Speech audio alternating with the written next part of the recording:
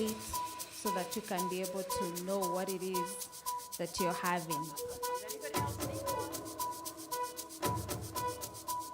They come in 3 sizes, so this is the largest. We have a small one, which is blue in color, and a pink one. No, this is the largest.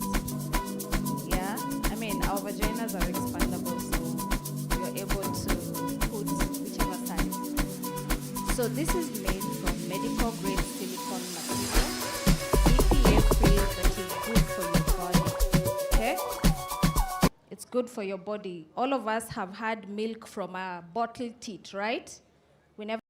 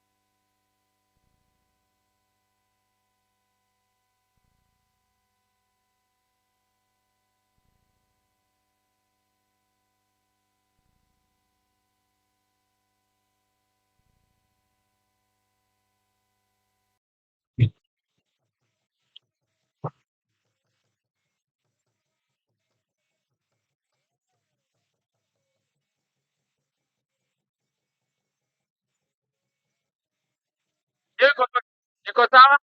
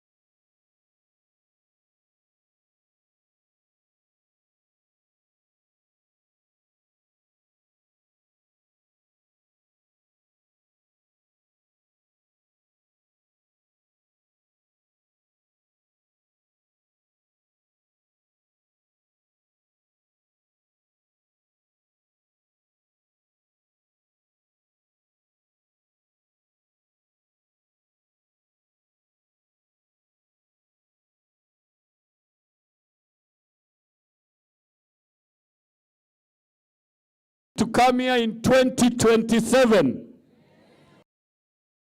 Hey! Those who are not agreeing say, it will be here in 2027. They have voted, okay? So I'm going to do a bit of house rules, guys. I hope everybody is seated, happy. My name is Chris Kirwa. I am the guy who links up what is going to happen with the most important people. They are already seated here. We are here to learn. We are here to listen, to experience. We are here to listen to the past, present, and we are also here to learn the future. If you are seated here and you are under 25, raise up your hand. Please look behind Daba. We have keep raising your hand under 25. So the future is well represented. If you are here and you are my age, raise up your hand. I am 25 times 2. Raise up your hand. You realize how few we are? Which is a good thing. There is no way you are 50. No way. 22. Okay? Ladies and gentlemen, house rule number 1, we like being safe. So I'd like to call the paramedics. Today let me start with the firemen. The fire people come. And there's a reason why we want you to know that we have fire people. In case you notice a fire somewhere, we have these guys. Come up. These guys like being behind the scenes, so when I tell them to come in front, they always have issues. So this guy is dressed very nicely. This is made of asbestos. He can enter any fire and walk out with you, out of there. So in case you notice fire, they are here. We have a fire brigade outside there, and this gentleman is seated here. Welcome, and thank you. Okay. Well, cameraman, Kuja, please come again. You are asleep. You are supposed to take pictures of this thing. Hashtag, okay? Come again. Well, hashtag that. Don't delay like that. I notice. I notice very fast, unfortunately. So these are the firemen. Let's pretend this is the first time we are doing it again. And then you guys get excited. Eh? Ladies and gentlemen, meet the firemen. Yay, good. Ladies and gentlemen, we also have paramedics. Please come. Santini, go put off a fire somewhere. Okay? And today we're going to make it a bit interesting. Please come in very quickly.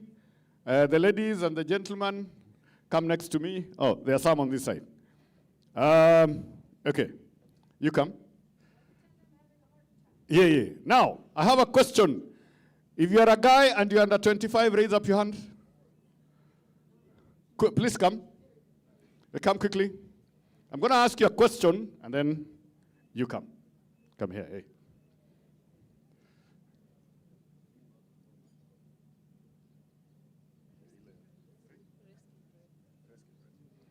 In case you faint, and they have to do rescue breath, which one will you prefer?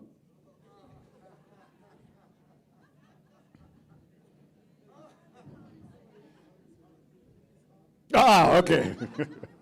Ladies and gentlemen, that's what we are talking about. In case you need to be rescued, they are here. Okay, you step behind. If you are a lady and you're under 25, come. You come. And then you come. Yeah. Where is the lady? Lisa, come. So Lisa is going to tell us, in case she needs to be rescued by one of these people, and they have nothing but, what do you call that again? Rescue breath. Rescue breath. Who do you pick, Lisa? No. The person you will wish to rescue, you do a rescue breath. So, ladies and gentlemen, thank you so much. These guys are here. They will be seated here, and some of them are seated behind there. Some of these things we do is the reaction time to be able to save someone's life is between 0 to 1 minute. And the reason why we do this, it looks like, why is he doing all these things? Because we are big on safety in Mandela African Leadership Summit. So these are the paramedics who are here. We have 2 ambulances outside. And the ambulance outside is not to whisk you away with a lot of neon lights and sound, no. The ambulances that are here are state of art. They actually ICU in motion. please note. And they have 140 of them, 2 are here. So we can carry each one of you in one ambulance, okay? Thank you. We also have, if you are here for the first time today, please raise up your hand. You're coming in for the first time.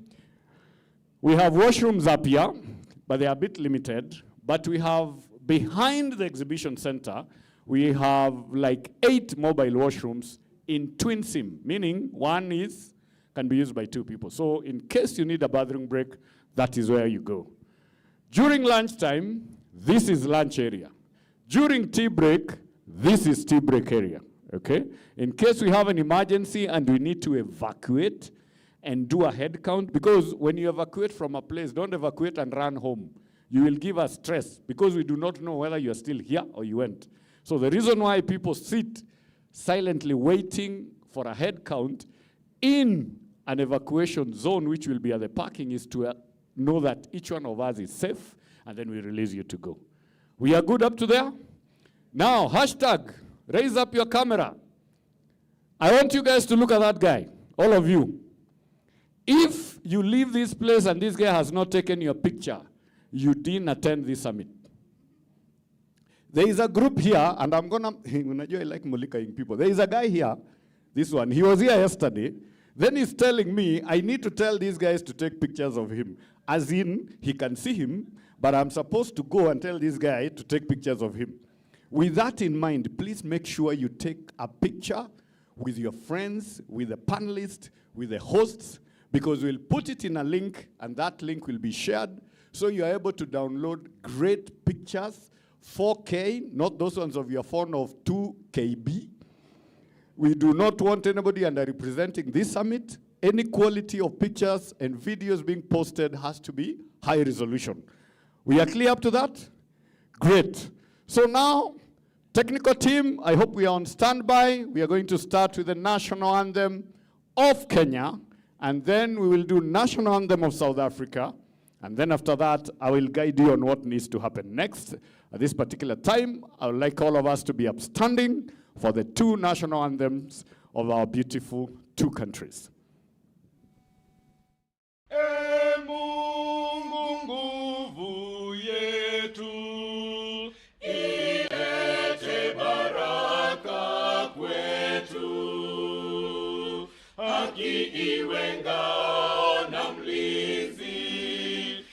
Tukae na udugu, amani na uhuru, raha tupate na ustawi.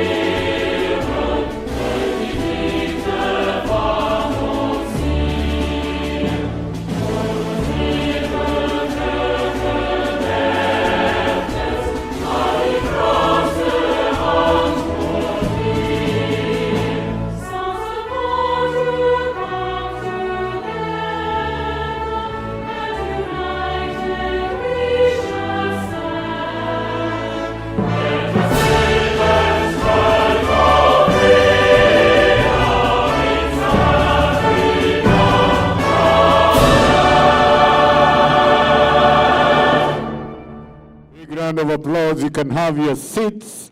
We are now ready to begin officially I have a question. If you know you are from Zimbabwe, raise up your hand and stand up. If you know you're from Zimbabwe, please wake up, be proud, guys. Let's give a big round of applause to the guys from Zimbabwe. If you know you're from South Africa, please stand up and raise up your hand. If you know you're from South Africa, let's give a big round of applause. These guys have been with us doing an amazing job. This is the team behind this event, and I thought I should just recognize you. I'll be recognizing you individually with your names. Thank you, sir, for coming. If you know you're from Kenya, please stand up. Kenyans in droves, man. Okay, sit down. If you know you're from Tanzania, please wake up. Yeah, let's give a big round of applause. And there's someone there behind too. Which other countries here? Thank you. I hope you're taking pictures of these guys, man. Can you imagine all the way from Malawi to this place? If you know you are from the country that each one of you must visit, let me tell you, there are 2 countries you have to visit. You have to visit South Africa. Three. You have to visit Kenya, and you have to visit Nigeria. If you know you're from Nigeria, please stand up. We have our brothers from Nigeria, man. Thank you, thank you. We were discussing with someone here, and I discovered on the experiential marketing, my sister there, if you know you've done experiential marketing for 7 years and you worked in Nigeria, stand up. Good. Let's give a big round of applause. So there are 3 countries. I'm not saying the rest of the countries are bad, but there are, when you go to West, make sure you go to West Africa. You go to Nigeria. When you're in East Africa, come to Kenya and go to South Africa. Combine those experiences, you'll be lethal like hot knife on butter. I assure you. We also have, ladies and gentlemen, put your hands together for DRC. Hey, hey, hey, hey, hey, hey. Kenyans, she's single. I have just declared, let her come and tell you she's not. So you go there knowing she is single. These stories of you sitting together, I was against that thing from yesterday. If you are Kenyans and you're seated together, raise up your hand. No, raise up your hand. If you are Kenyans and you're seated together, raise up your hand. She's sitting with Somalia?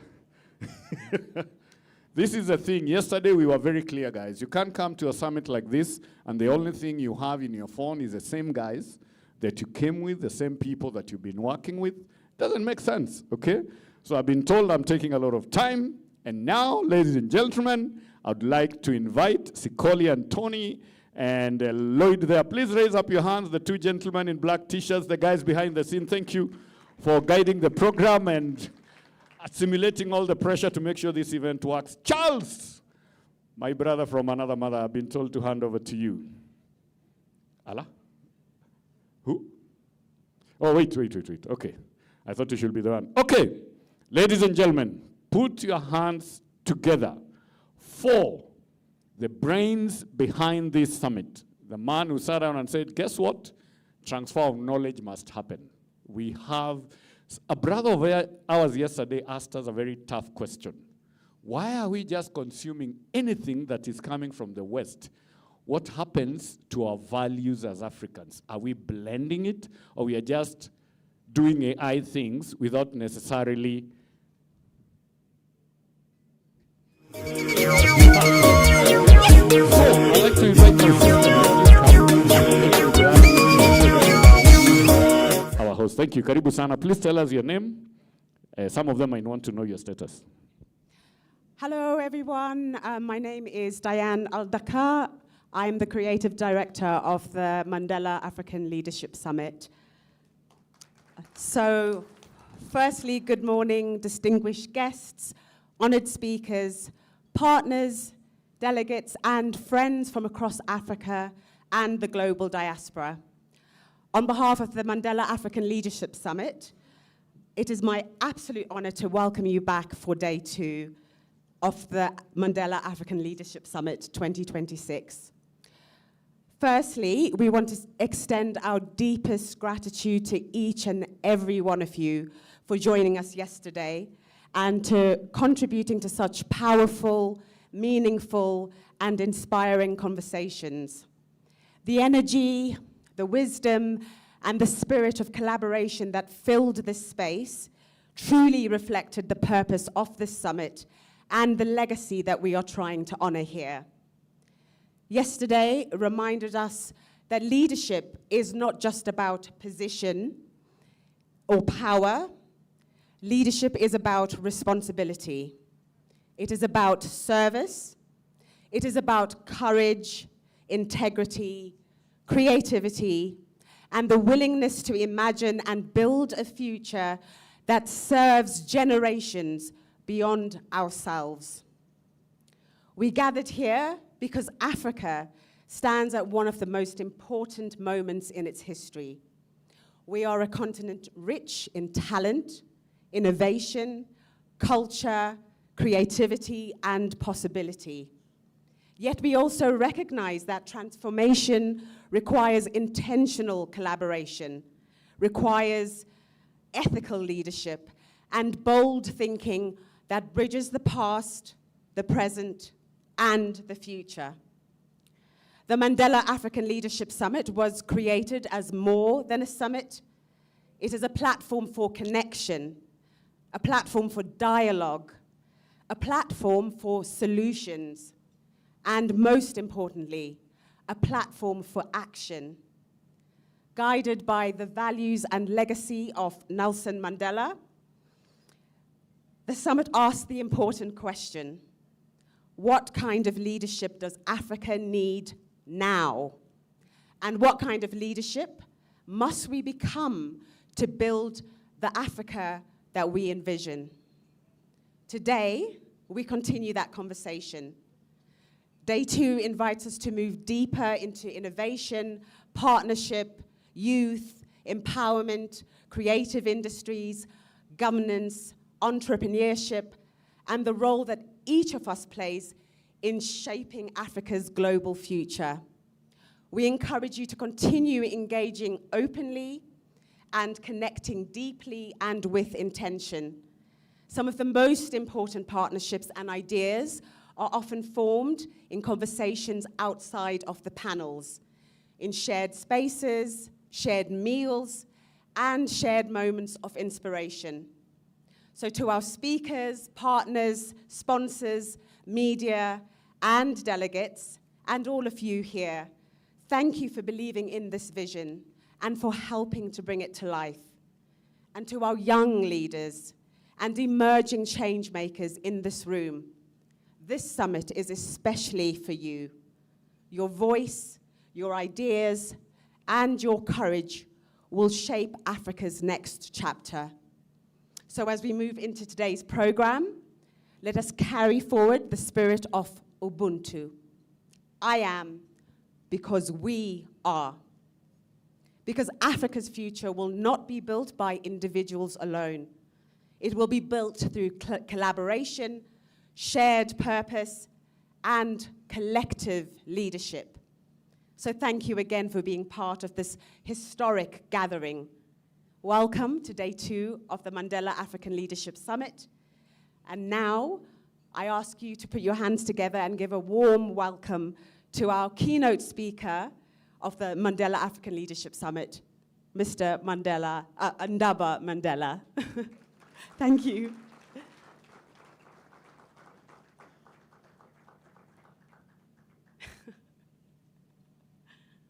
Thank you very much. Ladies and gentlemen, welcome to round 2 of this great fight against the colonizer. Today we fight for our right to exist. Today we fight for our right to rise. Today we fight for our right to unite and become one as Africa. Ladies and gentlemen, in the white corner we have the colonizer. He comes to us, he wants to dominate Africa. He wants to put his foot on our neck. He wants to tell us that we cannot be who we want to be. And in the black corner, we have the Africans. They want to fight. They want to rise. They want to be independent, ladies and gentlemen. They want to be the masters of their destiny. They want to be masters of their universe. They want to be the ones to benefit from their own minerals, ladies and gentlemen. But before I continue, I want to ask this young lady to come and stand next to me for a moment. Ladies and gentlemen, we all met this beautiful lady yesterday, and she spoke profoundly about what Nelson Mandela means to her. And so we want to support this young lady in her organization as she works to take care of other young ladies who grew up in the slums just like her. Let us give this lady a round of applause, ladies and gentlemen. Ladies and gentlemen, today we want to do a collection for this young lady because her work must continue. We want to do our part to make sure that the young people of Africa thrive. We give them the hopes, we give them the opportunity to dream and make their dreams a reality, ladies and gentlemen. So we want, around lunchtime, we're going to be all donating what we can to her. There'll be a collection that'll be going around to make sure we give her something because she wants to go and continue supporting young boys and girls this afternoon. Thank you very much, young lady. Please have a seat. And in the black corner, we have Africa. And today, ladies and gentlemen, all the way from Kenya, Nairobi, who will be fighting and representing the African spirit, the African people. We have none other than Ambassador Dr. Amina. She is in the building, ladies and gentlemen. Wait, let me please repeat that, okay? Ladies and gentlemen, we have Ambassador Dr. Amina Mohammed is in the building. Please give her a big round of applause, ladies and gentlemen. A distinguished Kenyan lawyer, a diplomat, a public servant with over 3 decades of leadership across national and global institutions. She has served as a senior cabinet roles in Kenya and held key multilateral positions, including Deputy Secretary General of Deputy Executive Director of the United Nations Environment Program. She was also the first female chair of the World Trade Organization, ladies and gentlemen, General Counsel and the International Organization for Migration. Beyond diplomacy, she has played a pivotal role in international governance and global short, including being instrumental in bringing the World Rally Championship back to Kenya. In December 2025, she was re-elected as the World Motorsport Council and appointed to the FIFA Foundation Board, the highest level of global motorsport governance attained by an African representative. Her leadership continues to elevate Africa's voice across diplomacy, trade, sport, and sustainable development on the world stage. Ladies and gentlemen, please give a warm round of applause to Dr. Amina Mohammed. Please join us on the stage. Ladies and gentlemen, let's get ready to rumble!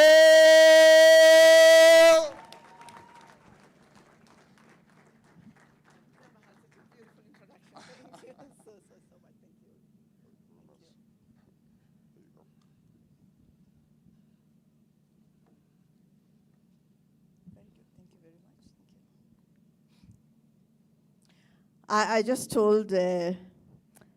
Ndaba Mandela that I had not had such a wonderfully warm welcome ever before. So thank you very, very much. Good morning, ladies and gentlemen, and allow me in a very special way to recognize Ndaba and thank him for this amazing vision, this vision that brings all of us Africans together to actually discuss our present and our future, because our past, I think, was decided before any of us had any idea what was happening.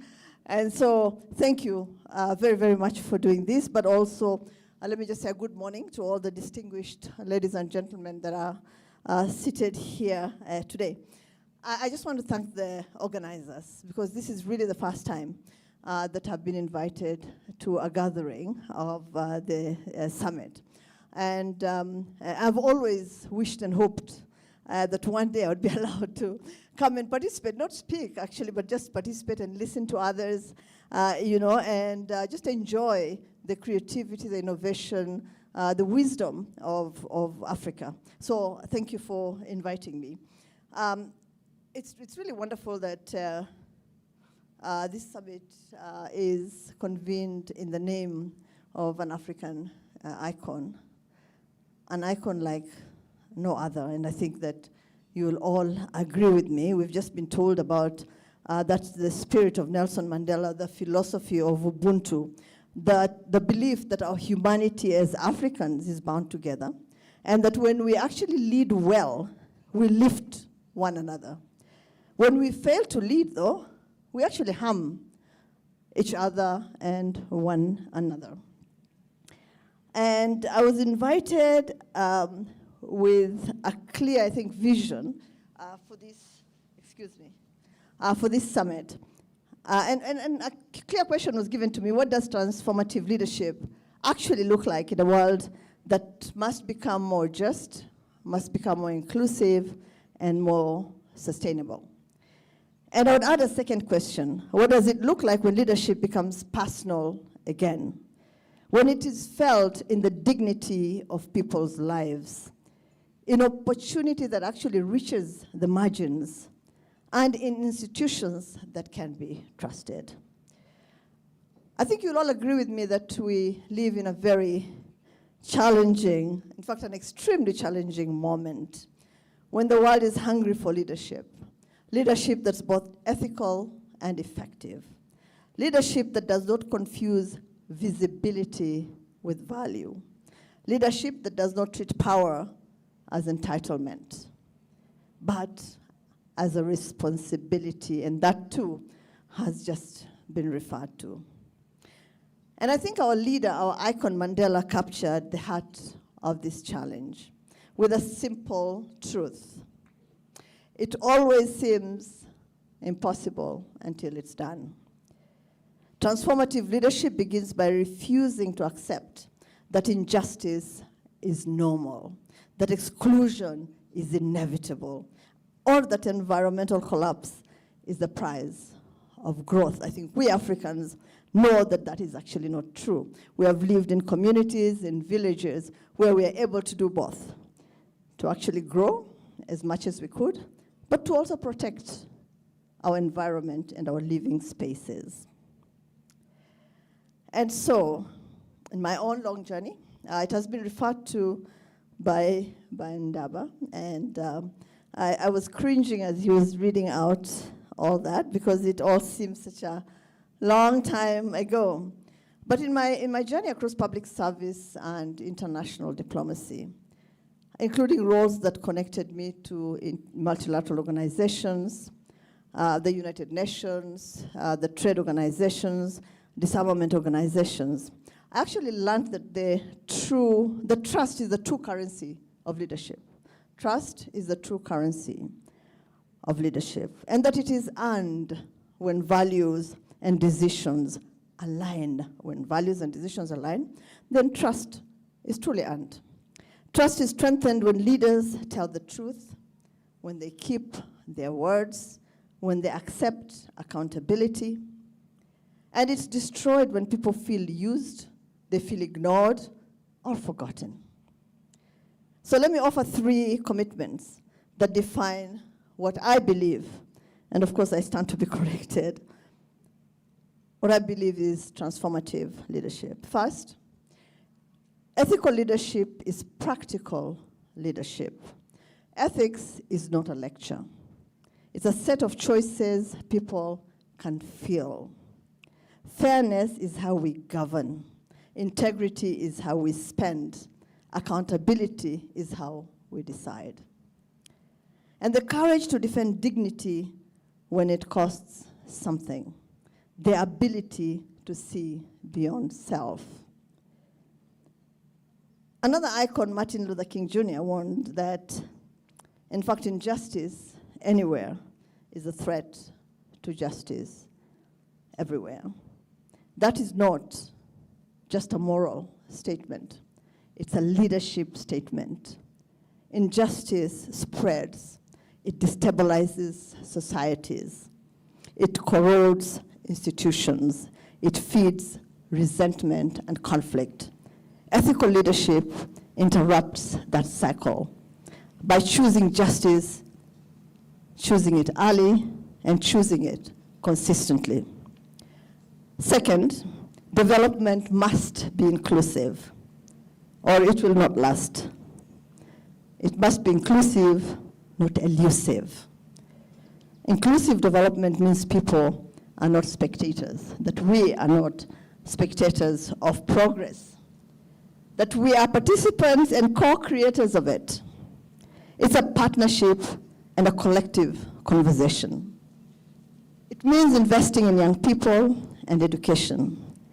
It means ensuring women, communities at the margins, and those often excluded from opportunity are central to our growth story.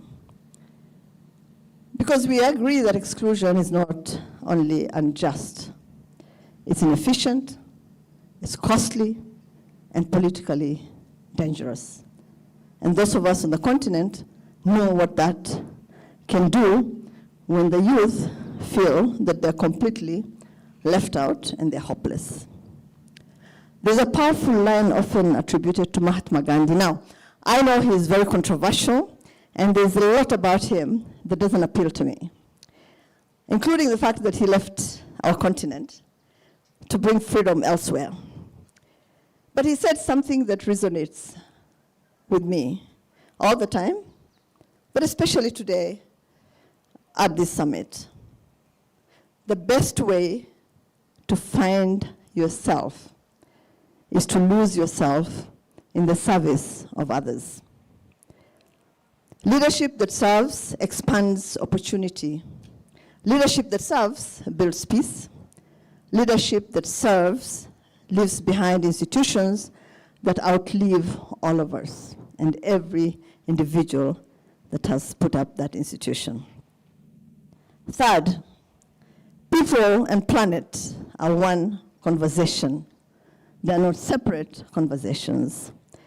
Leadership that harms the planet ultimately harms humanity. Africa has every reason to champion a development pathway that is sustainable and regenerative, because our communities are already living with climate stress. Yet we should not approach sustainability as a sacrifice. We should approach it as an opportunity for jobs, an opportunity for innovation, for resilience and competitiveness. Now, what is Africa's role in shaping a just, inclusive, and sustainable future? Africa must lead with confidence as a solutions continent. We must project our capabilities in innovation, in culture, and enterprise. We must insist on fairness in global rules and partnerships.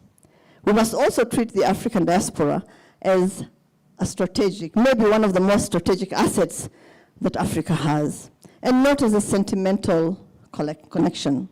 Reconnection should translate into trade and investment, learning, cultural exchange, shared purpose, and identity.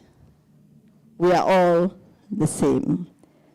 Africans in Africa and the African diaspora, we are one. So we must protect our culture and our heritage, because culture is identity and it is cohesion. It's also a reservoir of knowledge about community, about stewardship, about resilience, but also about leadership.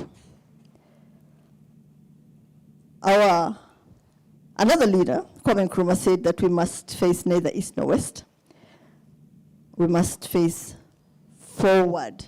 And I think that that is so true today, when we are sometimes forced to choose, face one way or another, and at times we're actually told to look backwards. And so neither east nor west, we face forward, now forward, and forever forward. What does it mean? It means that we must build coalitions, because the hardest problems do not yield to solo leadership. It means we learn continuously and invest in institutions. It means we choose dialogue and reconciliation over division, especially when it's easier to inflame than to heal. And being Africans, we actually understand what that is. To the emerging leaders in this room, I think the most important, actually, participants in this room, I'll leave you with a simple challenge. Lead with integrity, then prove it. Don't just talk about it, prove it. Prove it through transparent decisions and measurable follow-through. Build coalitions because your impact will always be larger than your title. Protect people and planet together because that's the only credible definition of progress. And remember that courage and compassion can coexist because leadership is ultimately service to humanity. Mandela also reminded us that education is the most powerful weapon which one uses to change the world. Use it well. Learn, question, build, and serve. Anchor your leadership in Ubuntu, in dignity, and in responsibility to future generations. The copy-paste generation is long past its shelf life. I am part of the copy-paste generation, and we are long past our shelf life.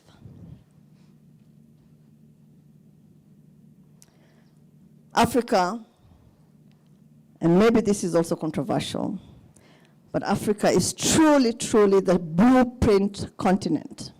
We are the blueprint continent.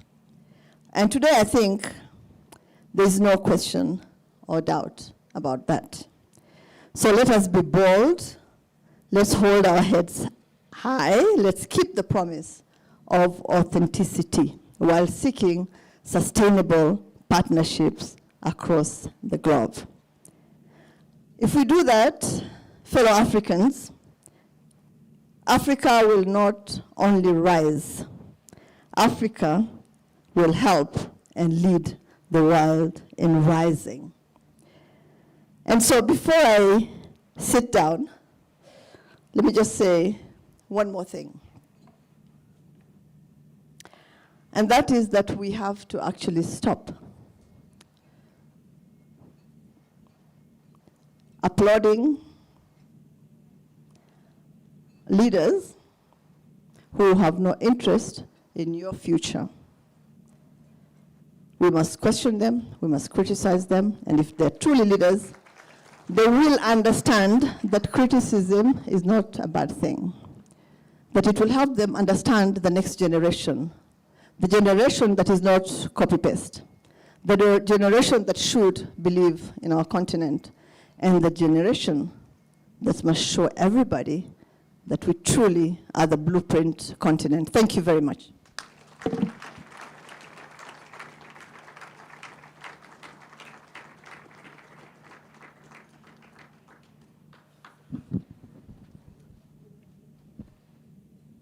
Thank you so much. A big round of applause again to Ambassador Amina Mohammed.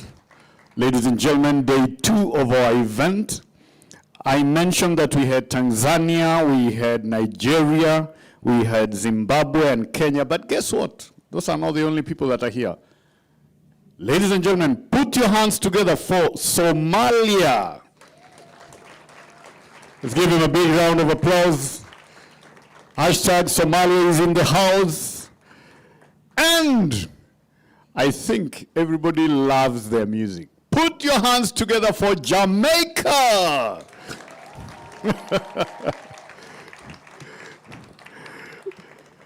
Thank you, sir. Karibu sana. Bob Marley, Nelson Mandela. Woo! Sure. Put your hands together for my colleague. He's the head of strategic partnership and deputy chief of staff. Win, a county that has the longest what? Beach line in Kilifi. Ladies and gentlemen, my colleague Charles, please come over and take over this next session. Let's give him a big round of applause. Thank you very much, Chris. Good morning, everyone. Good morning, everyone. We're now going to start our panel sessions. And thank you very much, Ambassador Daktari, for those uplifting words of that's a rallying call of what we should be doing. And from yesterday, we want to continue that conversation. But before we do that, and I bring on my panel, I want to bring, by the way, this house is so full of ambassadors today. You'll see when it gets to my panel. I want to invite Ambassador Mohammed Awil, the former ambassador of the Federal Republic of Somalia to China, to come and give us his few words and thoughts on diaspora, globalization, and pan-Africanism. Ladies and gentlemen, a big hand for Ambassador.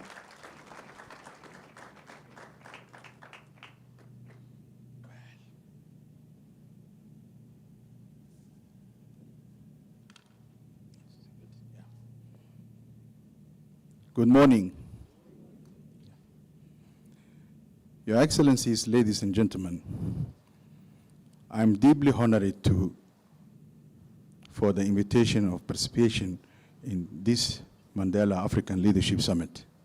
It is indeed pleasure and honor to be in this summit and wish you every success in your effort to encourage this critical globalization narrative, although challenge it, to address this gathering on the second day after listening to the excellent speeches since the start of the summit.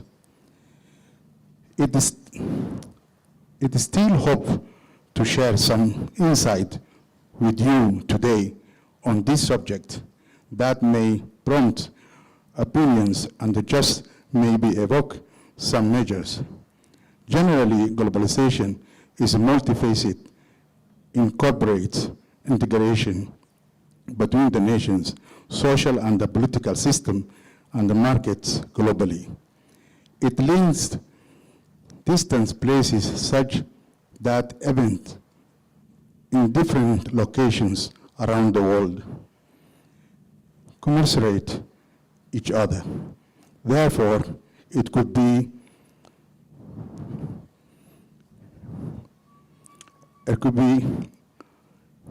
argued that it widens, deepens, and speeds up globally connectedness, as was witnessed throughout the 1980s to 2000, when it experienced remarkable growth in terms of rapid rise in international growth and international agreements.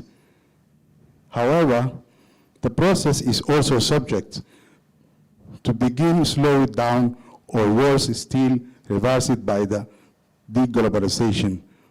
The weakening of independence among the nations, majorly this is caused by failure to address multiple dimensions and the challenges of the globalization, resulting into political backlash and opposing protectionism and nationalism. Globalization exhibits many benefits. For example, for society benefits through trade, liberalization, and it trickles down impact with gain moving from wealthiest to the less wealthy, resulting to greater prosperity for all. It also leads to improvement, optimal allocation of scarce resources, absolute and comparative advantage in the host economies, while factoring productivity and the positive externalist. But today, regardless of the many witnessed benefit of globalization, it is quickly losing honor in the same parts of the world. For example, critics argue that globalization erodes local cultures and identity through cultural harmonizations. They insist on the nations maintaining control over critical technologies and the knowledge to sustain global competitiveness. And the national security and influencing the raising income inequality within the nation, witnessed increased environmental deterioration according to us in this summit.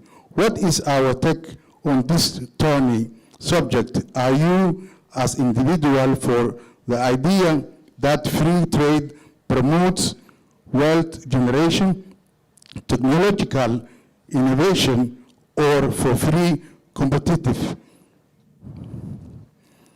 And the open borders expose firms, people and the governments to uncertainty and poverty. Let this be discussion for another day. I'm challenged by the African philosophy of Ubuntu. I am because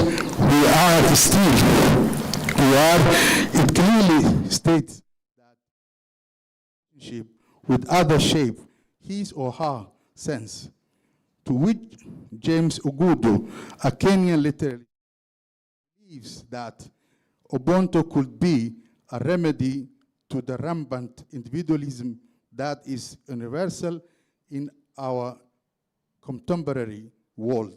Africa is headed in the right direction based on witnessed progress in trade liberalization and effective social spending.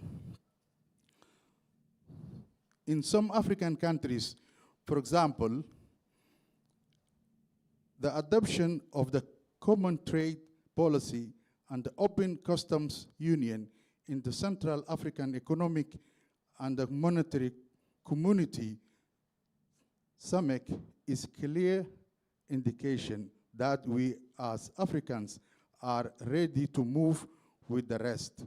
From a broader perspective, this could spiral to other trade and economic blocs on the continent, such as ECOWAS and the East African Community, in addition to reducing the simplifying CEMEC's external tariff structure.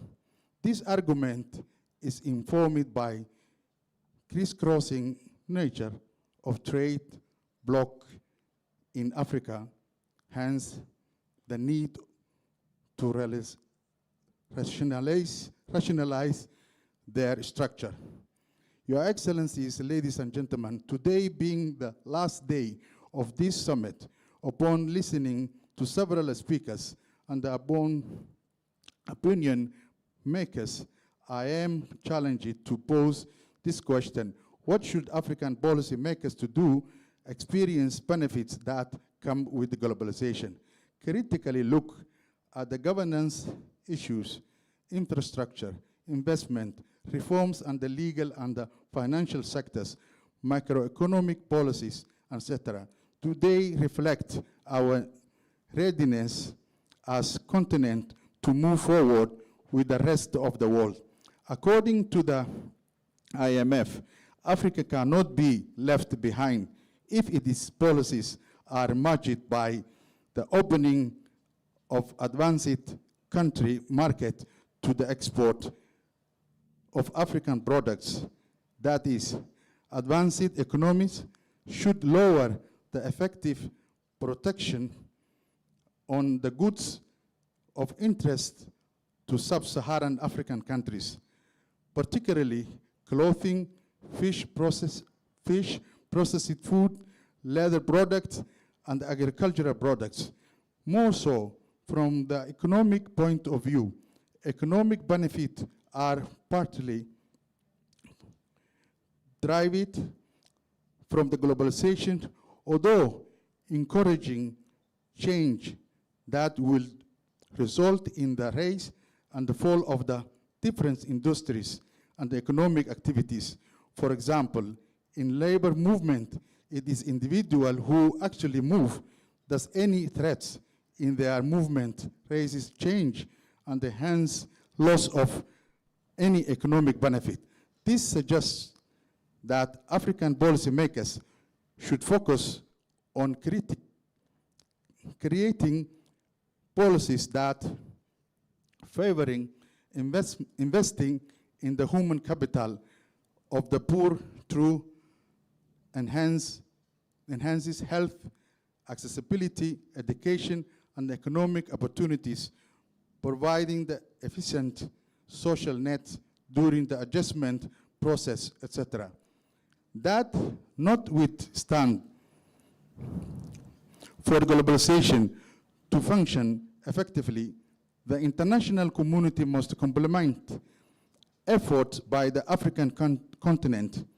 Key is provision of conducive environment to allow Africa to spur its potential. It has allowed African agriculture products exports to access their markets in unrestricted and tariff-free way. Offer support nation striving to boost growth and eradicate poverty, and through increased aid follows over a longer period, help Africa bring peace to its own war-torn regions through various actions, and maybe help fight HIV/AIDS epidemic on the continent. Your Excellency, ladies and gentlemen, allow me conclude my suggestion. Africa could spur through globalization by first identifying types and the characteristic of globalization, and then evaluate the positive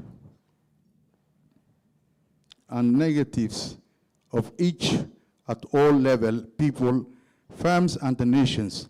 This will allow novel categorization to highlight multidimensional effects of each type. This will allow growth, promotion, and poverty reduction through embracing global economic and strengthening policies and the institutions, although challenging, but with commitment from both African policymakers and the international community, it is achievable. Thank you very much for all of you.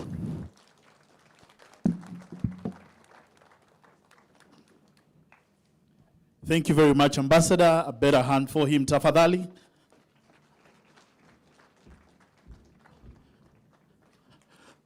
And I want us to move the discussion slightly further so that we can talk more about the diaspora and what's happening on Pan-Africanism.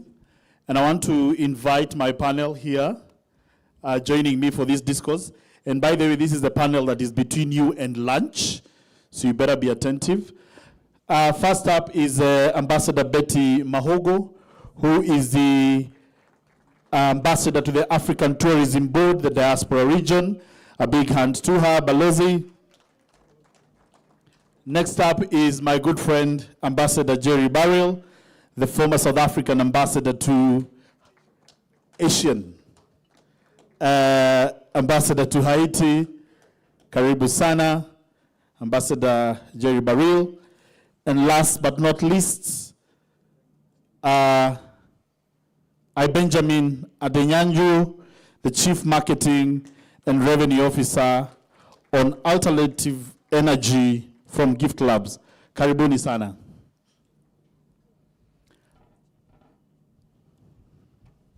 I'll give each of you a minute to just introduce yourself and reflect on some of the opening remarks that have been made by the former ambassador of the Federal Republic of Somalia to China. Start with you, Ambassador Betty.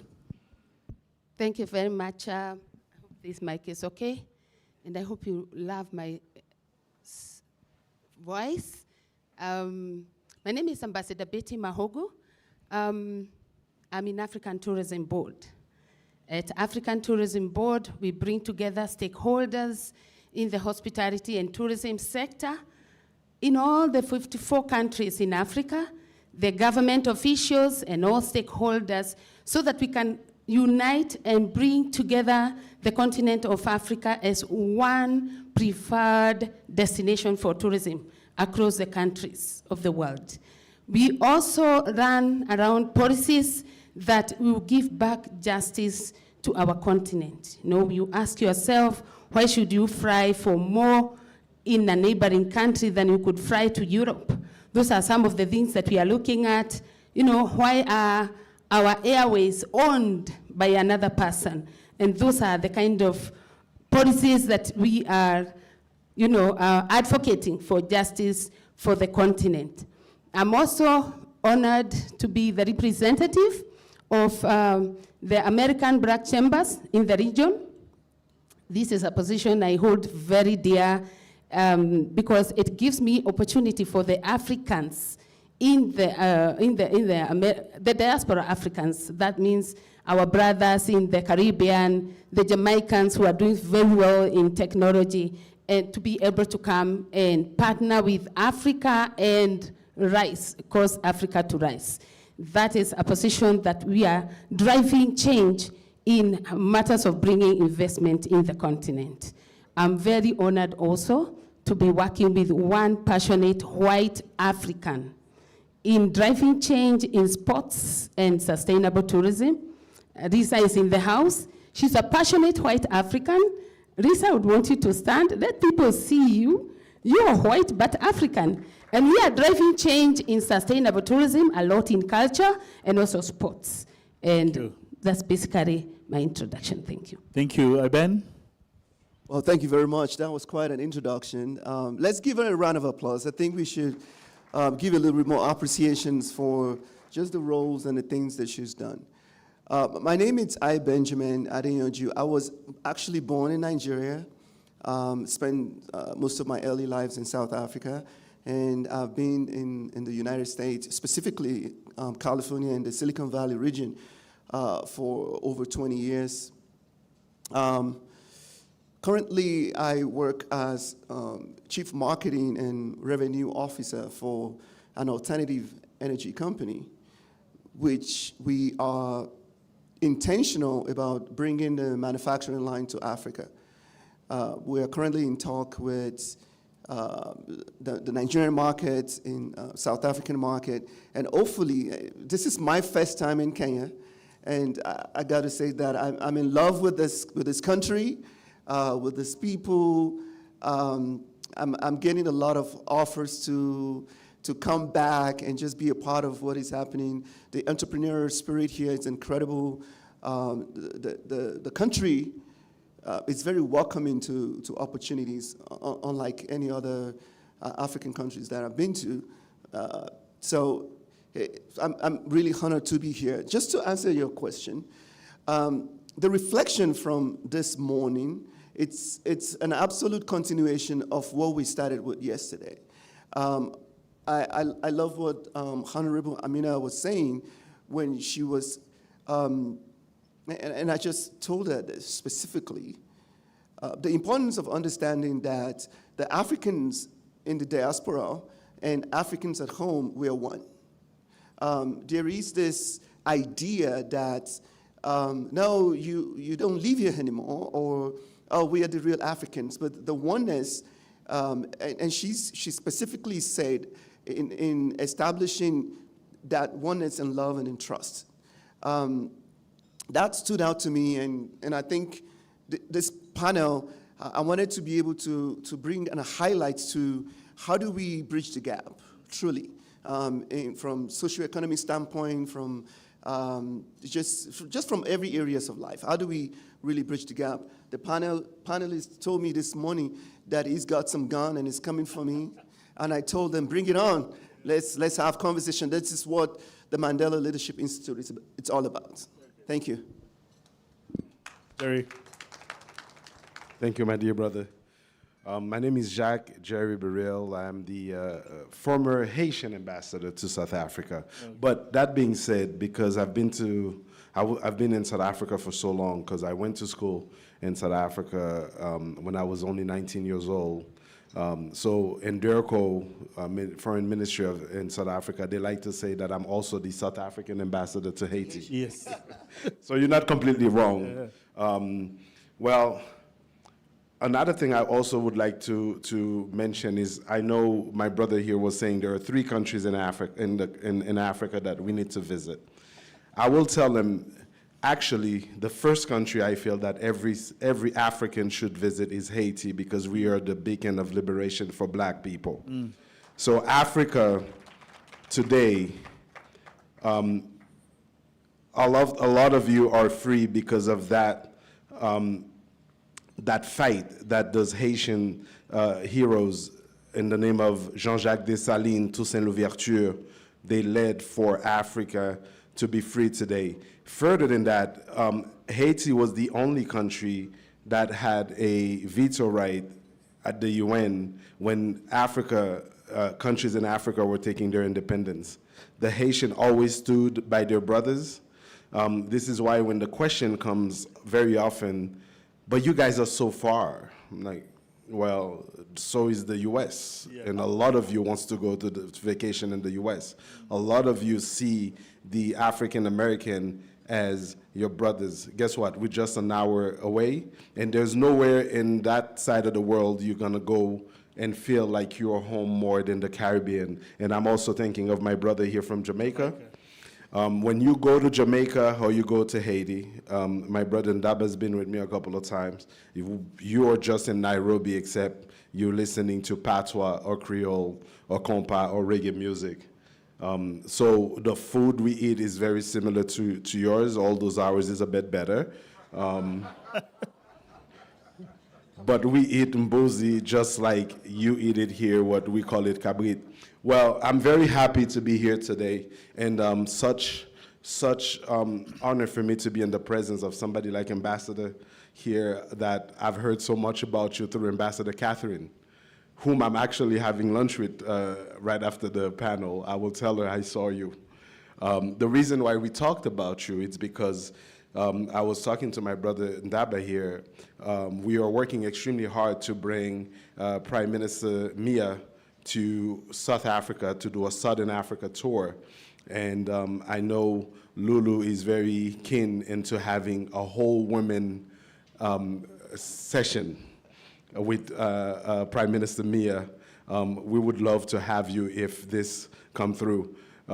Saturday, I was honored to be recognized by my brother Nelson Mufu, who's the United Nations resident coordinator in Pretoria, for the work that I have done. And then Cynthia, his wife, also mentioned that we should do that. And I think I want to say this to my African brothers, mostly my African brothers.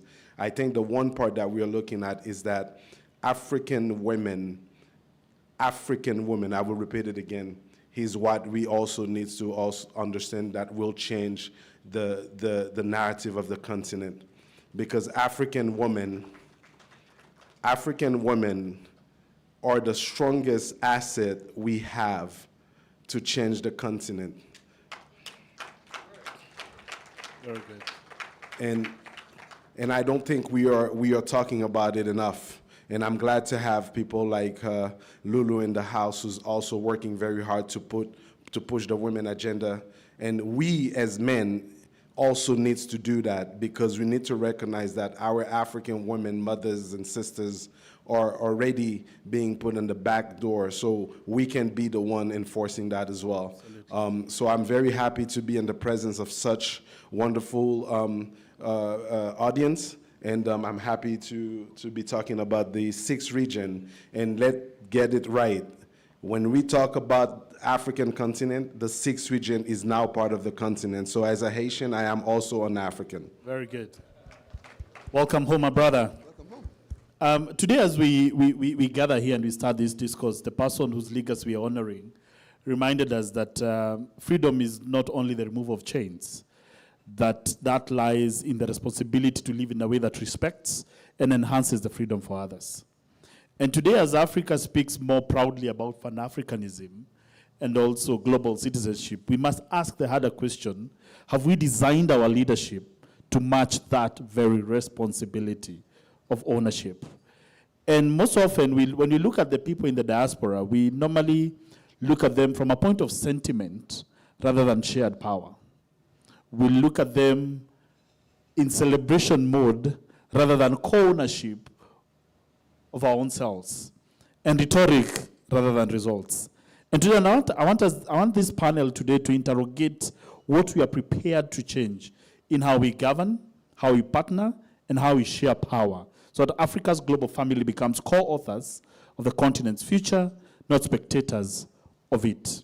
And before we get to policy, reforms, partnerships, we need to start where Mandela always began, with the moral clarity. And I want to pose this question to the entire panel, because Mandela taught us that leadership begins with moral responsibility and not position. What is that one uncomfortable truth about Africa-diaspora relations that leaders rarely admit? And what personal responsibility does that place on you? What is that one uncomfortable truth about this relationship that we keep on talking about, diaspora in Africa? Ben, I start with you. First blow. I mean, this is a very critical question. And first, I want to say, if you're sitting here today, give yourself a round of applause for being here. And just even the amount of time that we spent yesterday, and everybody stayed to the end. I was looking around the room, and people just didn't want to leave. And this morning, you're back here willing to learn and listen and take feedback. That is really critical. And to that being said, it's also important that we're having this conversation right here, right now, with this audience. So the one uncomfortable truth is it's bridging the gap. So there is a whole space that is absolutely not being filled up, either by the narratives of the Africans in Africa and the Africans in diaspora. There seems to be a misalignment in how we see each other, in how we communicate. And I made a joke yesterday about how in the United States, people will say that well, you have an African accent. And then I come to Africa, and then they said, you have an American accent. So where really do I belong? Or where do we belong? It's like there is this middle ground that doesn't exist where the Africans in diasporas are placed. Now, to that point, that's elevated because a lot of Africans in Africa, they feel, oh, you are better positioned because you live abroad, or you're better qualified. But that is a wrong narrative. Now, in the United States, things have changed a lot. So I've lived there for over 25 years. There was a season when if you have an accent, you are looked down upon. If you said you're an African, if you look a certain way, you are being treated differently. But we are now in a time where African or an Africanism is a thing. People have more appreciation for identity, for knowing who you are, being able to uphold who you are, being able to showcase that. I see a lot of Africans that don't even want to admit that they are African in the earlier days. But today, I get a lot of people that want to do their DNA, know where they're from, they want to come back home, they want to connect. African Americans are seeking to be African again. So, but the disconnect is this. If we don't see ourselves to be able to take ownership or to be equal, nobody is going to see you as that. So we have to understand that, you know, I told a story of where I was born in Lagos and I ended up in the United States. I am no different from anybody else in any slum, in any village. It's basically knowing who you are and what you want to become. So one of the uncomfortable truths is just bridging that gap between the Africans in Africa and Africans in the diaspora. Ambassador Betty, what's that one uncomfortable truth about these relations? Thank you so much. I would like to add to what my brother has just said and talk about trust deficit. There's a lot of trust deficit between the Africans themselves and the African diaspora, where you find that the diaspora want to come and do something or invest in the continent, but there are unnecessary bureaucracies, even with the governments, and people make it hard, even for the diaspora to come back and invest and grow our continent. That trust issue is a big thing. There is a notion in the African mindset that those in diaspora have all kind of money to waste, and they don't see it as an advantage that you can partner and grow with a lot of integrity and trust. So trust deficit has been the big thing also. Thank you. Jerry. Well, the way I usually answer that question is I always use my example, my life example, because I studied in Canada, which is normally quite a socialist country, where it's a multi-part. Everybody is from somewhere. There's not much of I mean, the racism is there, but it's not like in the U.S. where you feel like you belong to a group. But I mean, I've had situation where somebody tell me to go back to Africa. I've never heard anybody say go back to Haiti. So you have to understand that everybody else sees me as an African, because because I used to play football and I was pretty good at it, and there were situations where even young players in the university with me, they would get really mad of the fact that I used to get a lot of attention, and I had situation where he told me to go back to Africa. At the time, I told him, I'm not African, I'm Haitian. But I was 17, 18 years old. I didn't understand the importance of actually embracing my Africanism. So my point is, the uncomfortable truth for me is the fact that, yes, and my sister's right, there is the trust issue. But I have news for you. Either you trust us or not, we are coming because this is home. Because when I'm told to go back to Africa, so I'm here, and I left. I was 19 years old, I came to Africa, and I never left. So my point is that today, we are at a time where there's social media. We can see what's happening out there. You guys see images of where I'm from right now, with what's going on. A lot of what's happening in my country is not different than what's happening in Africa. So either it's an uncomfortable truth or not. I think it's time for us to understand that we in the Caribbean is now seeing us in Africa. When I was growing up, one of the insult that we used to throw at somebody else is African. That was an insult. It used to be an insult to call somebody an African. And you're right, my brother, today we are actually proud of our heritage. I don't like the word heritage because I feel like I am African. It's not an heritage. I just happen to be born in the Caribbean, but we are African. So I don't know if it's uncomfortable for me anymore, and I don't think it should be uncomfortable for anybody. I mean, we don't have to go all the way to the Caribbean. We can see it within the continent itself. We see what's happening in South Africa with the Zimbabwean. I've heard a lot of South Africans have the same issues with so it's right here in the continent. But what we need to ask ourselves, are we gonna push each other or are we gonna come together? Absolutely. And I think it's very important. So we're trying to interrogate whether it's a perception issue or it's a leadership design issue. And I want to come to you, Betty, because you spend a lot of time trying to bring back Africans to Africa. And it's because there's some global system. There are African systems that are working globally. What are these systems, and where can we put more effort so that we can get better results, even as we try and sort out the trust issue?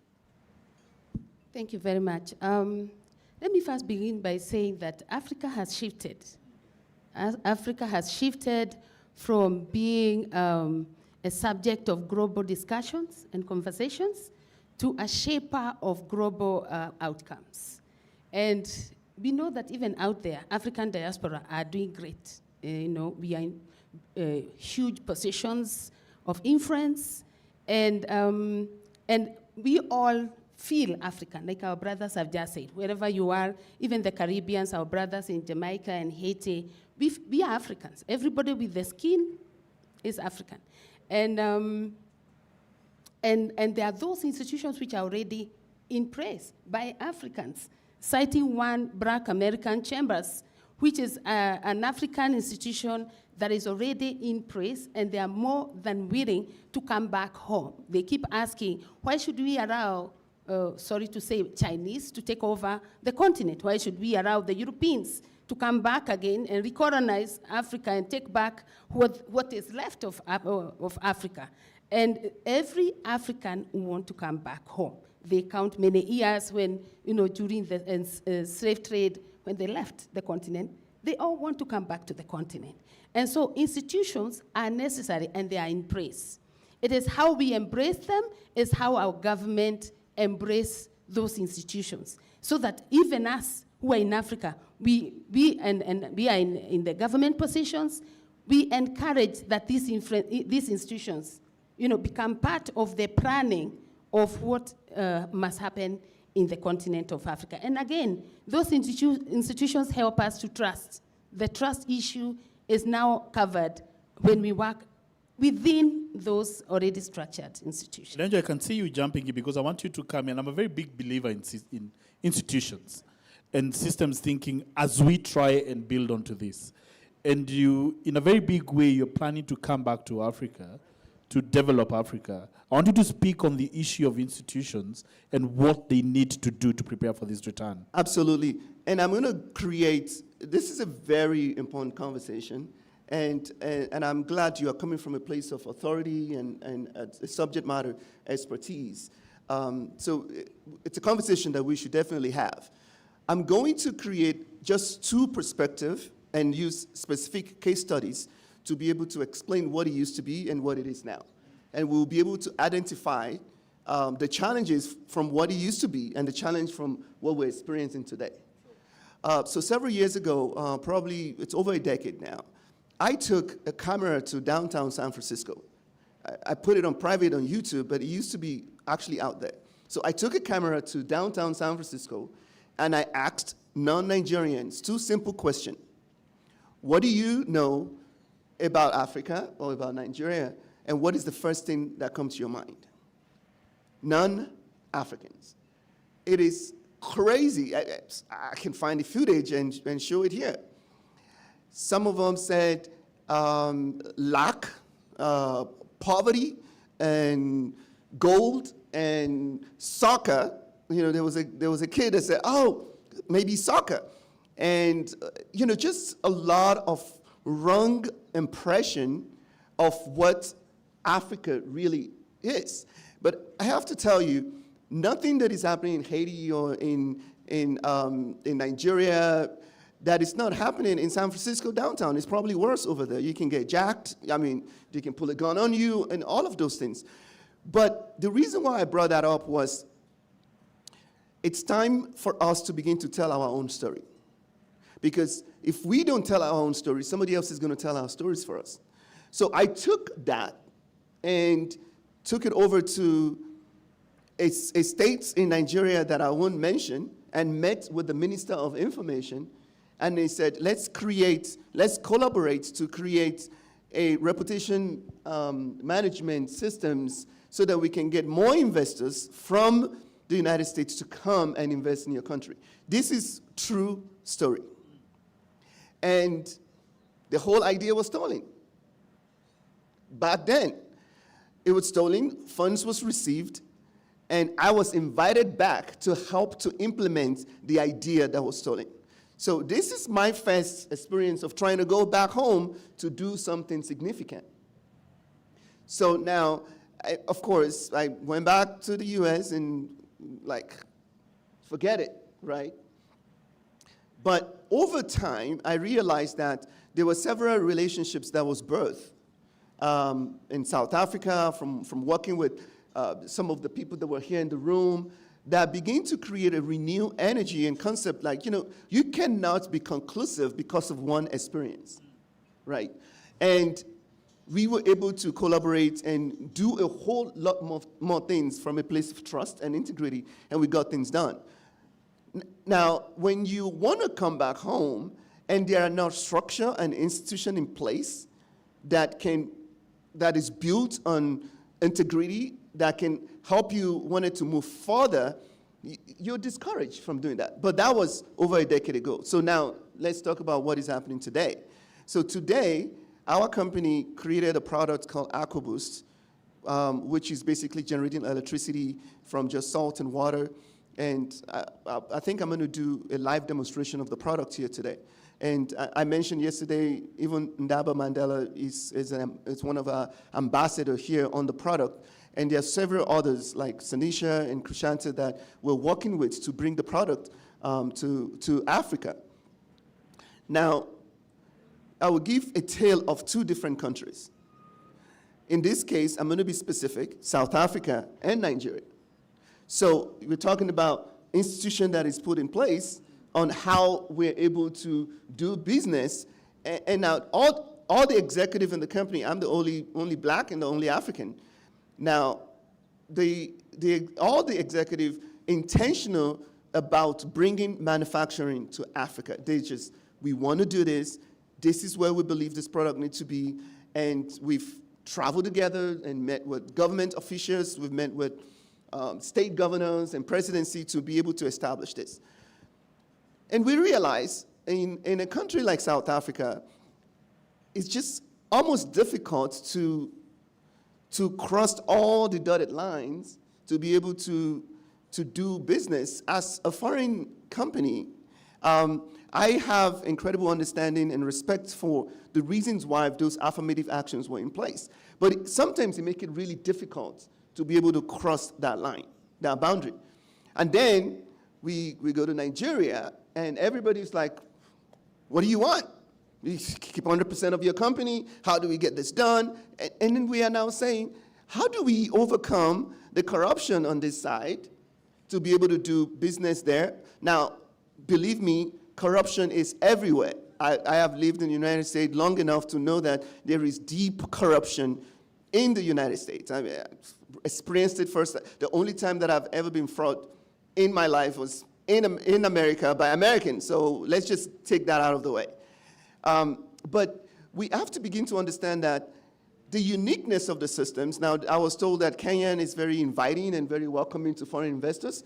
So the institution have to be intentional about knowing, not just in words, that we want foreign or African diasporans and foreign business to come home and do business here, but to put it in practical so that it's a lot easier for us to do business and to bring even socioeconomic growth that we've experienced abroad here at home. I want to pick up on the point of intentionality, Jerry, and I want us to move forward to think about, for us to be that intentional, we have to make some sacrifices for change to happen. That's what Mandela taught us. And from where you sit, what are some of what power, privilege, or control must today's African, and these are all African leaders, what must they surrender to genuinely include the African diaspora as co-creators of the future? Well, last night I was on a call with my brother Ndaba and Charles. We were talking to an American group who had two African Americans part of the board, and the American guy was really leading the project. And so we had their presentation, a very long presentation. And then 45 minutes later after the presentation, I stopped the presentation and I asked a very simple question. My question was, back in the days, it was very easy to come in and do business in Africa. All you had to say is, I'm from America. So I reminded them in the call that today we are smart, educated, and we understand business. And we came back intentionally to grow the continent. So the idea of pushing, we from America, you can be sure of our product is good because it's from America, and then they took it back. And all of a sudden, people were very uncomfortable, and I said, look, I'm sitting here because I have a responsibility. It's great to make money, but what about the continent that we have a responsibility to help growing? So I left the call eventually, but I knew when I left that call was over because I created a discomfort that they couldn't come back from because the narrative was, because our product is from America, it's good and you should take it. So the way I look at it, I don't like the word discomfort and word, I just want us to move forward. I just want us to work and bring solution to the continent. We have a lot of things happening in the continent. Young people in the continent is doing things. I can think of, I see Alvin here, who's the managing director at Capital Pay. Capital Pay is a company built by young South Sudanese, and they dare to go and compete with Microsoft, Oracle. And Alvin stood there and said, why can't we do it? Why can't we keep it in Africa? And this is a young African. Alvin, can you please get up for people to see you? This is a young African man. And he's not even afraid to say, we can compete with Microsoft. We need more of that attitude. I have another young man in the room who came from Dubai. He's from Syria, but he lives in the UAE. And he's here intentionally to do business in Africa. Not what Africa can give me, it's also what can I bring to Africa. And the one thing he kept saying yesterday, the whole day, was, oh my God, I love the country. And that resonated with me because I'm like, so this guy, the first thing he identified is not how much business I can do here. It's, I love the country. He's a young man from Syria. He's sitting here. Please get up so they can see you. And he came just for the forum. And when I told him, the summit, when I told him about it, he was just happy to be here to learn how can he come in Africa and do business. I don't care where you're from. We need to grow a continent. We need to build jobs. We need to build. As long as you're coming with the intention of building, we want you to earn money, but we want you to leave something here in the continent as well. So at the end of the day, for me, as long as we are moving forward, I think it's Ambassador Amino said this, let's move forward, not east, not west, let's go forward. We have a lot of work to do. We have a continent to build, and we all can add our little contribution to this. Absolutely, I love that. Thank you very much. Ambassador Betty, before, I'm just going to the first round of questions from the floor, but Ambassador Betty, sometimes the African diaspora, and I've started by saying this, they're looked at from a point of, gratitude. I have my person who works in the US, in the UK, and some of them don't actually understand their role. You've been there. Can you clearly define the role of the African diaspora? Thank you so much. First of all, African diaspora is a conduit that connects African continent to the global Raja community. Because clearly when a person looks at you as an African, in the diaspora, you are actually representing Africa as a continent. And I'm glad that most of us Africans went there, they studied and got very influential spaces.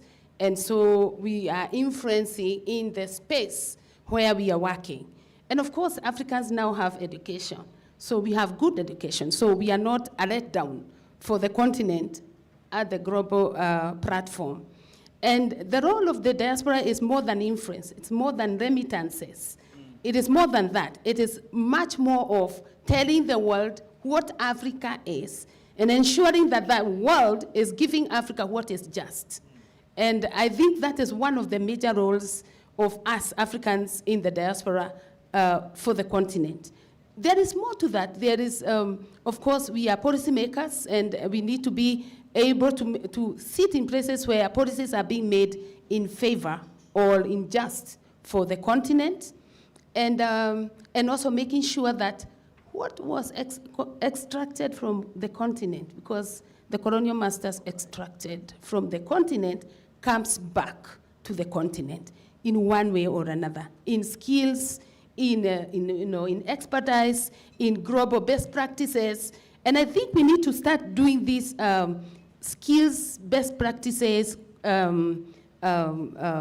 exchange programs so that we can make sure that we are bringing back to Africa what was extracted from Africa. I like the idea of exchange programs. So if I could share briefly on what is happening in Kilifi.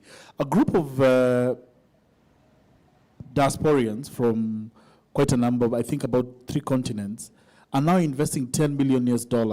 So there's something in Kenya that's called, when you remit money for your house to be built, you're given pictures of your neighbor's, a neighbor's house. And so this group called the One Voice Consortium has now come together, and they're building a city in Malindi for almost 10 million shillings. I want to hear some of the other practical examples that are happening across the continent, and how some of these people can globally collaborate, in the room here, globally collaborate, so that they can, because at the end of the day, it's about the linkages. It's not really depending on your kin, it's not depending on your friend. So what are these platforms that are available for us to connect with our roots, for lack of a better word? Again, there is a difference between what it used to be and what it is today.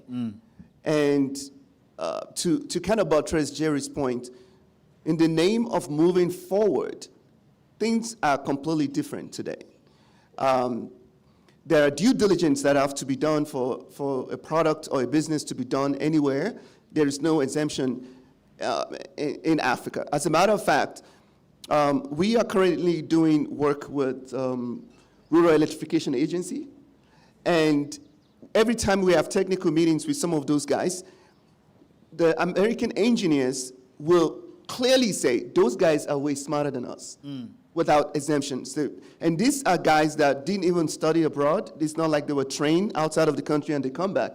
They are like Nigerian-based, Nigerian-trained, but they know exactly what their subject matter is. So the question is not so much of African being looked down on. And to move forward, there has to be that collaborative effort.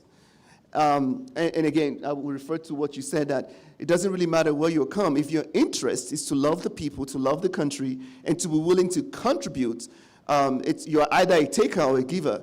If you're just intentionally coming to take, then you're not welcome. But if you're coming to give, then you're going to get more in return. That's just the rule of life. Now, there are so many organizations that are in place, and I can speak of San Francisco. There is actually the African and Diasporans, San Francisco-based right now, that think about it as you are, permit me to use it, you're new in the NBA, you're a rookie, and you are just joining the NBA. You are exposed to the camera, lights, a lot of funds is given to you. So you are able to get a mentorship on how to go about it, because there's been a lot of failure in the past. So there are so many organizations that are already in place that can be leveraged to be able to have collaborative efforts. Jerry? I'd like to add to that one, because that one is special to me. The way I came into to South Africa in 1999, it was an exchange program, and shaped the rest of my life, because as we started working toward the International Day Against Racism, which was launched in South Africa, March 21st, 2001. We actually came from different part of the world. I think there was about 10,000 students. It was a UN project, and that's how I ended up in South Africa.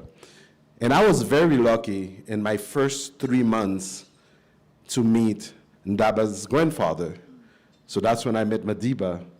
And Madiba gave me one mission, one mission only. Go back home, tell your people about my people. Come back and tell my people about your people. And then that was the beginning of my life, because I now had a mission, a purpose. So those exchange programs are very, very important, because of an exchange program is the reason why I'm sitting here with you guys.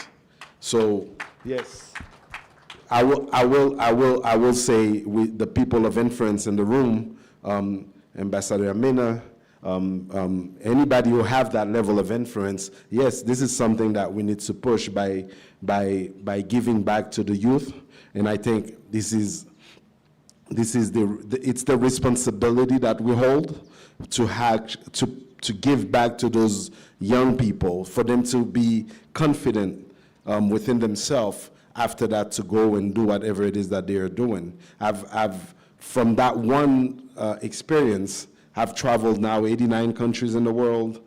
I became an ambassador. I'm a successful businessman, but it only came from that one opportunity from the exchange program. But I also want to give a message to all those 25-year-olds who raised their hand.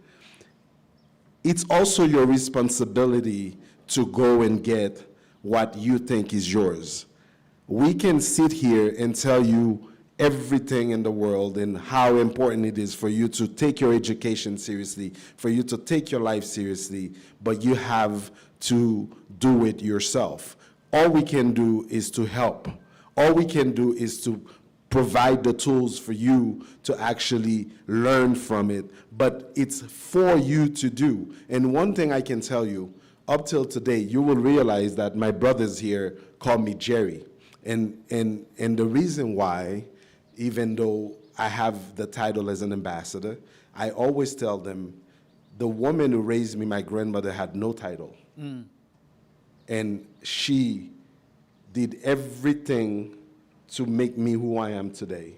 So stop thinking that at 29 years old, you need to be Ambassador Amina. At 31 years old, you need to be the next richest person in the world, because I Show Speed came to Kenya. He had 46 million followers. Then you need, he have 46 million followers. That's his blessing. And we thank him for coming to Africa and show Africa in the light that he did. I'm actually very happy with this young man, because he didn't have to do that. He already have his 46 million followers. He could have gone anywhere else. He came to Africa. So I think I'm seeing a lot of people trying to, undermine what he did. In fact, he just gave us $100 million publicity for free. And we should thank him for that. So now, to finish my point, I think it's time for you guys to get off TikTok. Somebody said that yesterday, to get off Instagram every day, and then look at what you're seeing thinking it's true. Most of it is fake. If you want to create something for yourself, create it with the value system that was installed, that was given to you by your family, by your parents, which is you need to create a life where you are responsible and you are valuable for society. Getting in a private jet is really 0.0000001% of people that have the opportunity to do it in the world. And most of these people, their great-great-great-great-great-great-grandparents have put some work for them to do. So if you are starting today, you have to look at it that you're going to start building, create a legacy, and maybe your great-great-great-great-grandkids will have that. Stop thinking that social media is real, and stop putting your effort and courage into social media thinking you're going to be the next I Show Speed. Be the next you and your capacity, as long as you are valuable for society. Thank you. And I want to open up for the Thank you very much. A big round of applause to that first session. I want to open up to the panel, but there's something that you've said very important about exchange programs. There was a lady yesterday, I think the Vice President of Nairobi. Right. Yeah? Please speak towards that, because I know you have an upcoming summit in Durban, and please position the importance of such exchange programs into the larger conversation about the youth. I'll give you the first floor as we go on to the rest of the audience. Please speak to that. I know it's something that we discussed briefly. Microphone, please. The lovely lady near the cameras.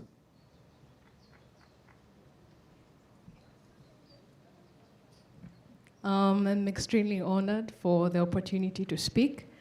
Again, my name is Purity Mutua, Vice President of the University of Nairobi. And yesterday I talked about some of the work I'm doing. And part of it is, before I leave office, I want the youth voices to go beyond the Kenyan border and to have a continental conversation. And so last year, I started the Pan-African Youth Leaders Forum in collaboration with student leaders from Ghana and South Africa. And this year, we will be having a Pan-African, a Continental Student Leader Summit in Durban, South Africa, where we are going to be bringing student councils from across the continent to talk about governance, innovation, and everything that has to do with being a young person wanting to change the future. And I do believe in exchange programs, because when I was in Durban last year, I realized that our challenges are common. They're just located in a different demographic, in a different location. And part of the things we want to do is knowledge sharing and realizing that whatever resources that we all collectively have can actually, in totality, solve our problems. Because what South Africa has might be something that Kenya needs. We don't have to cross the ocean for our solutions. Thank you very much. I wanted that to reflect on that. How many students are here, by the way? South Africa is visa-free. So, see, Ms. Mutua, you should all be there. You have something else to add? Yes, I have a good number of my students from the University of Nairobi. I brought about 50 plus students today. Wow. A big hand to her. Thank all you. Those who came in today, please stand up so that we can recognize you. All the 50, a big hand to them. Thank you very much. Let me see now by a show of hands how many questions we have from the audience. I'll take one, I'll take two, I'll take three. Let me start off with the lady next to you, then I come towards the front. One quick question, keep it short and sweet, please. Hi, everyone. My name is Belinda Omino.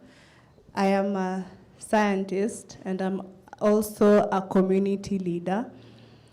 So the conversation today is about partnerships. So we are looking as Africans to bring in more partnerships as we can to Africa. But in most cases, you find that if an investor comes from the West in Africa, the dynamic changes. It's not really a partnership, but it's aid, donor, you know. So how do we ensure as Africans and as Africans in these institutions, how do we ensure there's that equal balance of a partnership or a collaboration? Thank you. Eben, you'll take that on power and equality. Let's take that one, then one last one, then you take that first round of questions. Go ahead. Okay. Good morning, all. I am David from KCA University. First, a good African child must recognize the mother, or rather the parent in the house. With me, I have a staff from KCA in charge of partnership and outreach management. Thank you. My question, yesterday, as I was reflecting on what Dr. McDonald was saying in his powerful speech, he was not teaching about the black supremacy, or rather he was teaching us that black is unique, and black, black, all colors, when combined together, they will form black. I don't know if you all know that. Now, another thing that I was reflecting about yesterday, okay, thank you. While Chinua Achebe was writing his book back in 50s, I think he was thinking about Isaiah 1:18, and I will just mention something brief, that even the gods say, come, let us reason together, okay? And today here we are reasoning as great Africans and Africans to become. But there's something missing, and that thing is confidence, okay? The confidence to build Pan-African, or rather Pan-African institution. Today with me, I'm sitting with a giant, and you know why I'm here. I want to step on her shoulders for me to see far. Now, panelists, what can we do as young Africans to build that extraordinary confidence, the confidence that was there during the Marcus Garvey's time, the confidence that was there during the Kwame Nkrumah time, the confidence that was there during the Sylvester Williams time, to be proud Africans, because that is the thing that we African youth, we are missing to continue, or rather to fight for our beloved continent, Africa. Thank you. Thank you, Ambassador Betty. How do we awaken the lion inside of us, the lion and the lionesses inside of us? One last question here, please. No, please. Let me guide here. It's supposed to be here. I'm here. The very front. So if you have the microphone, please bring it to the very front. The lady here. Oh, hi, everyone. I wanted to bring the point to the diaspora. First, because I belong to the diaspora, and I belong to both worlds. I would like to say that I am African, and I'm French. And so when you are in Europe, you're definitely African.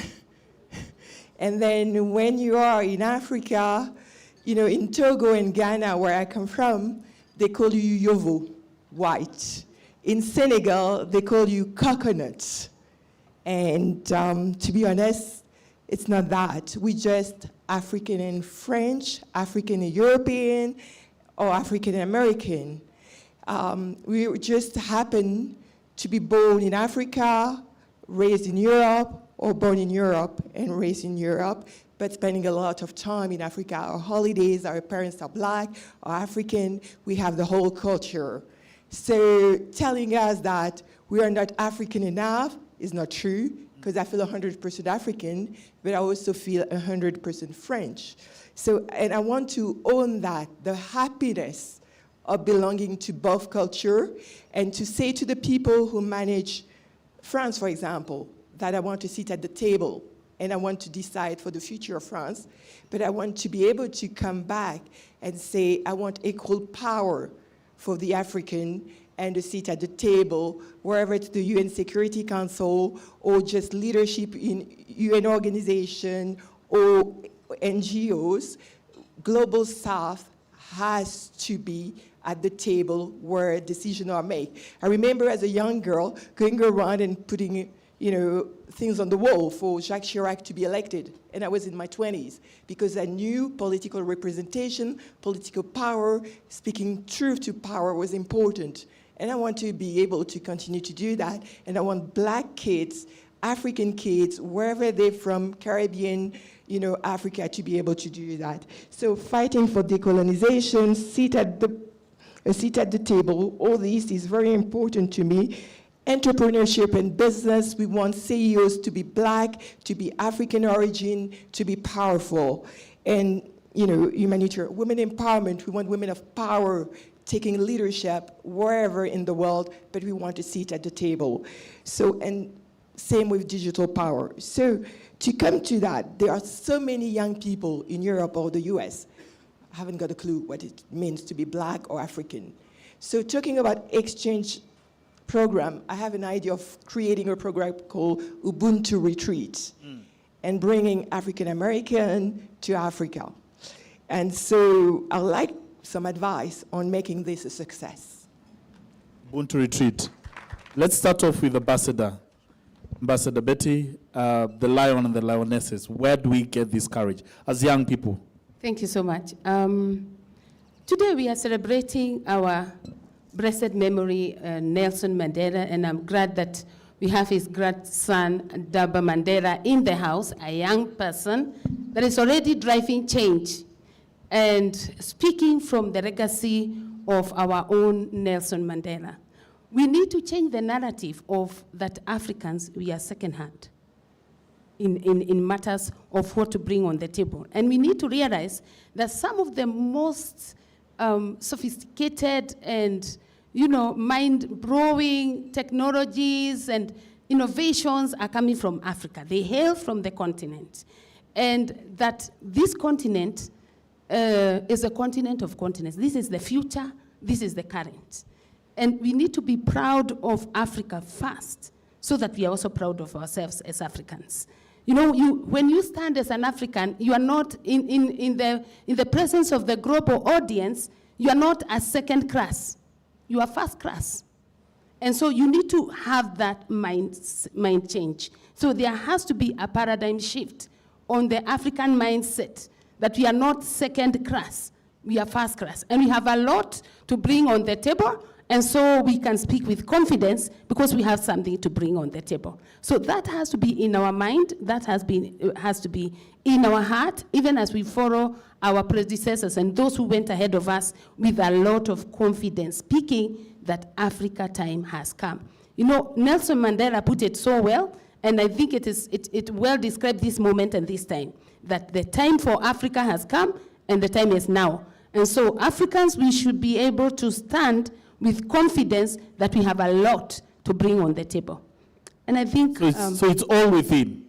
So it's all within us. It is all within us, and there has to be a paradigm shift. There has to be a mindset that we know we are not second class. We are good. We can sit and bring what we have on the table, and we have good to bring. And because we used to fight with these lions and lionesses back then, we can still fight them inside of us right now. Absolutely. Eben. Absolutely. We are the ones who know the lions and the lionesses. They are here in Africa, so we know how they tackle issues. And so we need to tackle life now as lions and lionesses, because we've been with them in the world.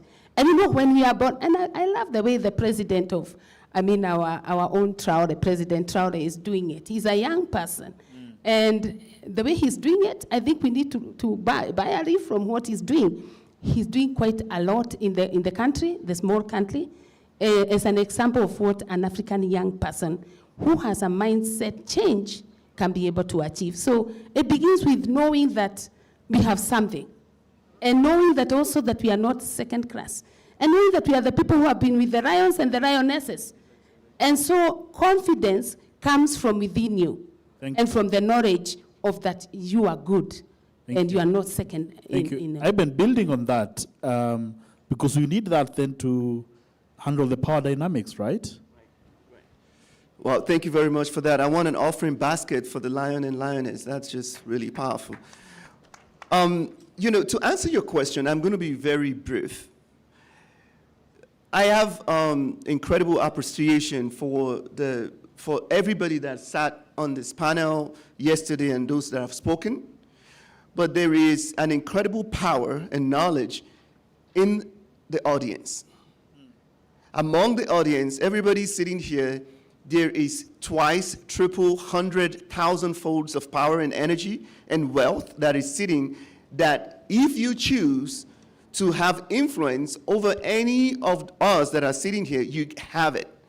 And if there's anything you want to walk away from the summit, it's understanding that it's the idea of identity. It's mindset. And that's played a role in when there's a partnership and you said they are now asking for 80% and trying to offer you 20%. Negotiation is done from understanding value. If you know what your value is, if you understand that they need me more than I need them, regardless of what they're bringing to the table, regardless of what the fund says, if you understand what the identity, your own identity, and the value of the work that you're bringing, you are already stronger on that table. It's okay to say no or give me a better offer. The last thing that I would say is, I spoke to a lot of you guys in the audience all day yesterday. And every single person that have a movement, nonprofit idea that they are running, I gave you a notion to support and collaborate and make sure that that idea never dies. And that's the reason why we're here. From what Honorable Jerry was saying, if you don't have anything to bring to the table, we don't have anything to offer. So it has to come from, what is it that you wanted to change the world with? What is it that you're passionate about? Even if it's not fully formed yet, you can always find a mentor. Come to Ndaba Mandela, African Rising Foundation, Mandela Leadership Institute. We can support you to get there, but you have to understand what your value is and what your own identity is. It starts from the mind. Silicon Valley is not a place, it is a state of mind. Jerry, you've spent a lot of time, between Haiti and South Africa, and here comes in another idea of doing Ubuntu retreats. Is it something that would be beneficial? Is it something that is working? I know you talked about, but a bit more intentional, where people actually pay to go back to their heritage. Well, I want to say to my dear sister here that I'm sure she knows of Christian Taubira. So Christian Taubira is originally from the Caribbean, the French part of the last French colony, I call it, Martinique. She's from Martinique. She had she was in the house, and she was a minister and friends, and I was a witness on how she had to fight to take her place on the table. The way they would actually, even other colleagues, they would make picture of monkeys, and they would leave it on her desk in the House of Representatives in France. But the way she turned this around, I will give you an example of one time where she took one of those pictures, and she took a picture of that congressman's mother, and she said, "I think she looks more like your mother than me." So what I'm saying is, you will always find someone to try to bring you down. It's only your choice to let them bring you down or for you to stay up. That's it. I am pretty sure there are people in the room today, especially the influential one. I am almost certain Ambassador Amina would not be where she is today if she didn't say, "I am me. Whatever it is that you say, I'm gonna go there." That's the number one thing that I wanted to say. The other thing I want to say is you have two beautiful ladies also on your table. They look Europeans, but they come as Africans, and they still being proud of who they are. We're not doing that enough. I have not seen both women going around and say, "I'm Black African," they just African. And that's what we are not doing. We sometimes want to portray ourselves to be somebody that we are not because we feel that we're sitting in a special position. That we need to work on. The last thing is what you want to do. It's already happening. So if you want to do it, we're just going to clap for you. And if you need some help, you have our website. You can reach out to us. This young lady here, Kay, sitting next to Ndaba, they're already working on things like that to bring people to South Africa yes. So So there are people in the room who's doing that, so you can take from their experience and how they are doing it, so that you don't need to start all over again. Because it's not new. It's been happening for many, many years. You can just take from their experience, and then you can actually go and do it. And in fact, it will be welcome, because you are absolutely right.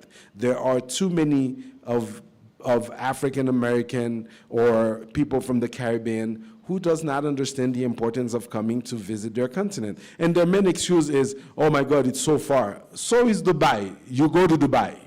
So I'm saying we have value in the continent that we can sell, and those are the people who's gonna go back and bring more people to come and experience their heritage and where they're from. So I love your idea, and I think it's something that you should pursue. And please reach out to us on the website. And Kay is very good on putting these things together, and we'll definitely help.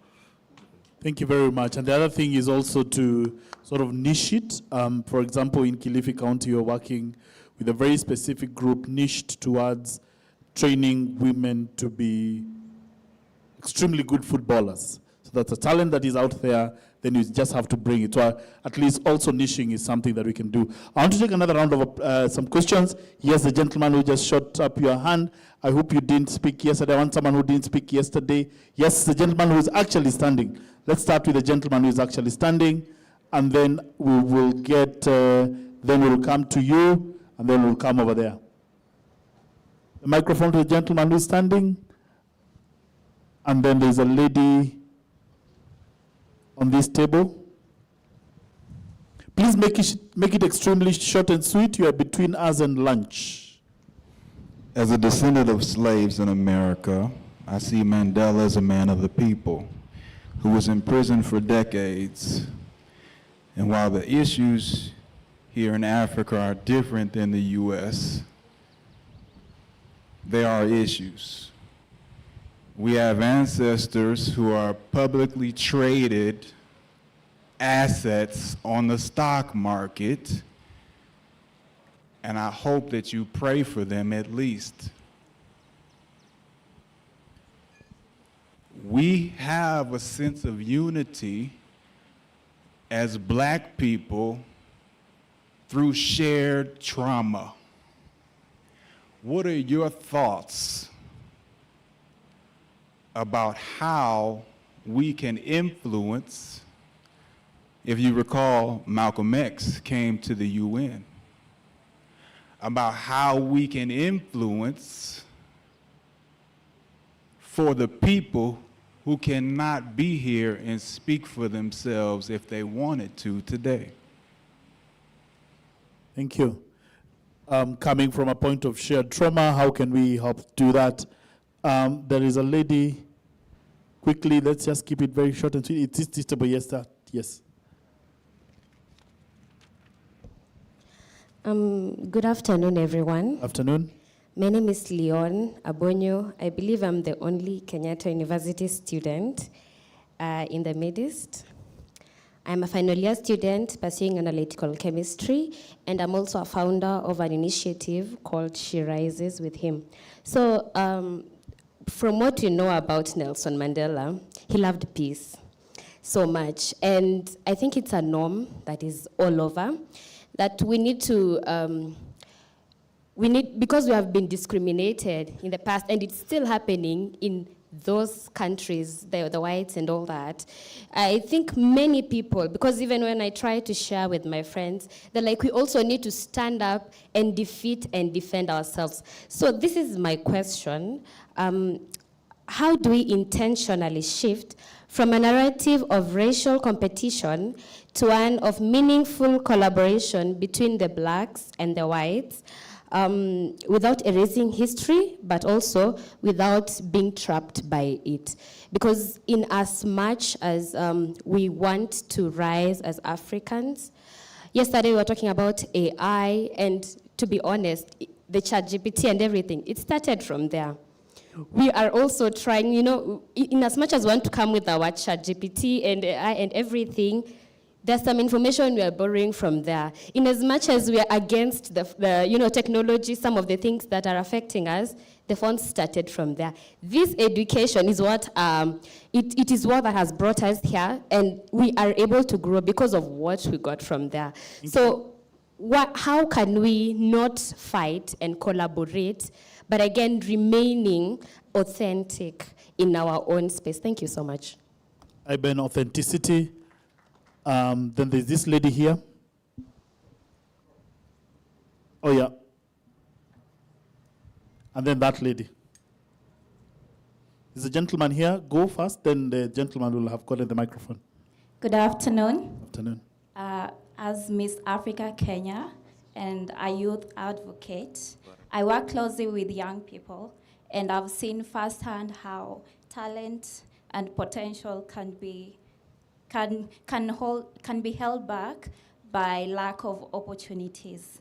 As we strengthen Pan-African partnership, how can Pan-Africa mentorship and leadership programs ensure that these women aren't left behind?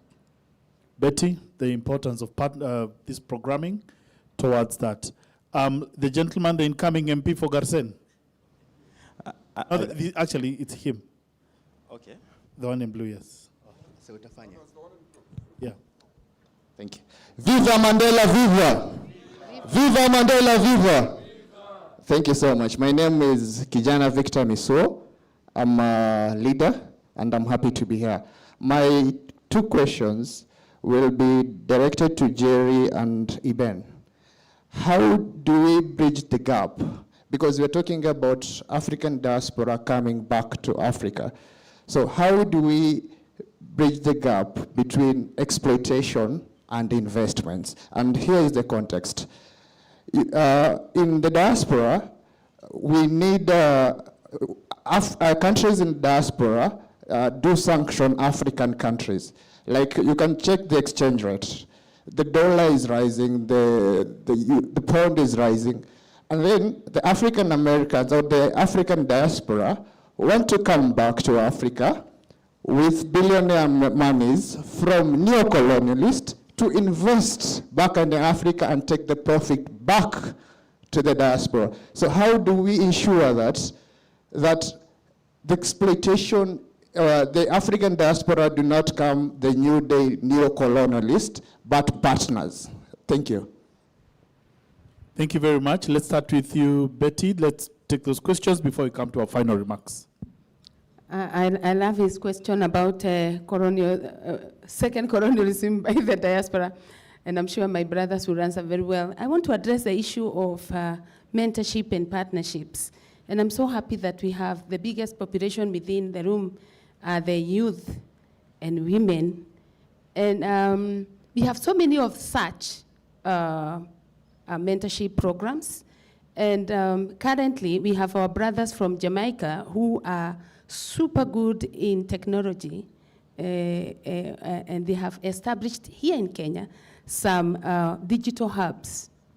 And I think after this we'll be able to talk about them. Digital hubs where you do this skills transfer digitally. You don't need to go struggle, get a visa to go to the United States to get the digital knowledge and expertise that is with our brothers in the United States. We have digital hubs right here.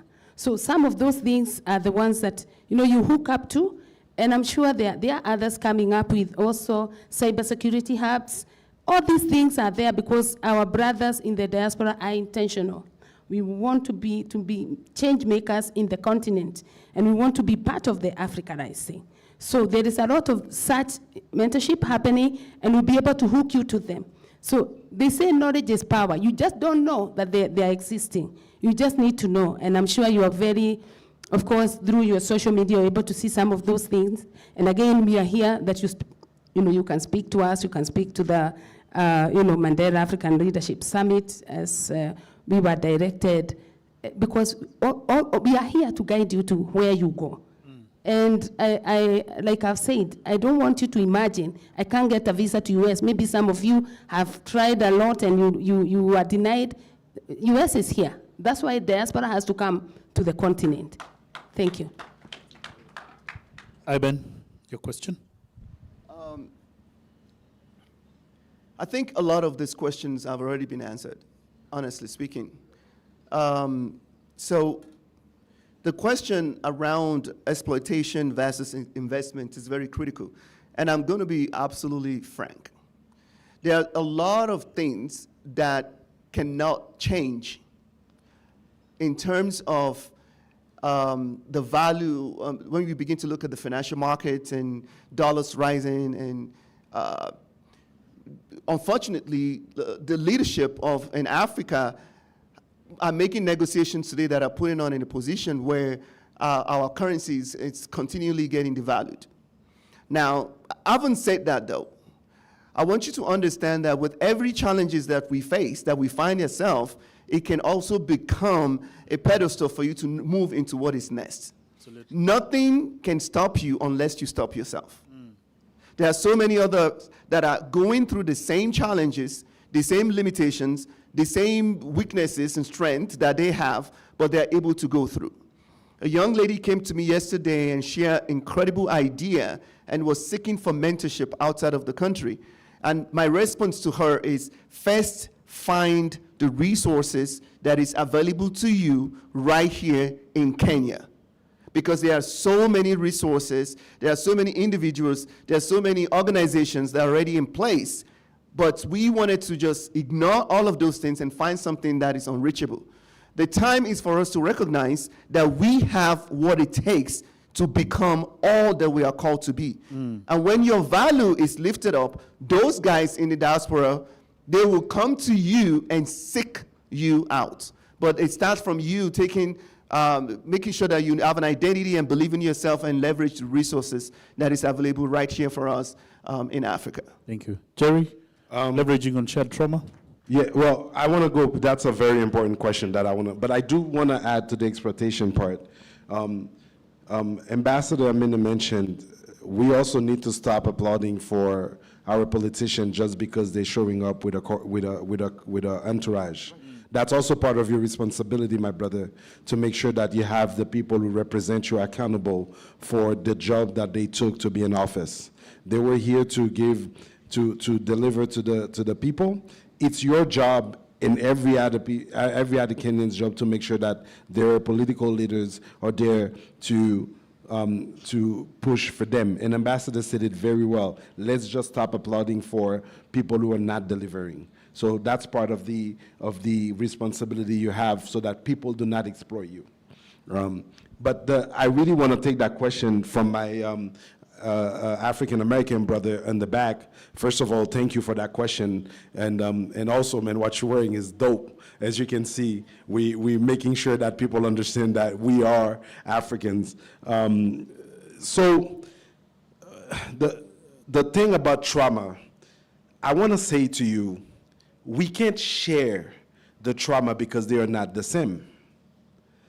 The trauma that African American have is very different than the one Haitians have. So we can't not really share the trauma because we're not going to help each other. We're not going to understand each other. Because Haitians pride themselves of beating the biggest army in the world at the time, which was the Napoleon Bonaparte army. So our trauma is very, very, very, very small because we take pride of the fact that we freed ourselves from the biggest army at the time. Whereas I recognize your trauma because my sisters are African-American because they were born in the US. And up till today, they're still going through trauma of racism going into the US. My sister, I had to pay, I don't know for how many years for her to see a psychologist because she saw her friend got shot and died right in front of her school by a police officer. So black people in America, it's still going to trauma today. But what we can do, though, is to recognize what you guys are going through, and it's for you guys to recognize the traumas that Africans are still going through or Caribbeans, and then let's say we're going to compare note and see how we can come and actually be in solidarity with each other. It is time for us to stop making putting a difference between the Haitian American, the African American, the Ghanaian American, I'm just Haitian. I don't care, if my sisters are born in the U.S. and they like to call themselves Haitian American. I'm like, where? America's still not recognizing you. They're not even recognizing the African American who's been there for hundreds of years. So my mother only went to the U.S. when she was 4 years old. 24 years old. So you are Haitian, you just happen to be born in America. So we need to stop the stigma of Haitian American, Ghanaian American, Nigerian American. So what? Am I supposed to say I'm Haitian African? You're Nigerian? So we need to stop that, and then maybe from there we can look at each other and say, what are your trauma? Let's create a space, a platform for us to share our trauma more than trying to understand. Yes, it's more to understand each other's trauma than help each other with our trauma, because our trauma is completely different. Yep. That's the one thing. The other thing I want to say to you, my brother, you say, how do we get the message to the people who are not here today? Well, you should take the message to them, because you and I are ambassadors for those people who don't have the privilege to be in the room that we are today. It's our responsibility, it's a shared responsibility for us to go wherever we can find another black person who is not there today and tell them about black leadership, and telling them about Africa, and telling them that it's very important to come back to Africa. Not to say you're coming, you're leaving everything behind and say, oh, I'm gonna come and stay. I did it, but that's me. But they need to know where they come from. And you will see, I give you the example of my sisters who actually visited me in Africa and those who never did. They have a way different optics and perspective about what Africa is. So it's important for you and I and other people in the room who have the possibility to go and be ambassador of the African agenda. Can we be ambassadors of the African agenda? Ambassador Amina, is that possible? Is there something that we can create and say, we are ambassadors of the African agenda? And being ambassador of the African agenda doesn't mean that we need to be black. My two sisters right here are very good ambassador of the African agenda. So it's the African agenda. Thank you. Thank you very much. As we bring this to a close, and when history judges this particular generation we are in, will it say that we use the diaspora, or we imagine leadership to include them even as we move forward? And I want to hold each of you accountable here. And what decision will you make in the next 5 years to make sure that that judgment, that verdict is positive? Ambassador Betty, final word, 30 seconds.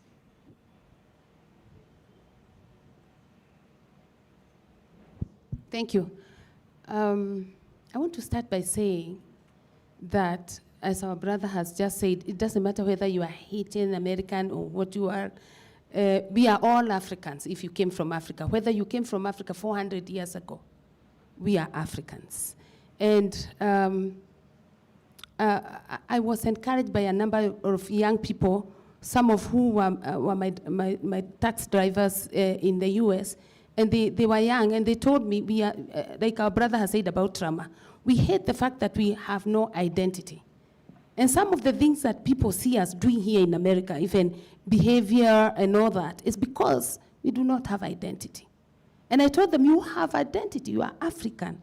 They say, but I don't know whether I'm from Ghana or from, I don't know, I am here, but I don't have identity. And I want you to, our brother from United States, and all of us, to encourage our brothers in all over the world that if you came from Africa, it doesn't matter how long, you are an African and this is your identity. And so the diaspora, the African diaspora belong to the continent, and we want the collaboration to start happening. We want them to bring home what they have acquired through global exposure. And we also want to offer them a platform to do that. So it's a two-way. It has to be a two-way and a partnership. So we must receive them and, like our brothers, because they are, give them comfort, probably, and I'm addressing this to our dear sister, Ambassador Amina Mohammed, that we need even, and I'm sure there are some government officials here, we need the government in Africa to also offer platforms for this to happen. We would want to see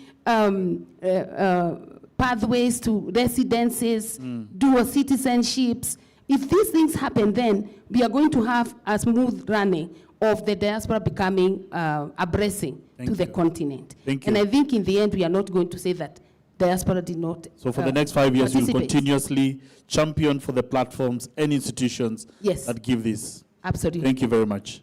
Iben.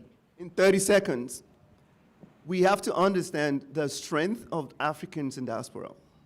The economic strength there, the voice, the population is huge, it's getting way bigger, and I think we are not fully taking advantage of that strength there.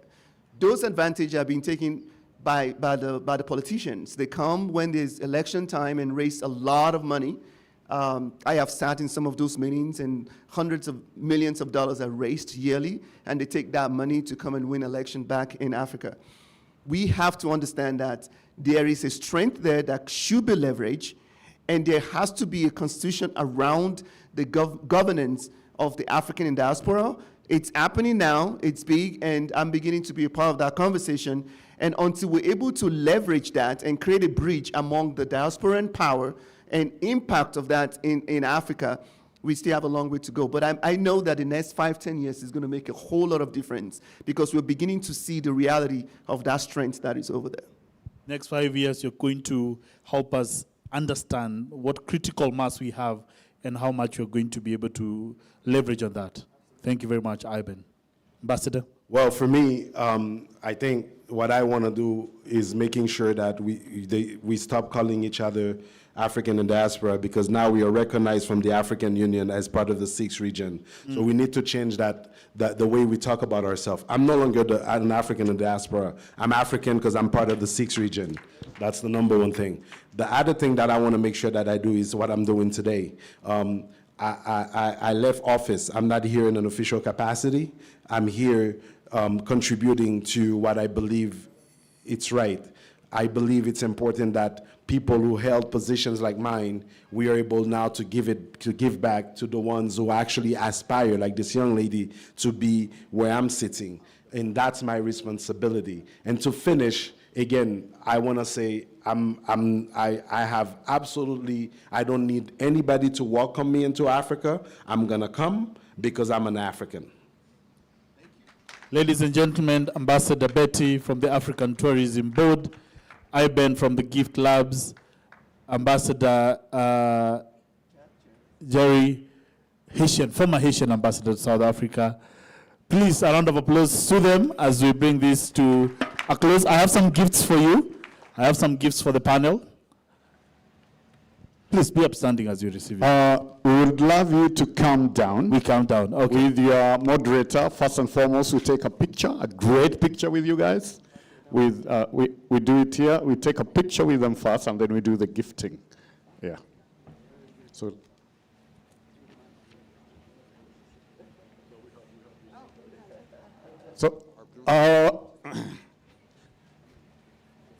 So please come down here. Yeah. Just come here. So each of you will be gifted, and then after that, we will take a group picture. Okay, camera. These guys are too fast. Okay.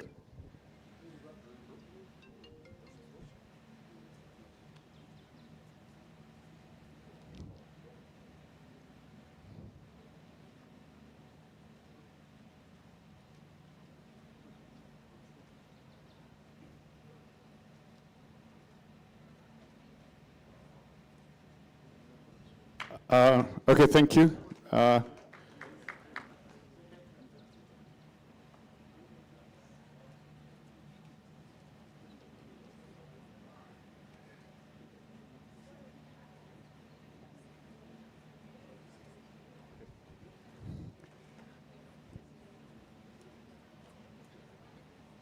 How are you, sir? Sorry for dragging the time too much, but we are now going to the most important session. It's my favorite. I don't know who else loves this session. It's gonna be intensive. We will be discussing very heavy topics and coming up with solutions. It's called lunchtime. Okay? Very important. Please look at your friend and ask them, do you love this following session? Okay? The students from KU, do you love this session? I hear you're the only one in the building. So I'd like to invite Ambassador Amina Mohammed. I've been told you want to say something very quickly. No? Lisa told me something like that. Oh, you can do it from there. No, I just wanted to really congratulate the panel that was out there, and I'm going to probably sit down like them. I want to congratulate them for bringing for all these ideas. But I'll make 2 points. One is that we have to claim the space, and so please, no excuses for whether you are what title and what flavor of African. We are all Africans. So that's the first thing. And I liked what Ambassador Jerry said. Come, don't ask whether you're welcome, whether you're not. This is your space. Claim it. Secondly, until the lion actually begins to tell his story, the narrative will always glorify the hunter. And so we need, and this has already been said again, we need to tell our stories, and we need to be bold about telling our stories. The third thing I'm going to say, and that's the final one, is that there's absolutely no reason why, as African governments, we cannot make it a priority to give long-term visas, to give residences, to give work permits, and why not passports? Why not citizenship, right? The continent is huge. It's huge, right? We cannot claim that we have occupied it. But what we have done is borrowed from others, right? Notions that are not African. We moved across our borders. In fact, I belong to a network. It's called the African Prosperity Network that was started by a Ghanaian brother called Gabi. And we are now pushing for a borderless Africa. And a borderless Africa must include our brothers and sisters from outside the continent that belong to this continent. When I was Minister of Foreign Affairs and International Trade of Kenya, because of having lived for a little while outside the country and having felt the pain of Africans in other parts of the world, I made it one of my missions in life to come up with a policy on the diaspora in this country. It was the first policy on the diaspora that was ever done, I think, anywhere on the continent. And we keep improving it every term that we have leaders elected. So we have had an improvement on the one that I did. But the idea is to make it normal, right? To have relationships, connections, but also to welcome those of us that are not present on the continent. And I think at some point we'll have to stop using the word diaspora completely and just talk about our brothers and sisters in the US, our brothers and sisters in Europe. And I think that's really something that's important. But I would also request Ndaba, because really this is your vision. I think that we need to push this borderless Africa narrative. And I think one way of actually pushing it is by making sure that we lobby governments, right? We cannot continuously be afraid of each other. What are we protecting? What are we really protecting? How is it possible that for an African investor from Nigeria or from Morocco that wants to invest in the continent needs 24 visas, 25 visas, 54 visas in some cases? If they're going to invest in Europe, they need one visa for 27 countries. If it's in the US for 51 states, you need only one visa. So what is our problem as Africans? Why are we afraid of each other? Why do we want to maintain borders that are actually not our natural borders, right? And so listen, I mean, I speak quite controversially most times, but it's because I think it's about time. It's time. We cannot continue pushing narratives that, as I said, are past their shelf lives. These young people need to be able to move across borders. They need to share ideas. They need to create beyond their borders. And they need to innovate within our continent. Thank you.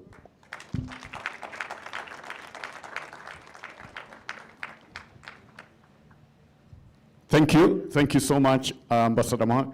So, like I was saying, we are now in the very important session. I'll request that everybody gets seated. I'll start with this row and that row. We hit the buffet stations. They are just right here. Just remember that the cutlery is not on the table. So when you're picking your food, make sure you carry the cutlery. That was me yesterday. I came and sat, and then I'm looking, everybody has cutlery, I don't have. So I was wondering what is wrong with me. So I went to another table and the same experience until I was told, hey, please forget the village that you come from. The cutlery is being picked from that side. So don't be like me. Make sure that you're more switched on.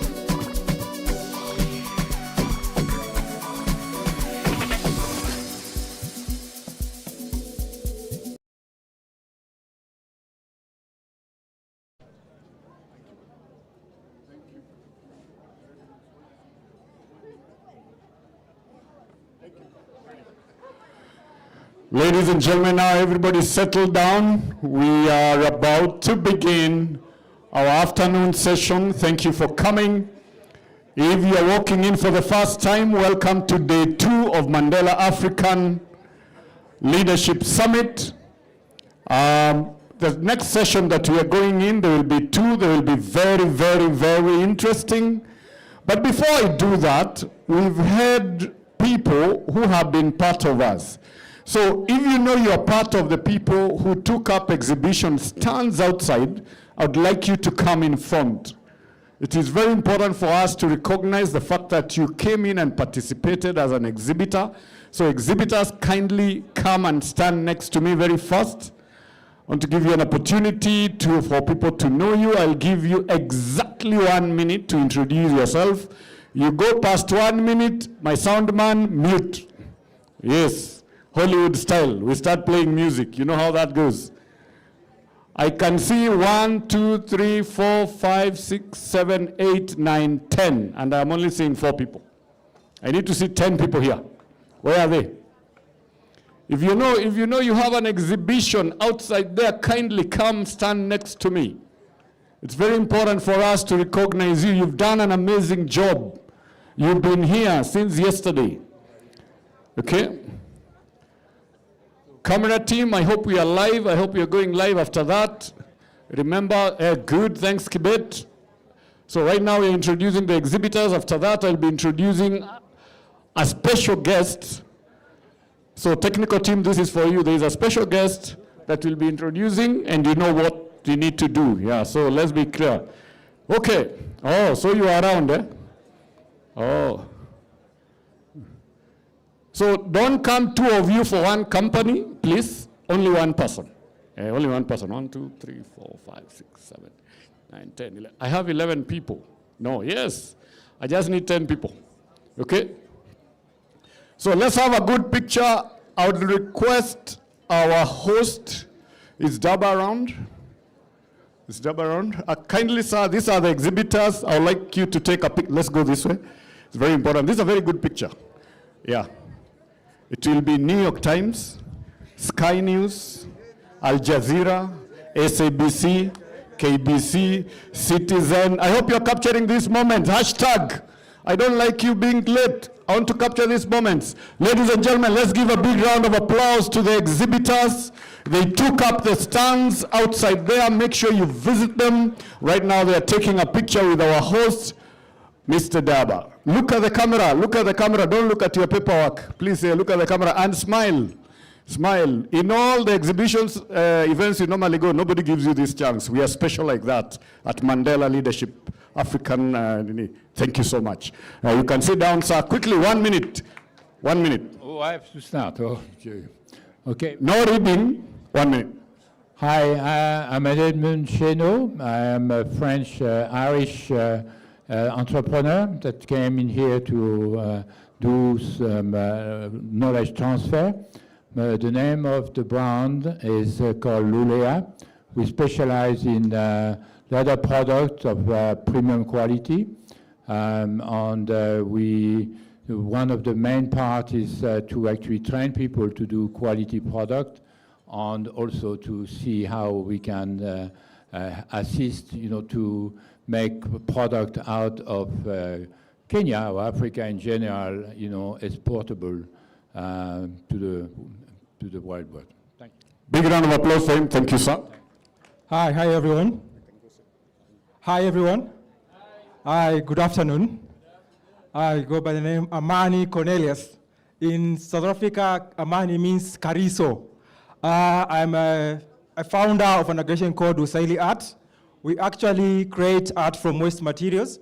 As one of you have seen here, a picture of Nelson Mandela is an art piece made out of waste materials. So, and we also wait for you guys, we exhibit for you and see what we're doing for Africa. We are a young entrepreneurial organization, innovators, having a belief and conviction that we can really make an Africa a beautiful place for everyone. And we also not only have arts per se, we also have art therapy sessions. We actually invite psychologists and other concerned people. Thank you. Good afternoon, everyone. Yeah, my name's Frida Brenda Moniki. Daimam Kenya Africa. We are a Kenyan brand dealing with the Kenyan cotton and creating fabric out of it. So Daimam Kenya takes pride in using our Kenyan cotton, using the Kenyan flag colors. So come to the booth, get to see our handles so that you can see the match that we are doing there. Thank you very much. And what I'm wearing is also part of what we are producing. Thank you. Hi, Chris. Hi. Good afternoon, everyone. My name is Nadine. I'm here representing Lifestyle Gigiri, which is the brainchild of our founder, Lisa Christopherson, who's going to be a panelist today. Lifestyle Gigiri is a cultural hub. It's a tropical oasis right in the heart of the diplomatic quarter in Gigiri. It's a treasure trove of arts and culture. It's an event space. It's got a cafe. It's got a gym. You can literally spend your entire day there and not get tired. So think of us for your next event and visit our booth to see some of the cultural pieces that we have. Thank you very much. Big round of applause for her. Good afternoon, everyone. My name is Chelsea Motoka. I am representing Anna Trebinski. We make and sell the best of African fiber and couture. Think of what Maasai sandals I'm holding, and this scarf, for example, made from the finest pashmina material, and also a mix of peacock and ostrich feathers. So we'll welcome you to our stand behind you, the first booth, and we look forward to networking and you being part of our community. Thank you. Big round of applause for her. Yes, mister. Good afternoon, everyone. I'm David Osula. I'm representing Qatar Airways, the world best airline 2025. And we are here just to partner together in the space of meeting, events, conferences.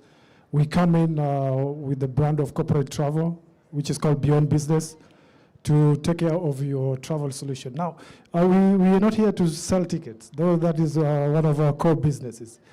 We are here to connect you to opportunities, because as leaders in your corporate space, one of the ways that makes the world a global village is for you to be able to have lunch in Nairobi and have a dinner meeting in Qatar or Dubai. There is a gentleman here from Jamaica. Ask him whether he flew in Qatar. Yes, through our partners, British Airways, we have a joint business association with British Airways. They fly Kingston to London. Then from London, Nairobi, you can do Qatar Airways. So thank you so much. We really appreciate the opportunity to be here and to speak to great leaders in corporate industry. I'm coming for a complimentary. I can't do all that for free. Good afternoon, everyone. My name is Michael Edward Otieno. I am with the University Student Leaders Association, acronymed as USLA. The CEO, Albert Maloba, is seated in our midst. He'll be part of the panelists later. We do mentorship, we do capacity building, and we are here to bridge the gap between leaders who have served in our various spaces in the universities, leaders who are serving currently, and leaders who want to serve. So we are big with mentorship. We have developed an institute, and we are in partnership with key government organizations. Our chancellor for the institute, Dr. Agnes Andolo, is here with us. We are at the tail end of developing the curriculum. Thank you so much. Asante sana. Kush. Yes. Hello, everyone. My name is Kush Brew, or you can call me Lawrence to be professional. We are Riverside Coffee. We are one of the vendors there. We are selling for you coffees. We have dark roast and we have medium. If you haven't tried, you can just try there. Those who have tried, I'm sure they can guarantee you how the coffee in Kenya is. It's purely Kenyan, it's Arabica. Please have your time and join us there. The founder of Ekrion is looking sleepy. Please stand up if you are from Ekrion. Please stand up. If you know you are from Ekrion, stand up.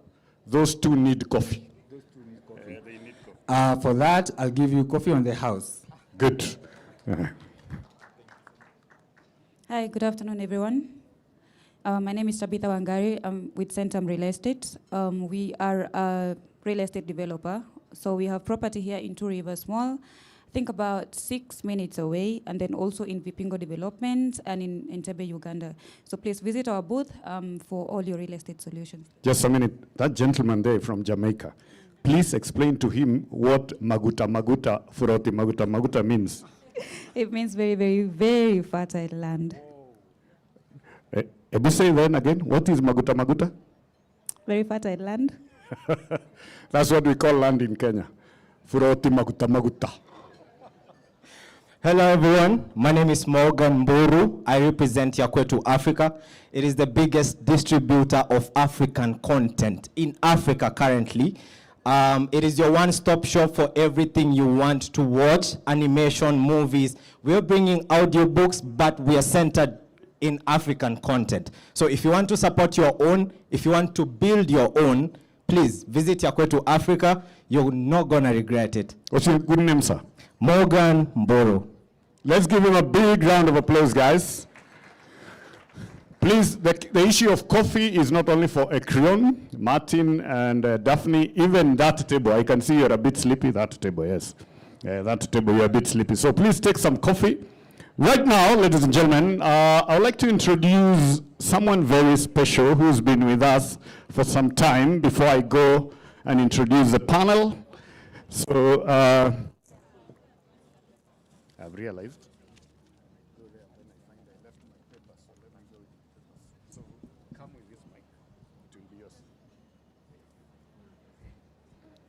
So, ladies and gentlemen, the next session is very interesting, and I would like to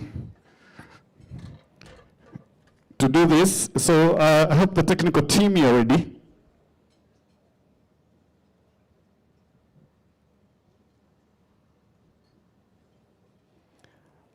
As my phone decides to load.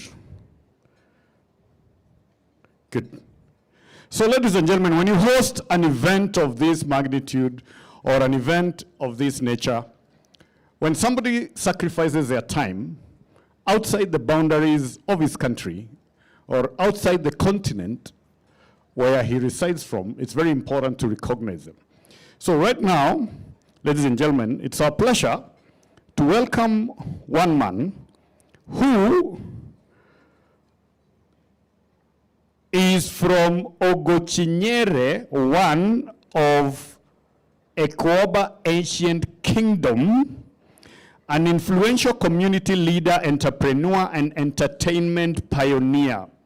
He is the founder and CEO of SWOOIL, a leading motor engine oil distribution company, and the Southwest Media Limited, a powerhouse in media publishing and event management, our competitor, with a degree in economics from UC Davis and further credentials from Harvard Business Review. He has mastered business strategy and leadership at highest level. A visionary behind Miss Africa pageant. I started with beauty pageantry to where I am. My colleague here, George Simon, we were there in those corners. And I think there is a Miss Africa seated next to a gentleman from Jamaica. So he is behind the Miss Africa pageant and a key architect of renowned Calabar Festival, both of which have become cornerstones of African culture, expression, and tourism, while advancing empowerment of young women across the continent. He's a publisher, an author. His book, The Gold Factor, offers critical insights into African market systems, recognized among Africa's most influential dignitaries. He is also a passionate pan-Africanist and a tireless advocate of community empowerment. Too much to eat. I'm gonna get everybody on your feet. DJ, hit me, hit me, hit me. Let's dance. Let's do it the African way. DJ.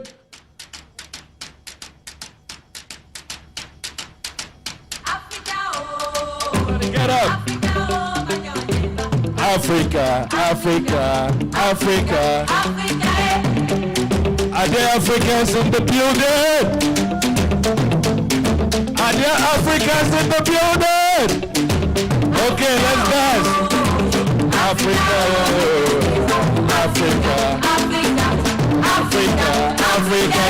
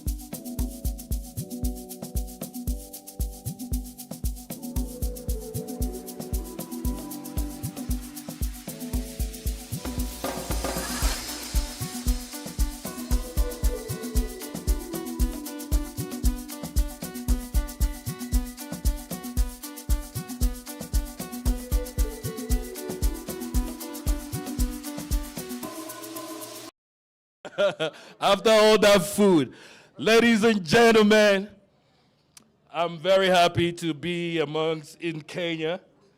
Kenya, I thought Nigeria was like the warmest place where visitors are welcomed, but I think I've found a place that beat us a little bit.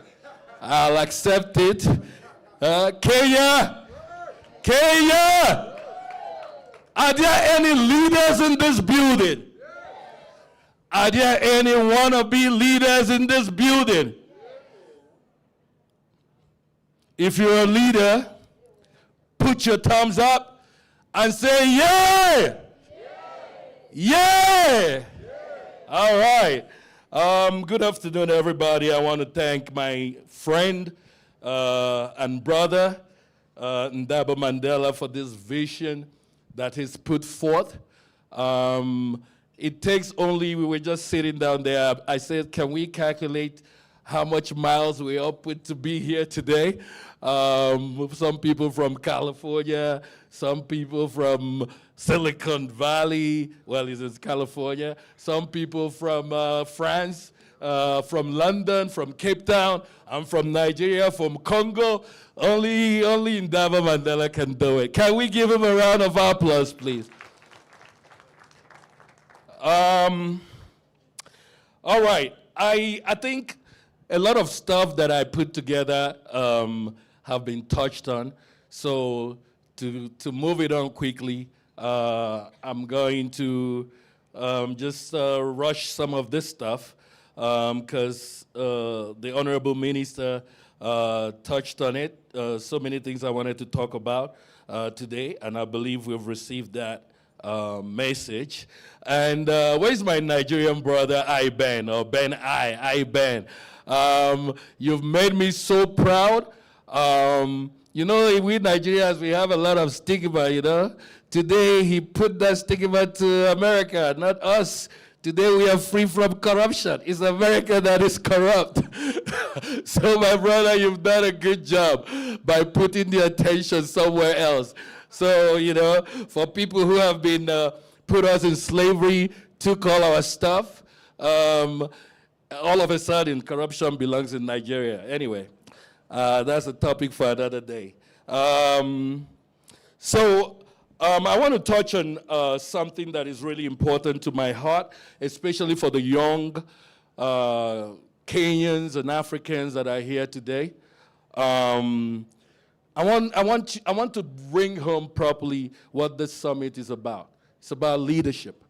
It's about grooming the next and now leaders of Africa. You know, so what is leadership? Actually, leadership is a person, in my opinion, who commands a group, organization, or a country. Are there presidents in this building today? I'm going to have an interactive session in the next 5-10 minutes. I'll be out of your way. So you need to walk with me, okay? So a leader is defined as a person who commands a group, okay? A leader is oftentimes the principal player in a group. And a leader must possess, for you to command the group, that means you must possess a very important quality. And that quality is foresight. Foresight is the ability to predict what will happen and what's needed in the future. So you can't just walk around and say, I'm a leader, and you're not able to have foresight. And one of the two elements of foresight I want to talk about today is a moral foresight and also industrial foresight. But a lot has been said about the morality of the African leader. If we are to borrow from the person for whom we are gathered here today, Nelson Mandela, he touched a lot on morality. It's no longer news to us that Africa is well-oiled, well-resourced by the hands of the Almighty God. We have both natural and human resources. Albeit, Mama Africa suffers today from the absence of moral leadership. What is moral leadership? As exemplified by our principal Madiba, moral leadership is a practice of leading with integrity. 1, placing values and ethical principles and the overall well-being of people above personal gain. Above personal gain. Above personal gain. So when next I ask you, you want to be a leader, know it's about sacrifice. Don't just lift your hands up. Think it through. Are you able to function above personal gain? Are you able to function within your corporation above personal gain? Are you able to function in your country as a political wannabe leader above personal gain? That's an important quality of a leader. Well, unfortunately, today Africa is a victim of those who thrive in avarice, greed, policymakers whose only prescribed habitat should be in prison or grave, sadly. Mama Africa continues to demand from us, who shall I send and who will go for me? Who shall I send and who will go for me? Above personal gain. Say it after me. Above personal gain. Who shall I send and who will go for me? The moral bankruptcy on leadership is eating like cancer across all African cities, villages, schools, homes, etc. What does it take to lead like Madiba? We are all gathered here for him. His legacy lives on through his grandson and some of us who are partners that he has charged with this baton that's been passed on to him, which is why we are all gathered here today from different parts of Africa and the world. What does it take to lead like Madiba? The key word, I want you to repeat after me. Say unfollow. Unfollow. Unfortunately, we live in a world today, Instagram says, follow me. TikTok says, follow me. Everybody that comes up and we see them on private jet, they say, follow me, and we follow. We are all running after things that we know nothing about. But for the things that is supposed to raise Africa up and raise our standard up, we don't follow. So I'm charging you today to unfollow some certain things. Unfollow evil trends. Unfollow human destructive trends. Our young people, don't follow everything. I think there's a spirit of following things that you don't know nothing about. Stop following things. Follow people. Follow people who think like you.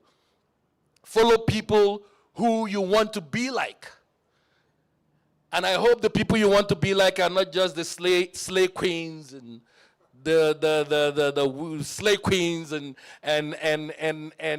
some of the big ballers. You know, you go into the club, you know, we do that. We are even going out tonight, you know what I'm saying? We still party, you know. But I hope it's not the big baller thing for you to be following. Follow the things that will bring you to the place where God has already purposed for your life. Everybody here has a purpose.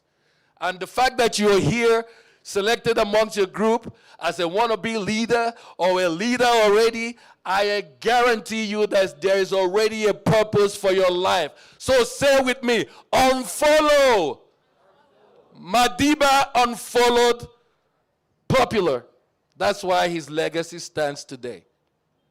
He was able to stand alone when it mattered. Stand alone to forgive when it mattered. When everybody else was saying, let's go for him. It's our turn now to retaliate. It's our turn now to do A, B, C, D. He says, hold on. You retaliate with your mind.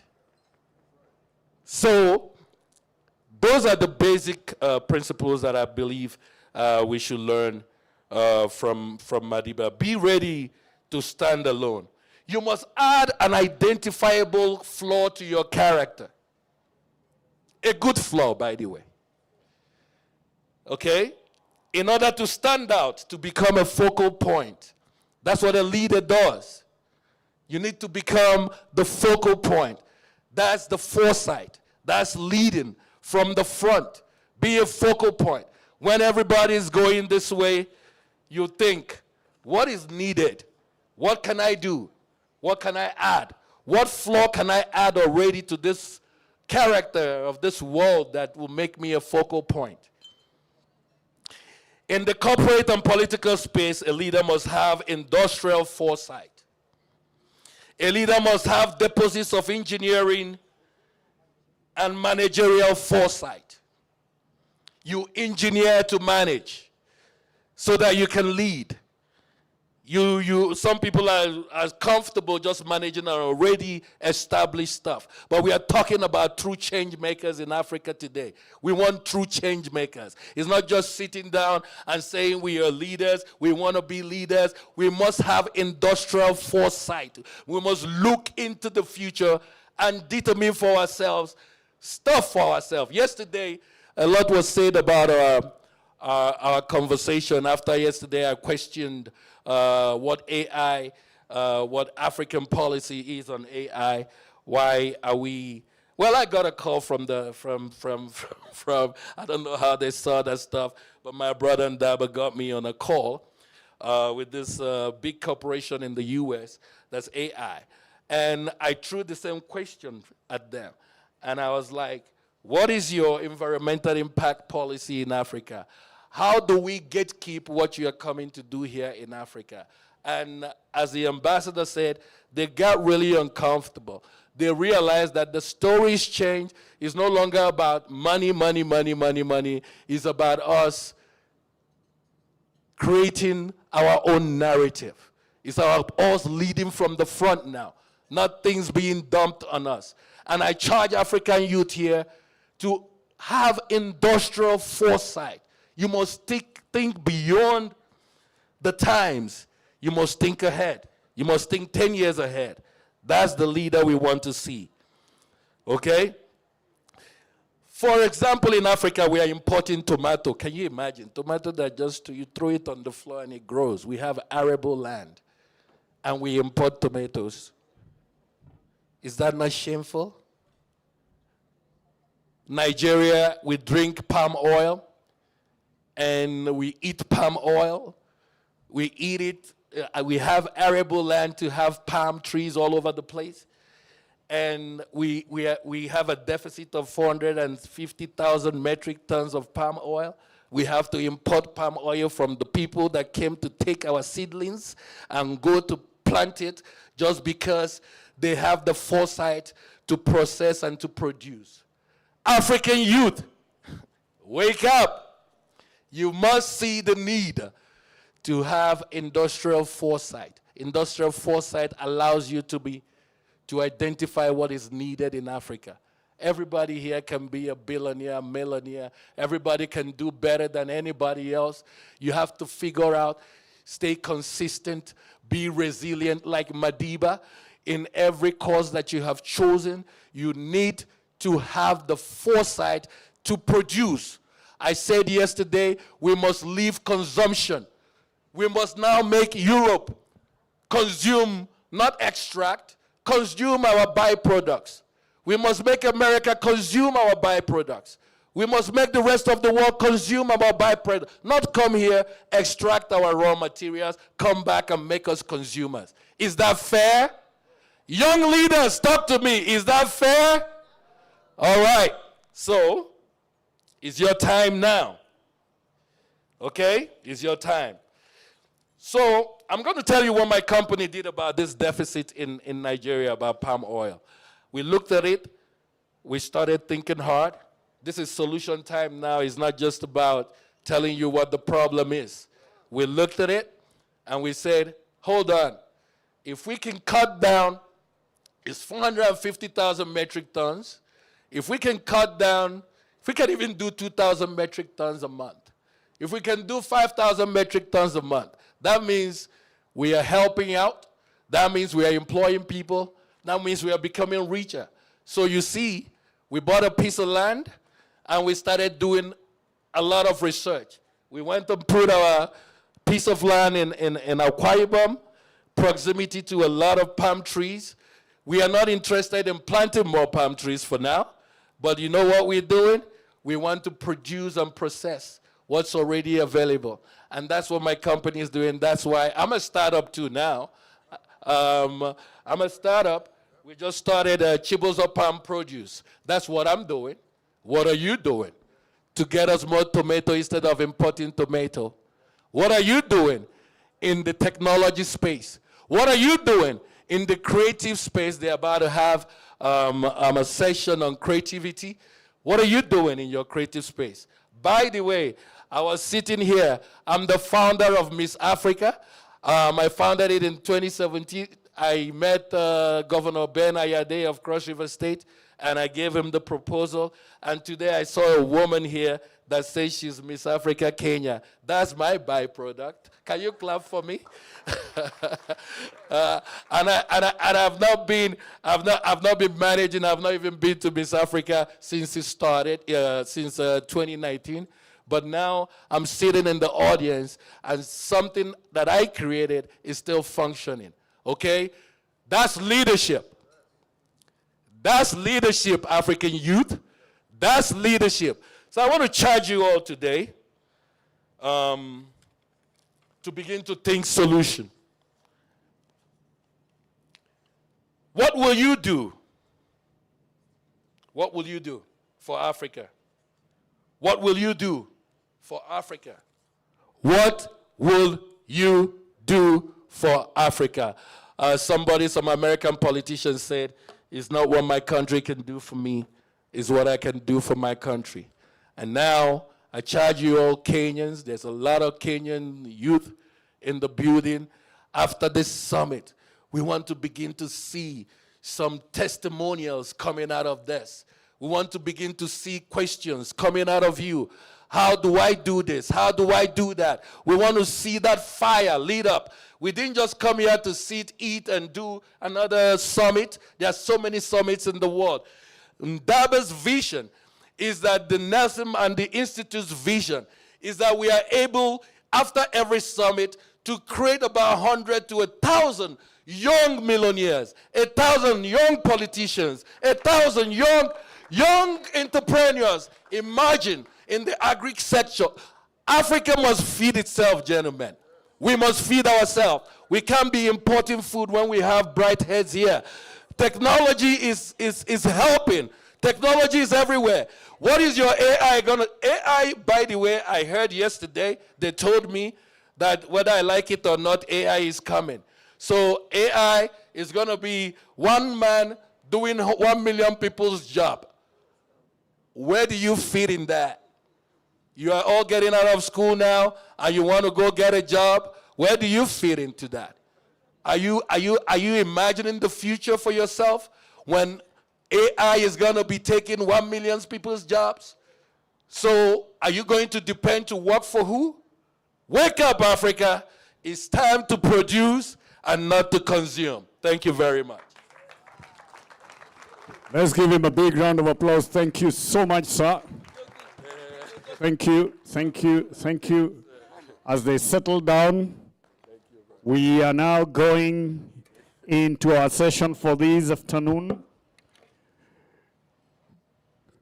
How many of you earn a living through creative economy?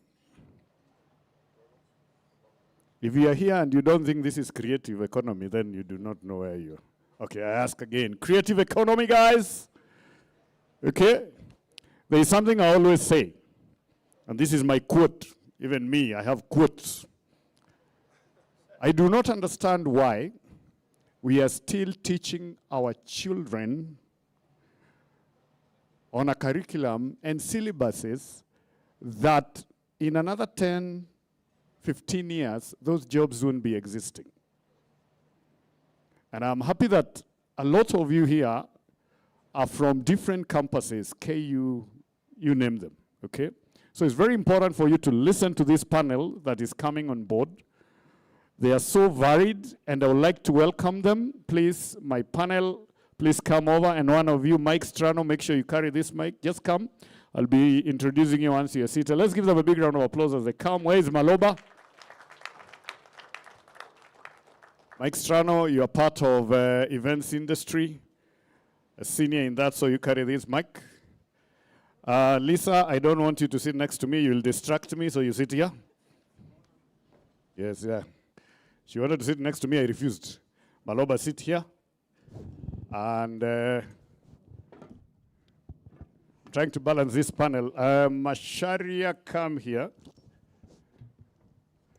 This is a star-studded panel. And then I'll sit at the end.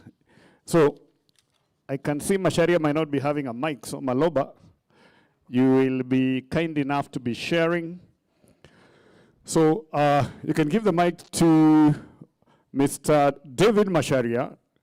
If there is one gentleman who believes in surviving from ground zero, irrespective of how many times he's hit, it's this gentleman. David Masharia, in less than 1 minute, introduce yourself. Good afternoon. My name is David Masharia. I'm a product of mentorship. And I'm a photographer and a creative entrepreneur. And I think we'll discuss more, especially for the students who are here. I'm a beneficiary of the mentorship of YARI project that was actually introduced by Obama. I was the Obama photographer when he came in here. So I happen to know about mentorship and structuring business. That's why I'm in hospitality and creative economy. Thank you so much. Next to him, my good friend, Mr. Maloba. Shoot, who are you, sir? Okay, good afternoon. My name is Mr. Albert Maloba, emeritus comrade. And as my book says, a comrade forever. Comrades in the house, power. Comrades, power. Comrades, viva. That has been my mentor, the comrades fraternity, for the last 10 years since I joined Moi University. And thereafter, having served in different areas, I decided to found the University Student Leaders Association. For the first time, we have a legally registered association that brings together, that unites the umbrella body for the university students across the country so that we can mentor them, we can capacity build ourselves, and also find networking links amongst ourselves just to break the gap of the many young people who are over 70%. And I'm very glad to be here on this conversation where we will be focusing more on creative economy, because that is where I come from. And I think we are going to enjoy this conversation. Thank you. Lisa, my very good friend. Quick one. Good afternoon, everybody. Just a minute. WRC is happening from which date, Lisa? 12th of March, guy. Tune in. The World Rally Champion is here. And the Lioness is in the house. I'm proud to have my navigator, Washuka Christabel, here. And we're excited to be driving as an all-women Kenya crew.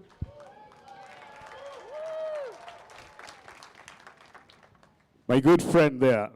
Yep. When we are talking, you interest me with one thing, digital platform. A digital platform for an event organizer like myself is very important. Quickly shoot away, tell us about yourself, and then we roll. Yeah, so my name is Alvin Okari, so I'm the managing director for Capital Pay. Capital Pay is a digitization company that creates different platforms for individuals, for organizations, that helps in the purposes of digitization. And today I'll be talking about largely the creative tech economy. So obviously technology is part of what we are trying to do as young people and also as organization. How do we leverage on technology, the convergence between arts, culture, and technology to be able to create a living for ourselves, not necessarily going into typical formal employment.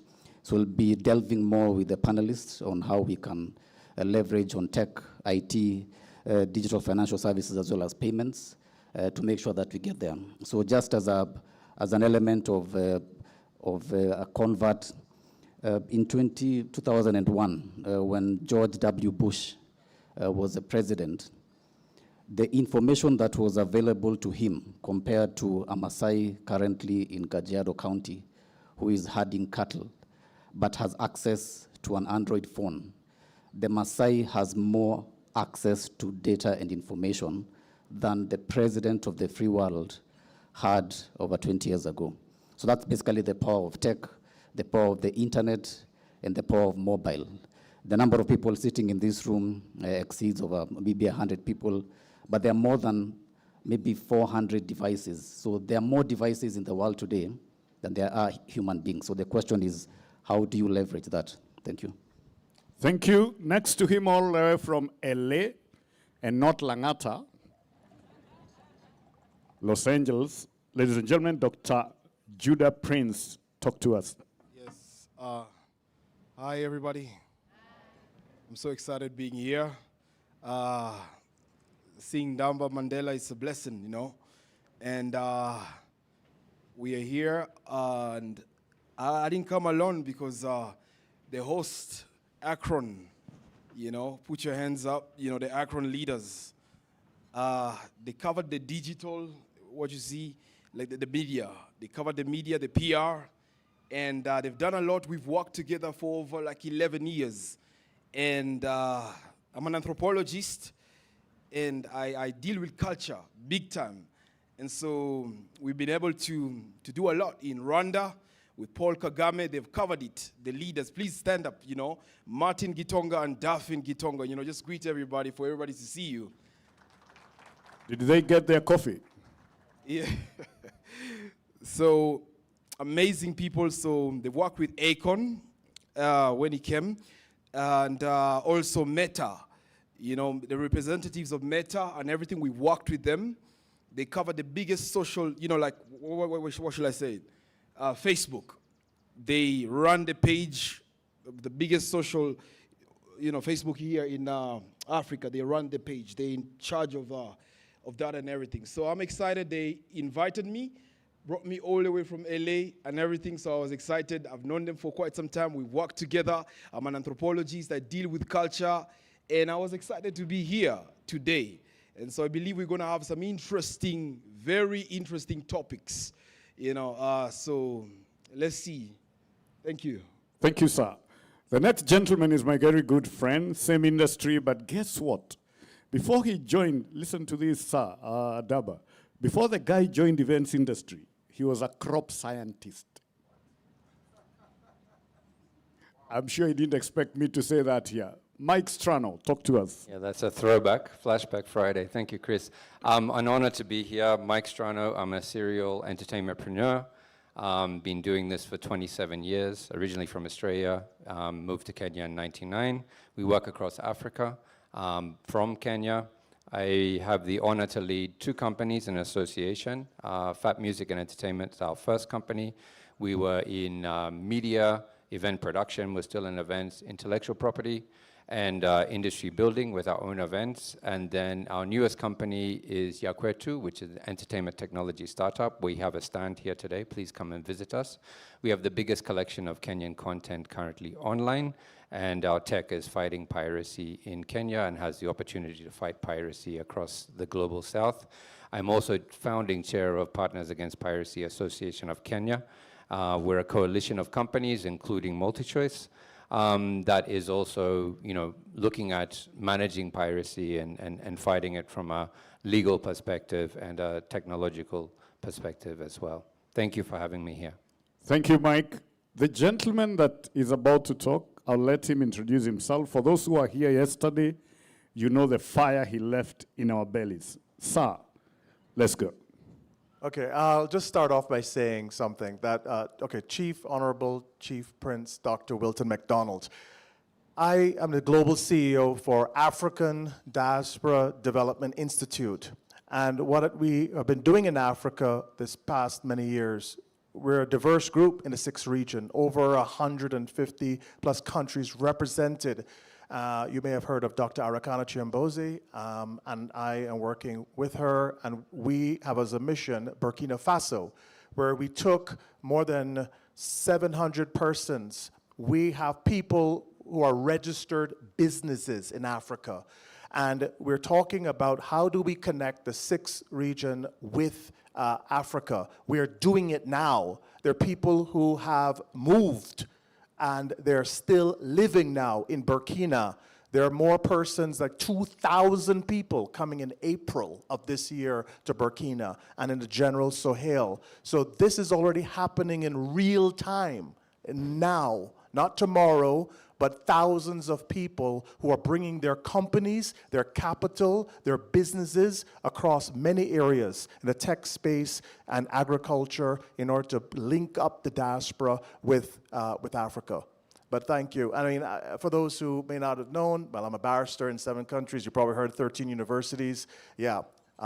There's a lot of hats that I would wear, but when I'm doing building my talent, Iberia Gold, which is the founder and has about 600 billion in capital, we have various mines and we have tokenized it. My background is finance, private equity, but it's ADDI, the African Diaspora Development Institute, that I'm here to talk about and focus on how we could replicate and do for those people in the Sahel and Burkina right here in Kenya, and to do the same thing to replicate what we did there for you and for small business and micro businesses. Thank you, sir. So if you realize we have a star-studded panel, I think this is the largest we've had for the last, since we began yesterday. So what I'm gonna do, I'm gonna minimize what we shall be saying, give it 50%, and then give you guys 50% of the time to be able to field your questions. Is that okay? Because if we were to speak, we will not be fair to the next panel that will be coming. We can be here until 8 p.m. Now, Daba, this one is for you. We have someone who is watching online all the way from Accra, Ghana. He is a special assistant to the president of Uganda in charge of youth affairs, a young man dedicated to regional integration and pan-Africanism aspect that defines Mandela legacy. When I reached out to him, he really was going to fly into this, but he was redirected by his president to be in Ghana. His name is Daniel Obal. He's watching on live stream among any of the people. He says, when you are ready, let him know he is ready to host you in Uganda for this. Thank you. Daniel Obal, I'm sure the camera is busy focusing, and I'll be able to give you his number, and then today evening you guys will be able to talk. So the link that we've given you guys, please spread it, because the rest of Africa and the rest of the world is actually watching. So don't stay with the link. Forward it to you. Put it on your status on WhatsApp. Put it on your social media platforms, on stories. Put the link. Let people click and watch this. Mr. Macharia, I met him in 2007 when we were doing sir, from the man who is in charge of beauty. I think two gentlemen here talked about beauty pageantry. I think you need to hear this. I can see the two of you on phone, but I need you to hear this. This gentleman was the photographer in a bridal fair called Samantha Bridal. And that's where we met with him. Macharia is a definition of those people who, when the harder he hits the floor, the higher he bounces back. Okay? And I want, Macharia, when you're speaking about what you've gone through, the young people here need to learn how to bounce back. Talk to us about your journey, but with emphasis on how you bounced back. And right now, this gentleman is running a state-of-art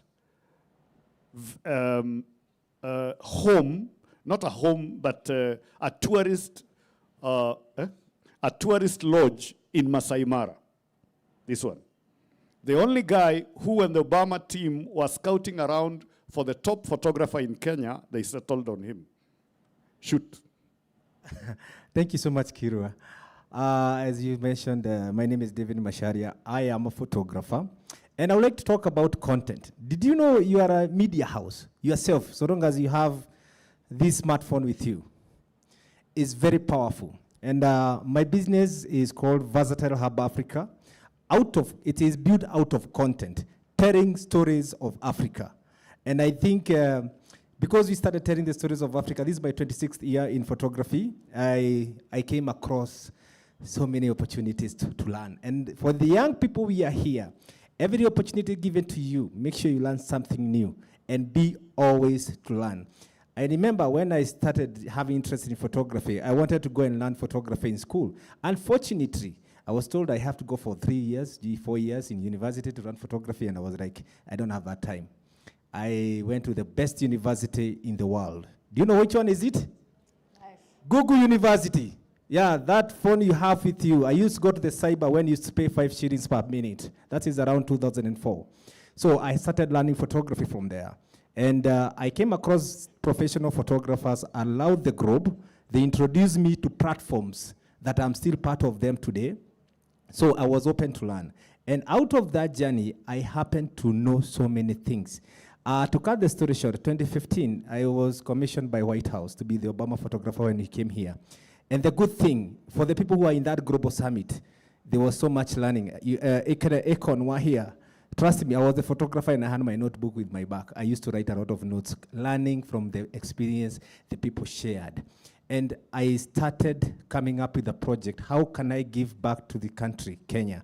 Because what happened, I photographed the most powerful person in the world. What else am I supposed to do?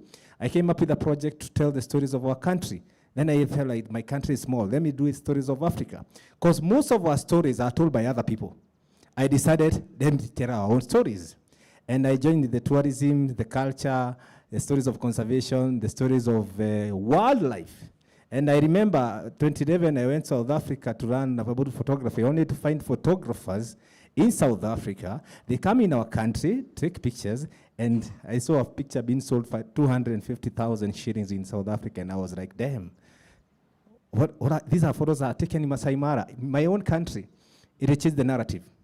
So once you become a content creator, you're a media house, you are telling stories of your own journey. And that's how I did. And I had a lot of interest in conservation. And again, I found myself in Masai Mara during COVID. Watu wa COVID, zile biashara zilifanywa hivi. So For the Kenyans, we know versatile photographers. We had to close down our businesses, and we went to Masai Mara, and we decided to come up with an initiative that actually disrupt the tourism industry, something with hospitality, came up with a roach called Orakira Mara Homes. This is an innovation, what we call value add. For the students who are here, I would like to encourage you to something called value add and be always prepared for the opportunity. I'm sure you're hearing about ChatGPT, AI. How prepared are you? Yeah? Some of these skills, you don't even have them in your own school. In Kenya tunasemanga kujituma. Yeah? Pale unaenda unafanya research yako, and you make sure you do a lot of research so that you can have the skill. Me, I learned photography on social media and on YouTube. Till 2015, we decided to open our first photography school in East Africa, and we got students all over Africa. Let me interrupt you a bit. Yes. Bounce back. Yes. I'm interested in that bounce back because the generation that is here, me and you are young ones, and we know what we went through. We know at some point we totally, completely, almost decided, let me exit the world, but we still bounced back. What was that moment that you are in? How exactly did you bounce back? You see, when he speaks about, I went to Masai Mara, and then I started shooting content. No, the guy was sleeping somewhere next to a river. You know, he's not saying, I want him to say these things, because it is only through sharing, through the hardest experiences that you go through and how you bounced back that I think will be helping guys here. Some of the journeys that we go through as entrepreneurs, especially the creative space, is one of the toughest ones because you have your own vision by yourself. Yeah? So every day you wake up, you have all the reasons to give up. But you can't give up. Why? You have to keep cheering yourself. Yeah, things got tough, everybody, most of us during COVID, because we learned a business that is not food. It's not something that is a basic need. It's luxury. Most of you knew my business was in Village Market. You had a very big studio there. But we had to close them down. Yeah? So what next? I'm a photographer. My family feeds on that. Some of my students, they kept asking me, where are we running photography? So we had to reinvent again. How do we find a base? And the only thing that we have, sometimes when you're starting something, don't overthink. Look at the resources you have. The resources, the retro, how much retro they are, work with that. We work within that capacity. I had the camera, and I had the camera to tell the stories. Even it was my smartphone, because some of them, they were auctioned. I didn't need the smartphone, so I could tell the stories with that. And I started telling the story of Kenya, and I started in Masai Mara. And that's why we ended up coming up with a property there that we host guests. And I think it's one of the best property we have in Kenya so far, that we are hosting both the local residents and non-residents. But one of the things Kiro have said, you have all the reason to give up every time you wake up, but you can't give up. You have to make sure your own cheerleader yourself.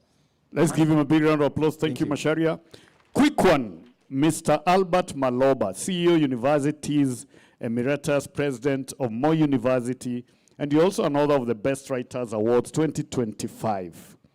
I want to ask you a direct question, and then after that you can go ahead. What is one bold step you feel African leaders can take today to turn culture into a major export? Oh, great. First of all, I want to respond to that, as you said, that I respond to it first, that recently we have had something that I want to put it in the Kenyan context. The brother of the late Raila Odinga, Dr. Buru, he said something that looks very funny, but again it has a meaning. That nobody takes away your share. You only get what you deserve. I want to believe that culturally, even in Africa, and what the leaders in Africa should be able to do, and in the last conversation that we had here, I sit at a level where, or in a space whereby I want to believe that all of us as Africans, all of us as the team which are here, and the leaders who are in this tent, that we have a responsibility not to get what we don't deserve, but to be able to be the champions of Africa itself. And especially to the young people, who forms, by the way, to over 70% of the population across the globe. I just noted that over 2 million in cash in terms of the culture sector or the creative economy is made daily. And over 50 million jobs are also created daily. And today we can see this through TikTok and other sectors. So it's a time to move or to work around our policies, to work around what we have been knowing for a long time. And this has been a conversation that even last year we had with the director, Kenya School of Government, Bwana Nura, around the youth in the public service. That what do we need to do within the government sector? There are a lot of reforms that need to be done right now to appreciate our culture. And of course, as we know, we cannot reuse our culture. We can only enable it to be more better. Maybe it is time to change the working hours in Africa. Another team come in from 8 to 6, to 12, I mean, and another team comes in from 12 p.m., 12 in the noon, up to 6 p.m. in the evening. So yes, our culture around how we perceive ourselves as African and African leaders at the platform and the table, we should see around how we get what we deserve so that we don't just fall for anything, and so that we can have our biggest share across the globe.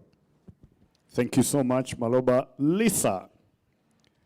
Lisa will be flying at some crazy speeds, and our local authorities, National Transport, NTSA will not stop her. They're actually allowed to do some crazy speeds in the greatest tourist attraction called Naivasha. Lisa, 1 minute you're a rally driver, 1 minute you have an exhibition, next you're here, next, I don't know, you're doing film.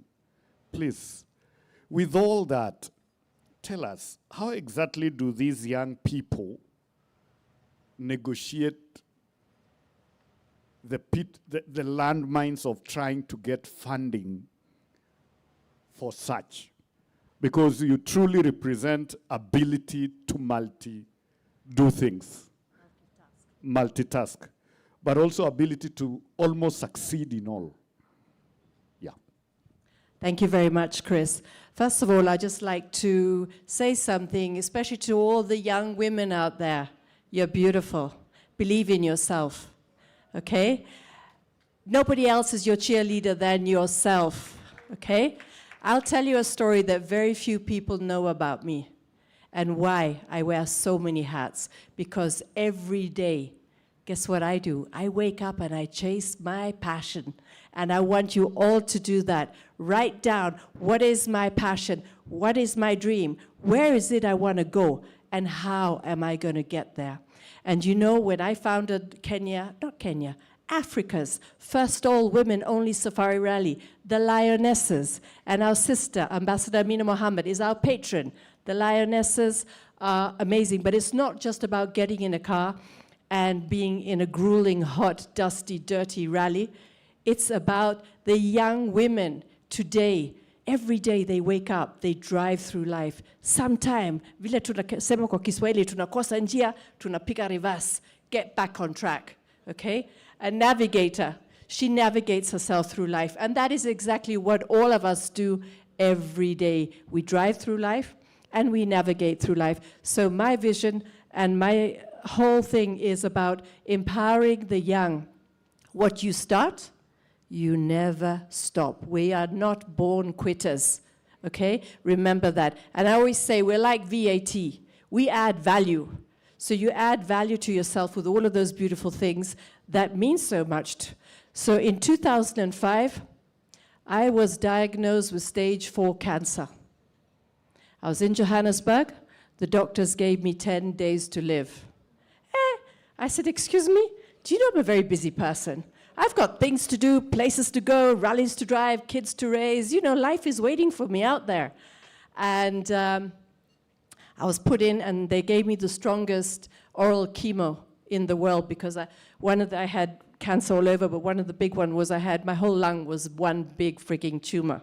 So they blasted me with oral chemo so that this tumor basically got blown up like dynamite in my body. My lungs collapsed, I hemorrhaged into my lungs. 7 blood transfusions later, I died, technically. So I have a beautiful scar here to remind me, life.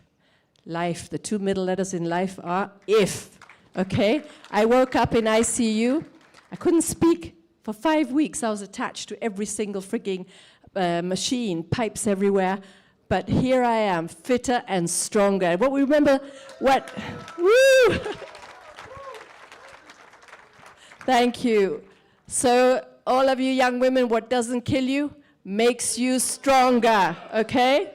And that's what I just want to say. So chase your dreams, guys. Do what you need to do, and do it with love, dignity, and stand tall. Asante. I don't know whether you noticed, I have known Lisa for a very long time. I didn't know about that. And I have to keep some secrets, Chris. Yeah, this says a lot about the person sitting next to you. You never know what he or she is going through. Be kind every day. I didn't know this bit. I can see even Strano was looking at you, those ones of, what? Okay. My next friend, and I think he might be the youngest in this panel, not sure, maybe he's hiding his age. Alvin, the MD of Capital Pay East Africa. I don't know whether he's also a COVID business or how exactly did you come up with this?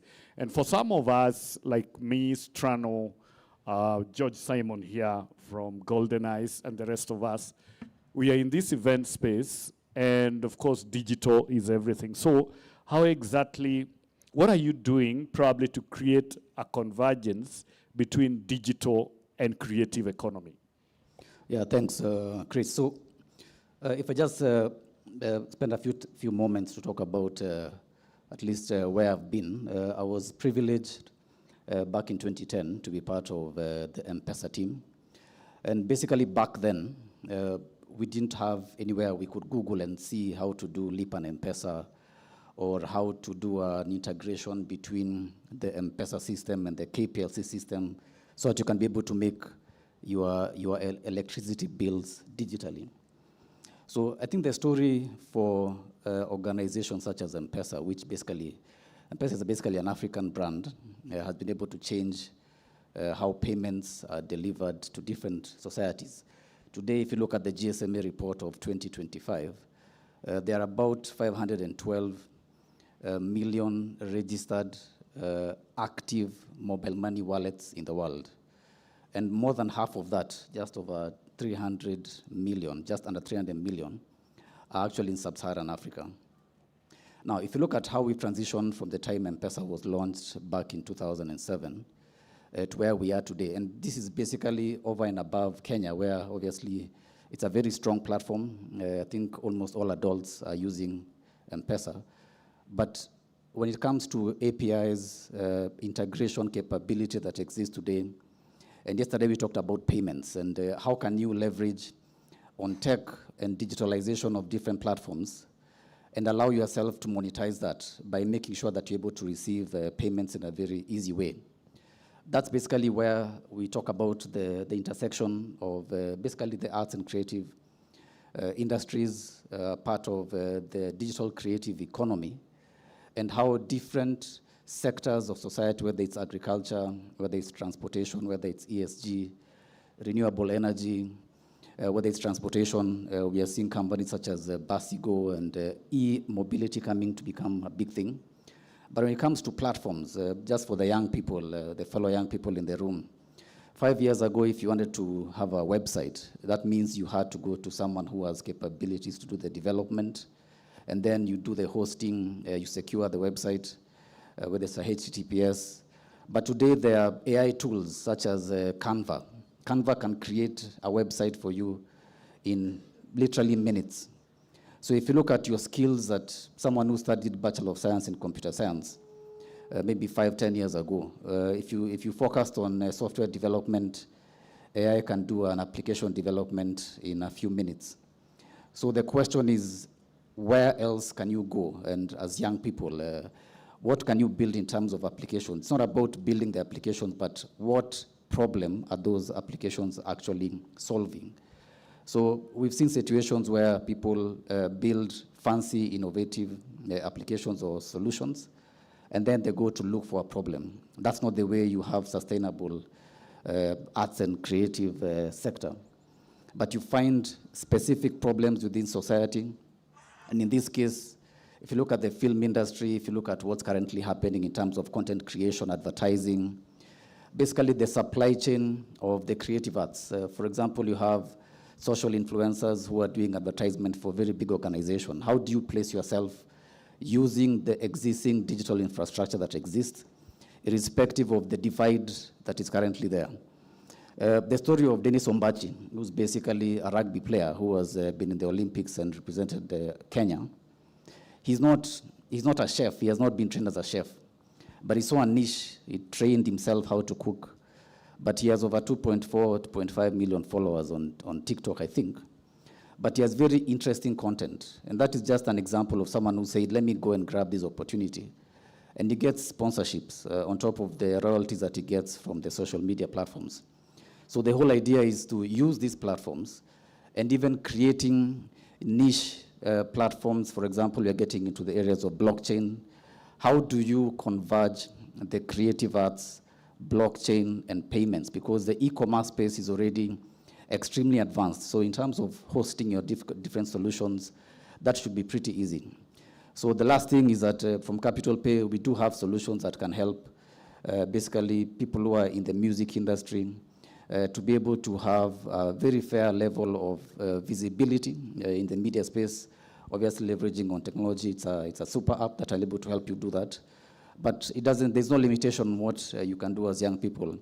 Leveraging on tech, the platforms that are currently existing, the hyperclusters, today compared to 10 years ago, having access to AWS in terms of hosting your different applications. You don't have to be an expert.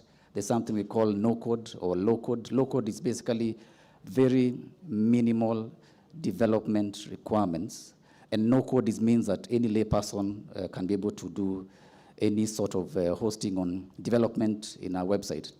So I think, Chris, from a payments and digital perspective, there is no distinction between the creative arts themselves, what we are doing in the creative industry, and the digitization space.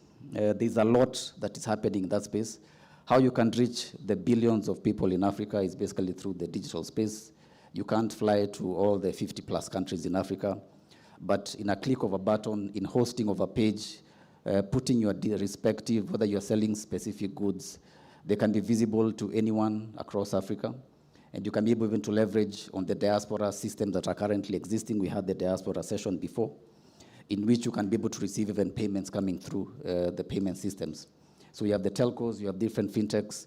And just as part of the funding that you talked about, Lisa, in 2024 alone, I think over 40% of the seed funding or the startup funding actually came to Kenya. So it was Kenya, South Africa, and Nigeria that took the lion's share of the funding. So it means there are very many investors across the world who still have a lot of confidence in the region, in East Africa. So as young people, you should be able to leverage on that, find that unique problem that exists in society, whether it's in the creative arts, whether it's in the film industry, the music, whether it's in the performing arts, and be able to leverage on tech to make sure that you advance yourself. And us as Capital Pay are ready to do that in the regions where we exist. Thank you. Thank you, Alvin.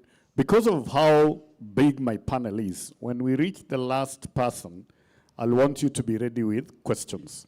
Because you see, my panel is ×2 everybody else. So if I was to give them a lot of time to talk, then I'll be not giving you guys a chance to be able to ask the questions. So straight into Hollywood. And my brother from Nigeria, you guys are already excelling in that area. There is something that happens in this country, and Macharia, I'm sure you'll support me, where we love streaming Mexican movies and your movies, sir.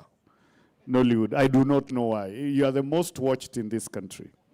And so my brother Judah Prince, forget about anthropology and tell us how exactly can we turn around the tide? How should a young creative decide between pursuing a global streaming success and serving a local brand? How do we get our content out there without necessarily waiting for iShow speed? Amazing. It's a very amazing question. The theme of this, could you remind me the theme of this, what we're doing right now? It's creative, digital, and culture, right? Yes. Yeah? Yes, yes. Sure. Yeah. Okay, let me jump on culture. Allow me to drive you a little bit on a different path, you know. Africa, amazing. I've lived in Los Angeles, in Hollywood. I've worked with different celebrities. Ryan Garcia, if you don't know Ryan Garcia, I've met a couple of them. Rick Ross, an artist, you know him, they call him Rosé. If you're a youth, you know, right? But beyond what I've experienced and the people I've come across, I've traveled a lot as an anthropologist in different parts of the world, Asia, Europe, South America, Canada, all those places. And I've come to find out something when I came back to Africa. I came to find out that there's a problem. Before we find a solution to Africa, what's the problem? We have solutions. We desire to know the solution of we as black people, we as Africans, like, yeah, we are gifted in digital, name it all, very gifted. I don't doubt that at all. But the problem is we don't want to deal with the root cause of stagnancy in this amazing continent, which is mentality. I call it a crab in a bucket. Praise God. Sorry for my accent a little bit. I've been around a lot of Caribbeans, you know. Most of them are my friends and been in that space of, you know, media and music. So don't mind the way I sound, but I want to pass across this message to you in a very positive way. I'm asking a question one more time. What is the problem of Africa? We want a solution. We want to talk about innovation, which is nice. I can see gifted people right here. You know, we are seated, amazing, good. It's not about what we know. It's about who we are. And we are going back to culture. My father is a West African man whose family migrated from Mali and ended up in Ivory Coast. If you know about the Mandinka tribe, Mandingo, who knows about Mandingo? I mean, I don't know if you know Mandingo. The Mandingo warriors, the people who were taken to as slaves, you know, in the United States of America now, which we call African Americans now. Yeah, I've been there, you know, met a lot of them, and was able to express myself as a doctor on what the problem, you know, what's really the actual root cause of why we are not where we are. Giftings, solution is not the issue. The issue is we need to tackle the problem, the root cause. Because if you don't know your history, you don't know where you're going. If you don't know your history, you don't know where you're going, because they say history repeats itself. The problem of Africa, beyond what we can do and the giftings we have, is division, the borders, cultural differences. You are Nigerian, you're Ghanaian, you are Kenyan, you're South African. So when somebody looks different from you African, you feel threatened or you feel a little bit uncomfortable because you don't know where to place them. That's the problem. You don't know where to place them. And now that becomes division. Divided you walk, divided you fall. United you walk, united you stand. You become more effective. We will become more effective if we understand unity has power.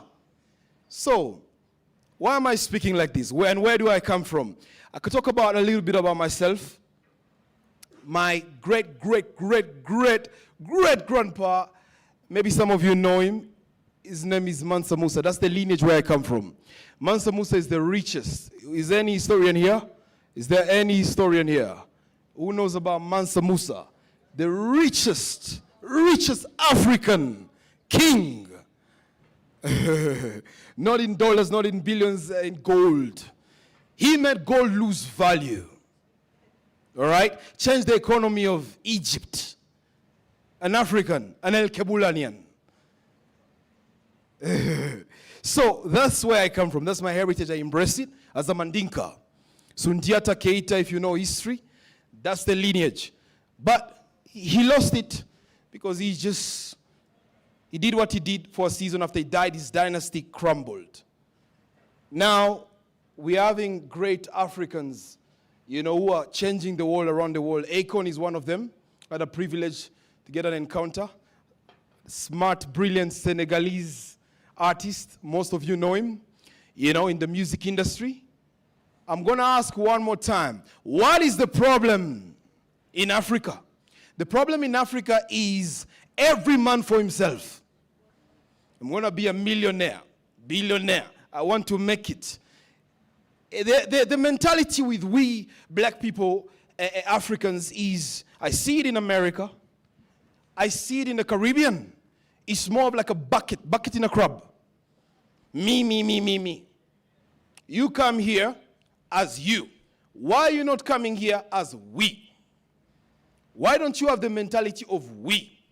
Why you gotta focus on me?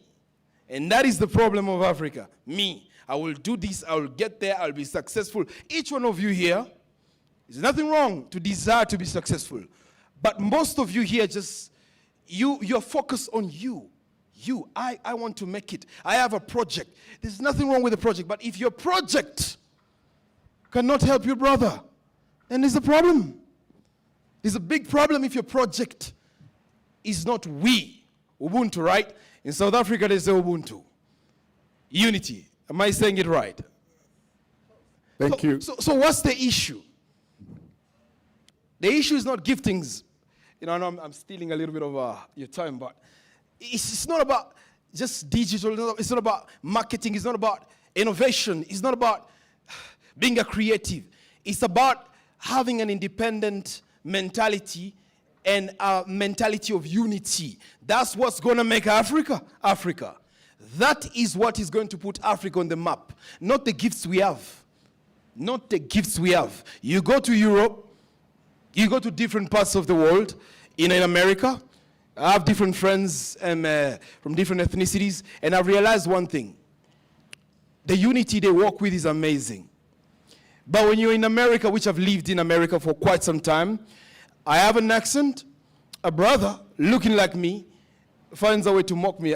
Finds a way to feel uncomfortable. To just find a way. There's names like Booty Scratcher. If you lived in America, you call Booty Scratcher. It's just, we mock each other. We don't support each other. We don't love each other. Ubuntu, I repeat again. Unity. Let's love each other. I came from, I arrived in JKIA and I hear some people talking in the back. Just arriving here in Kenya and you hear, where is he from? They're talking. In Kenya here, it's like there's more of like almost a segregation mentality already. From the border, oh, he's Ugandan. He's South African. Where are you from? Come on, Africa. How can we rise if we have a problem with where someone comes from? If we deal with that cancer, then we will have the solution and we will be very successful. We are already successful. We are already on the map. So this is what I have to air out, and I hope that hits you as a youth. If you're under 25 and you understand this, walk with unity. Don't judge a man because he's Nigerian. I heard Nigerians. The problem with Africans is ignorance. I heard South Africans. I heard Ugandans. You heard, but do you know a person by what you heard? Or have you experienced? Thank you, sir. I'll advise you as a youth, one more thing. I'll advise you as a youth, desire to travel. Because the biggest lessons you can ever learn through traveling are amazing than what you read in a book. A book is someone's ideology, but what you experience is bigger than ideology. Amen? Can I get an amen? Come on now. Thank you. Mike Strano. I will still insist at some point in your life you are a crop scientist. That thing shocked the daylights out of me the day I learned. And the day I was learning was when we were running. He was the one running an event called Nico na Safaricom. What was it? the concert. Nikon Safaricom Live. Live, yeah. Yep. Heavy, where the live music performance on stage was still a new thing because a lot of people used to do playback. So I was working for an agency. We were part of the event management, and then he's the one who was running. So Mike Strano, there is one thing I want to know from you, because way back you had a magazine called FAT. And Macharia and the team here, if you can remember FAT, FAT was an equivalent of all the social media platforms that we have right now in Kenya, like Buzzroom, equivalent to maybe Tuko, maybe the one for Butita.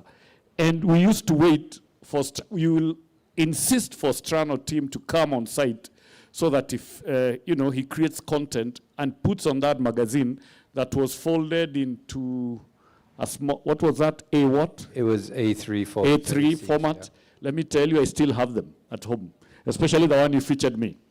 Now, which, in your opinion, is a digital tool or a platform that you feel has genuinely helped African creatives find a market? In terms of social media, I guess, yeah? Yes. Yeah. Thank you, Chris. I think it really depends on which creative sector you're looking at, but because it does differ. Fashion, for example, is big on Instagram and now TikTok. If we're looking at digital content, YouTube and TikTok as well. And I think what's interesting, just to talk about, it's one thing to, the question is how do we monetize that content? Yeah. You can't bank fame, right? You can have all that, you can't bank likes, you need to bank cash. And a lot of those platforms aren't being monetized properly, but it's a start, and Africa has started. I think someone said yesterday that Africans are basically consuming more content than producing. I think the previous speaker also talked about, let's stop. I mean, consumption is good. We have a huge market, but let's equally produce, but not just produce. Let's also monetize. And I believe, if I talk from a Kenyan perspective, and maybe a lot of Africa, maybe with the exception of Nigeria, because Nollywood is the third biggest film industry in the world, but even there's more opportunities. I think one of the biggest challenges with monetizing content in Africa, and I'll speak from the expertise I have and who I represent, is piracy. Did you know, for an example, in Kenya, as you guys have sat here today, can anyone guess how much our creative industry has lost in the last 24 hours in a dollar value? Does anyone just want to yell it out? $1 million? Yeah. Sorry? 20 million? Thankfully not. 10% of that in a day. Yeah, so you're close. So $2.2 million every day, and piracy is a factor of population. So if Kenya's population is 55 million, and Nigeria's population is how much? There you go. So you're doing a ×4, ×5 factor. So if we're losing $2 million a day, you guys are losing $11 million a day. That's $803 million a year, okay, across the entire sector. That's the bad news. The good news is, it's entirely controllable because when technology brought in streaming and the online piracy, they did away with the DVDs, the CDs that we used to see in most of the markets. Some of the markets still have DVDs and CDs, like Tanzania, for example.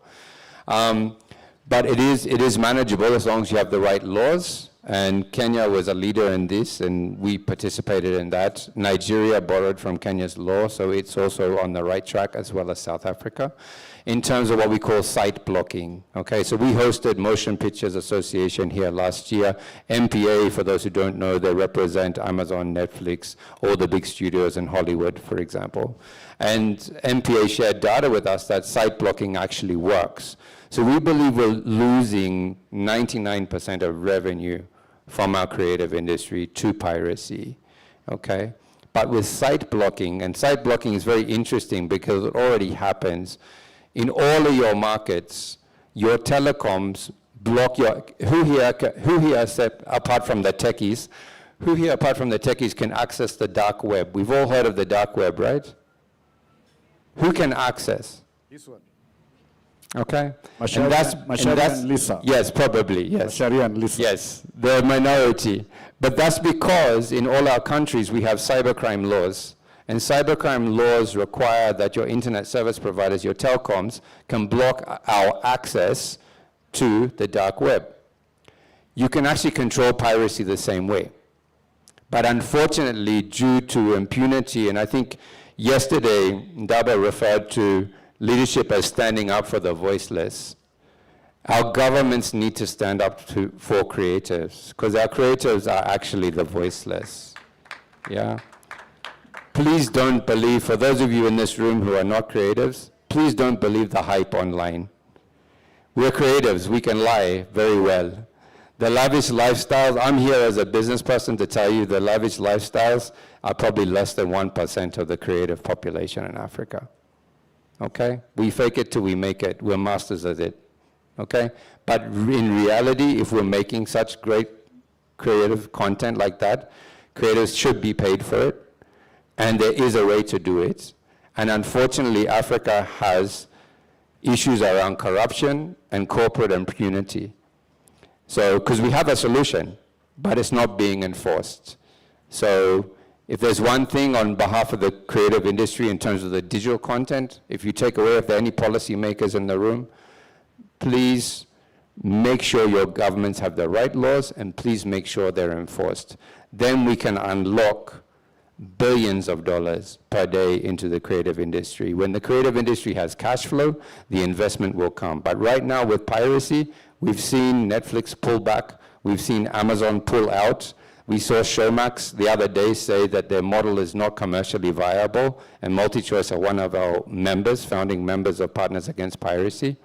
The reality is the creative industry is making a fraction of what it should be making. One last point, the UN in its UNCTAD report 2024 said our creative industry should be making $20 billion a year. Now, I think we would be able to see $20 billion. We can't in our creative industry because that is with pirates. Pirates do not pay taxes, and pirates also are organized criminals. So as long as we consume pirated content, we are funding terrorists and we are funding organized criminals that make our countries also unsafe. Thank you. Thank you, Strano. The key thing that take out from that is the creatives majority are voiceless. And sir, on the other end, so with that in mind, this is a question for you. What role should the African diaspora play in growing the continent's creative industries? Okay, and thanks there. The sixth region is there to help Africa.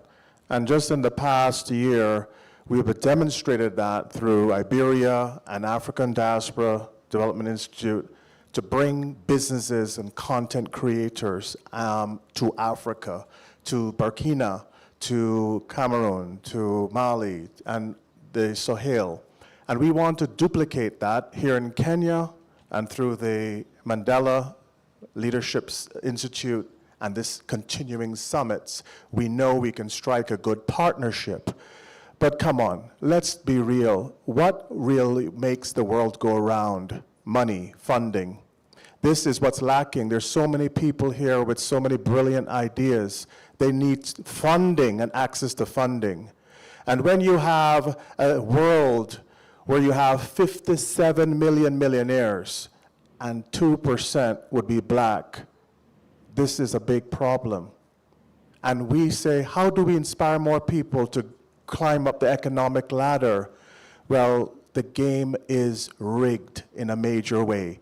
We have African leaders, they're concerned with being in power for, 50 years or plus. We have a lot of corruption globally. We have banks, your banks, which are not even regionalized, but localized. I can't even send money here without getting blocked.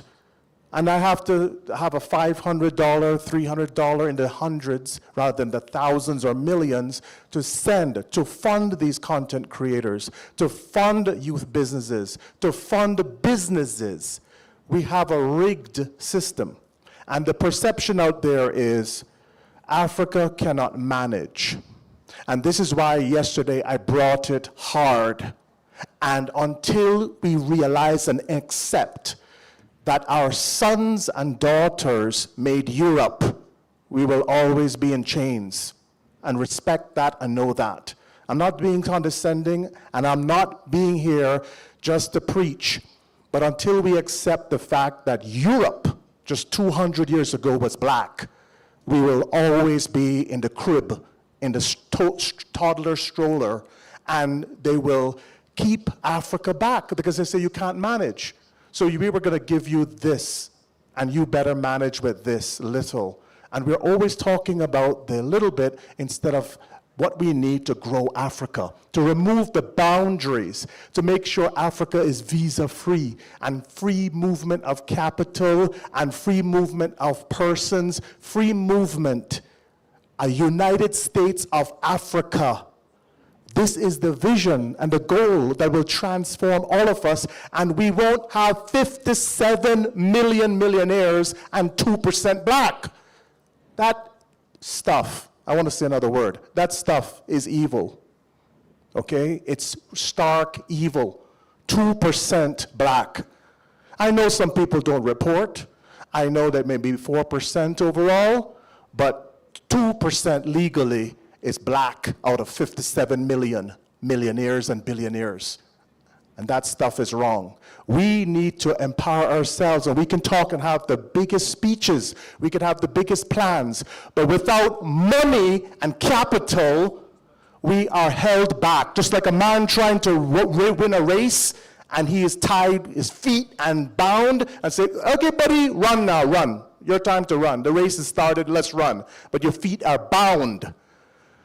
Clear out the special groups. Again, I said it yesterday. Which country in the world, which continent in the world do you have where you can't control your own resources?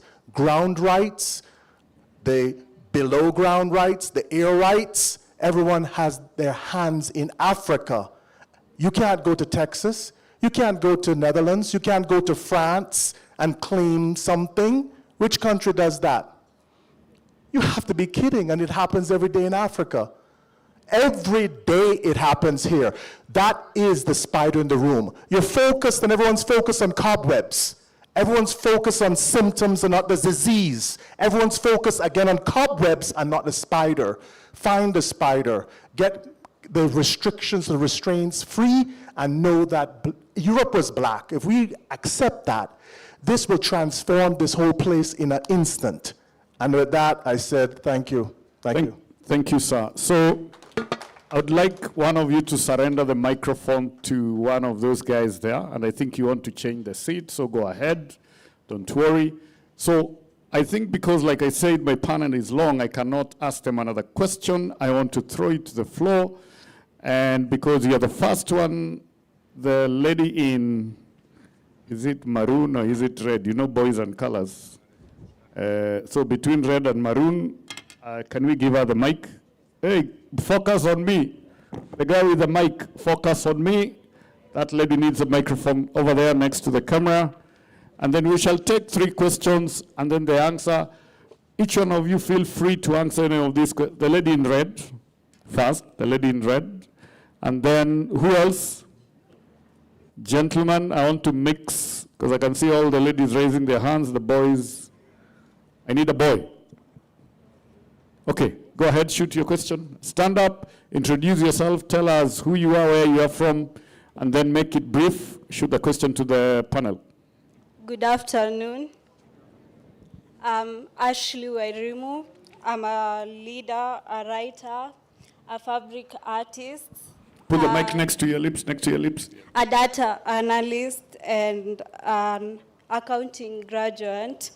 And thank you for this opportunity. So my first question is towards Chris.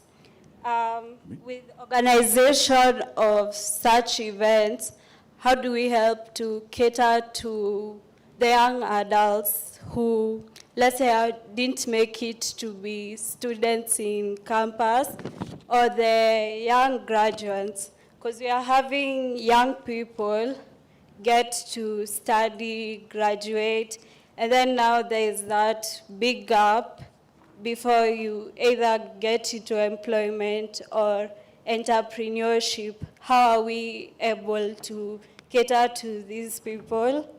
Secondly, my question is towards Maloba.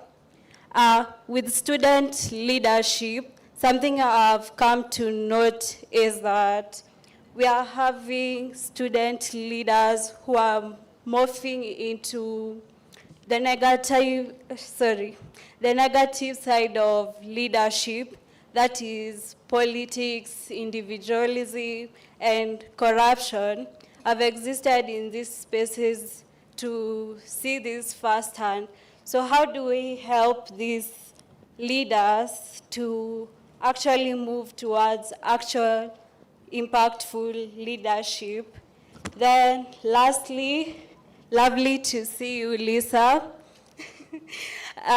Seeing you up there makes me see that the future is bright. And as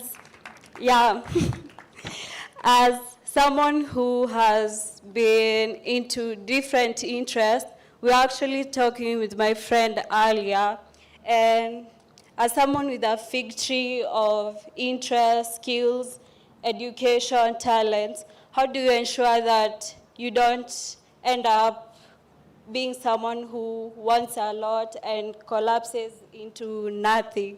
Or in Kiswahili, the way we say, mtaka yote ukosa yote. Okay, Thank to you. there. Yeah. Next question is who? Okay. Quickly, make it short. Hi, everyone. Hi. My name is Yvonne Washira. I'm a student from KCA University. And my first question goes to the Chief Prince MacDonald. To the Gen Zs, that is the young generation in the house, I'd like you to give us 3 financial advice that you think are vital, especially at this era of economic disruption around the world. And then my next question is to Mr. Macharia. Macharia, since you've been in this industry of art and everything, especially, and you've interacted with people around the globe, what advice would you give to the Kenyan government what advice would you give to the Kenyan government you think they should change or twist for us to be better off, especially in the creative industry? Thank you. So I'll go first. The question was, how do we, in the events industry, find a way of catering for the students who probably are in campus or are clearing on the post-campus? How then do they manage to be part of us? Yesterday I spoke about this a bit in detail, but I'm happy you're asking. In this country, we have what we call experiential agencies, or agencies that deal and do, below the BTL activities for brands in this country. The number one thing you need to do, identify those agencies. Go there. When they ask, they want promoters. You know what I mean by promoters? You see those girls that stand on the aisles in the supermarket? The guys you see on the roadshow trucks? The guy whom you see, maybe like this event, you might find the guys that we guys employed here, some of them are from your university, but they're acting as hostesses. But you have to have one single focus to learn about how that business model runs. And when you're learning about it, networking. Because this is what happened. Our current client from iPhone Dubai started as a girl we used to pay 500 shillings to stand in the supermarket aisle. Her name is Judy. And Judy was so focused that every other activation we had, whether it's Samsung, A Billion Reasons to Believe in Africa, Coke Activation, which we did here and did in Zambia, Trophy Tour. We did events for BAT. She will always be the favorite of the client because alikuwa anajituma. She will be there. If you tell her to be at 7, 6 o'clock, she's there. She'll come dressed. She'll be having a notebook.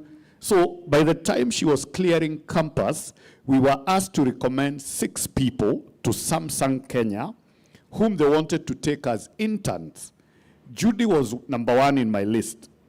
Judy went, excelled again, ended up in Korea for 6 months, came back, was made the head of CBD shops in Kenya. Slowly, the next minute, Judy was the head of Coast Region as a head of sales for Coast Region for Samsung. Next, within 1 year, Judy was the head of marketing for Samsung in Kenya. And then they sent a pitch. They said, all agencies pitch. Of course, I pitched. Guess who got the pitch? Me. And the reason why she had a whole team there, and she used to tell the team, I was taught by someone who you never used to keep time. He used to be ahead of time. That was us in that agency. Right now, as we are talking, the girl who used to earn 500 Kenya shillings sits in Dubai for iPhone. Do you understand? But if she had not volunteered and come and earn the peanuts, because most of the time you're not paid much, but she had a single mind. She wanted to interact. She wanted to understand how business work. So I think that's the best thing I can advise. There was a question too. Yes. Okay, thanks. 3 things that the youth can do. 1, the Mandela Leadership Institute. Go and join. Sign up now if you haven't already. They need your support. We need your support as a movement. Sign up. Mandela Leadership Institute. They have ADDI, which is the African Diaspora Development Institute. Sign up. Even if you don't have the fee, I'm willing to post the fee and to pay. So please sign up. And my group is Iberia Gold. Of course, we go for the high institutional type, but if you don't lacking on the fee for ADDI, sign up. You have to be part of the movement. That's one thing you do now. Second, and Ndaba, visionary, our chairman, he said, join the leadership, the youth leadership programs. Go to your local politician. Bug the bejesus out of them until they let you join. Because this policy, this capture, this thing that we have here with Africa in chains, it's the leaders that's allowing Africa to be in chains. So get involved, get your leadership roles. Go to your local politician and join up to become a leadership. And Daba said that, and he was a brilliant point. Get to your leadership, because then you could influence policy. You can see the stuff that goes back and who's coming where. Maybe in your local town you have a Chinese or French company trying to get theirs, the grubby paws on what is yours. So sign up, that's 2. And 3, get yourself a black marker. And when the teacher brings some stupidness in the textbook, until those textbooks are changed, whether it be Henry VIII or some garbage, mark the hell out of it. Because all that stuff is garbage. Most of those textbooks need to go in the trash, and I will not stop until this happens globally. This whitewash racist history. Europe was black just 200 years ago. And if it's not, I'll take the 30 pieces of paper in my wall and burn them. And I will be the bonfire right here if I'm wrong. Okay. Mic drop, boom. Masharia, next. Give him the mic. Thanks for the questions. You asked about what can be done with the government. Okay. Unfortunately or fortunately, what you are learning in school, when you come to the job market, actually the world moved. So we might actually need your skills. And trust me, I have so many CVs. And for the young people in the room, what you need is not jobs actually. What you need is an opportunity. Yeah? You need an opportunity to be in the association, like what Chris have just said. A girl got an opportunity in his organization, and now she's a global movement. So what happens, the government have given us a platform to go to school, which is a good thing. And some of the things I remember when we studied, we don't even need them. Like when you talk about the drawing a grasshopper in the blackboard and all those things, we are like, where am I supposed to use that skill? No, it helps you to be open to learn new things. And we are talking about ChatGPT, about AI. Myself, as much as I'm an old school, I don't have a choice. I'm always online, learning new things. And I will really encourage you, whatever you're learning in school, it is giving you an opportunity to be able to learn. And what I can challenge to our government people who are here or who might be here, empower the hubs, the labs that are there. I told you I'm a product of mentorship. When Obama came here, I discovered something called YALI, and I think it's part of Mandela Fellowship. Instead of Netflix, you used to find me learning about business on a big screen, big surround. You know, I'm learning about how to structure a business from a creative idea to a sustainable project. Because most of the startups, they usually die. So I think the government should actually empower such kind of platforms. They are there. Me personally, I have visited Hub Africa, where we train people and we teach people about collaboration. When you hear I run a property in Masai Mara, it's not me who learns it. It's a collaboration of young people with positive mind, with a lot of energy. And the good thing about the students here, you have so much energy. We need to direct that energy to the right cause. Because there's so many things that are surrounding you. That again. Yeah. Repeat the redirecting part. You have a lot of energy, need to be directed to the right cause. Because you have it. You have the right energy. And you have the resources. I told you some of us, we never had the resources of like internet. You guys, you have it. Use that information, use that platform to create yourself ready for the opportunity for the future. Thank you so much. Maloba, there was a question for you. Yeah. I want to respond to you, comrade. One of the biggest things that USLA is trying to do right now, we already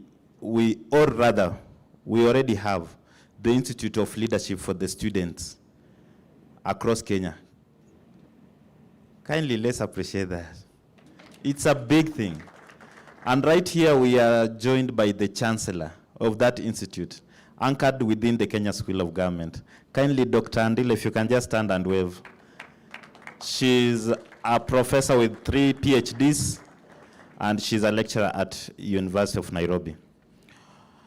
I think your question is very timely, and this is what I want to tell to my fellow comrades. Having been a student leader for a long time, I was another Babu Owino or Mzee Moi or Yoweri Museveni of Moi University. So I have experience in youth leadership and matters to do with student leadership.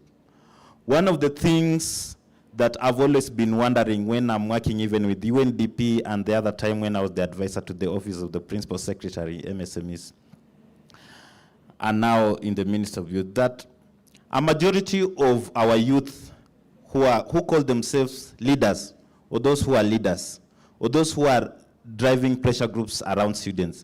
And that's why for the first time, the government allowed a registration for the university student leaders in the year 2023. So the establishment of the same is to help mentor young leaders. Actually, the whole conversation around Africa, where we want to go, and including the good conversation under DABA, under this Mandela Leadership Summit, through his vision, the leadership, I believe that next time we should have a more inclusive youth forum. And I've already discussed that at least can we have a public lecture before this team that has organized this in one of the universities, a conclave discussion, so that we can discuss from, just as the Bible says, that catch them when they are young, so that we can be able to have this truthful conversation of where we want to go. The saddest thing, Mr. Kirwa, about young leaders and comrade leaders is that they love handouts. You get an opportunity. Yesterday I was given 50 opportunity scholarships for the young people to come and attend this summit. For those who got into my inbox and through Karel, I think there are around over 80 of them who are here. But a majority were asking, do we have a reimbursement for transport to go and attend that summit? Is there food? Yeah? Is there what and what? You have been given an opportunity. Somebody has been organizing this for years, has come up with this opportunity for you. You are being told, just attend, go, sit in and listen and contribute. But you are asking for little things such as handouts. They are used with politicians to do their dirty work online, to image other leaders badly, to use the political works, and yet they forget about working themselves. And so a lot of that is answered in my book, which I wrote, and it is in the last chapters of the book. The title of the book, hold it like this, so people can even see it. Hold it, yes. The title is called A Comrade Forever. Yeah. The reason why I wrote this book is because out of the legacy of leadership and experience that I had as a student leader for a long time, and I'm speaking to many young people, and even those who have young people in their houses who want to walk the journey of leadership, so that you can empower them. There are many stories here that actually directly speak through those things that the question that you are asking. How can we reflect on ourselves as young people to find ourselves as solid leaders in the future? When we are here, we are covered under the great name of the great Nelson Mandela, who died actually long time ago. Most of us would have been forgotten. But today, he still reigns within our hearts. He still lives long. So if we want to be those leaders who will never give up on our journey, being detained for 27 years, I can imagine myself, I can't allow to be detained even for 5 years. I will make sure to ensure that I get out of that jail to come and continue with my life. Thank you, Maloba. Yeah, and so there is a lot that is discussed. I encourage you to buy, first of all, the book that will answer to many of the critical questions of what we need to do. And through the Institute of Leadership, which we have already, in fact, seeking partnership with the Mandela Institute of Leadership, so that we can align ourselves to collaborate, to work together, so that we can mentor many young people, open the network gaps within inter-universities. Long is gone when we used to have students who were studying in University of Dar es Salaam, and coming and working here and all that, the likes of Mwai Kibaki. He was in Makerere University. The former Attorney General Lemos Wako, now this is in Kenyan context, he did a great work. He was in University of Dar es Salaam. But today all we talk is about institutes and universities that are around. So we want to expand the cake. We are thinking bigger so that we can enlarge ourselves beyond the territories that we think about. Let us have conversations about the leaders across Africa, and not only thinking about Raila Odinga, what has Ruto has said today, what has Gachagua said today, what has Martha Karua talked today. Do you know any other female icon leader across Africa that you can likely want her or him to be your mentor? Thank you, Maloba. I'm trying to, I know there was a question to Lisa. Yes, please. So I believe the question was about somebody who does a lot. How do we keep track? First of all, I'd like to just ask everybody that the one thing in life that we need to respect is time. This story of ours in Kenya, there was so much traffic, and you're always 1-2 hours late. That's how you lose track. So by respecting time, keeping time, and exactly what Chris says, be ahead of time, okay? Always arrive earlier. Then you will be able to capture all those things that you want to do. And, we've always heard women can multitask, right? So again, focusing to all those girls out there, there are many, many things that we can do. I've written 3 books. I was part of the reality show, The Real Housewives of Nairobi, NBC Universal, but that was only 5 months of my life. So saying now that, yes, now you're a reality TV star, 5 months is nothing in the bigger picture with everything else that you need to accomplish. And one thing I would also like to say is pen and paper. Whatever it is that you would like to do, write it down. And thank you. And you know why? Because then you will remember, that was something I wanted to do. There was somebody I need to say X, Y, Z to. Write it down in the morning. Wake up half an hour earlier and write those notes. What am I going to do today? And then by the end of the day, you can reread those notes. What did I actually accomplish? Thank you. Because of time, like I said, my panel was huge. So we will not be fair to the next panel that is coming. So I think Team K and team from Mandela team, maybe we could create within the website a place that people can be able to feedback in terms of questions, and then the same panel, all the panelists that have been in these 2-day sessions can respond to the questions. Because now, if we say we extend again, we will be eating into the time of the rest of the other panel, and it's not being fair. Someone within the audience, I'd like Christine and Tina to stand up. Oh, it's Christine Tina, okay. This is what she's saying. She's just written. So look at her, camera weka kwapo, anasema, as the Chamber of Commerce, we have a mandate to empower the youth economically through our program with MasterCard. I can extend this opportunity to the audience. There she is.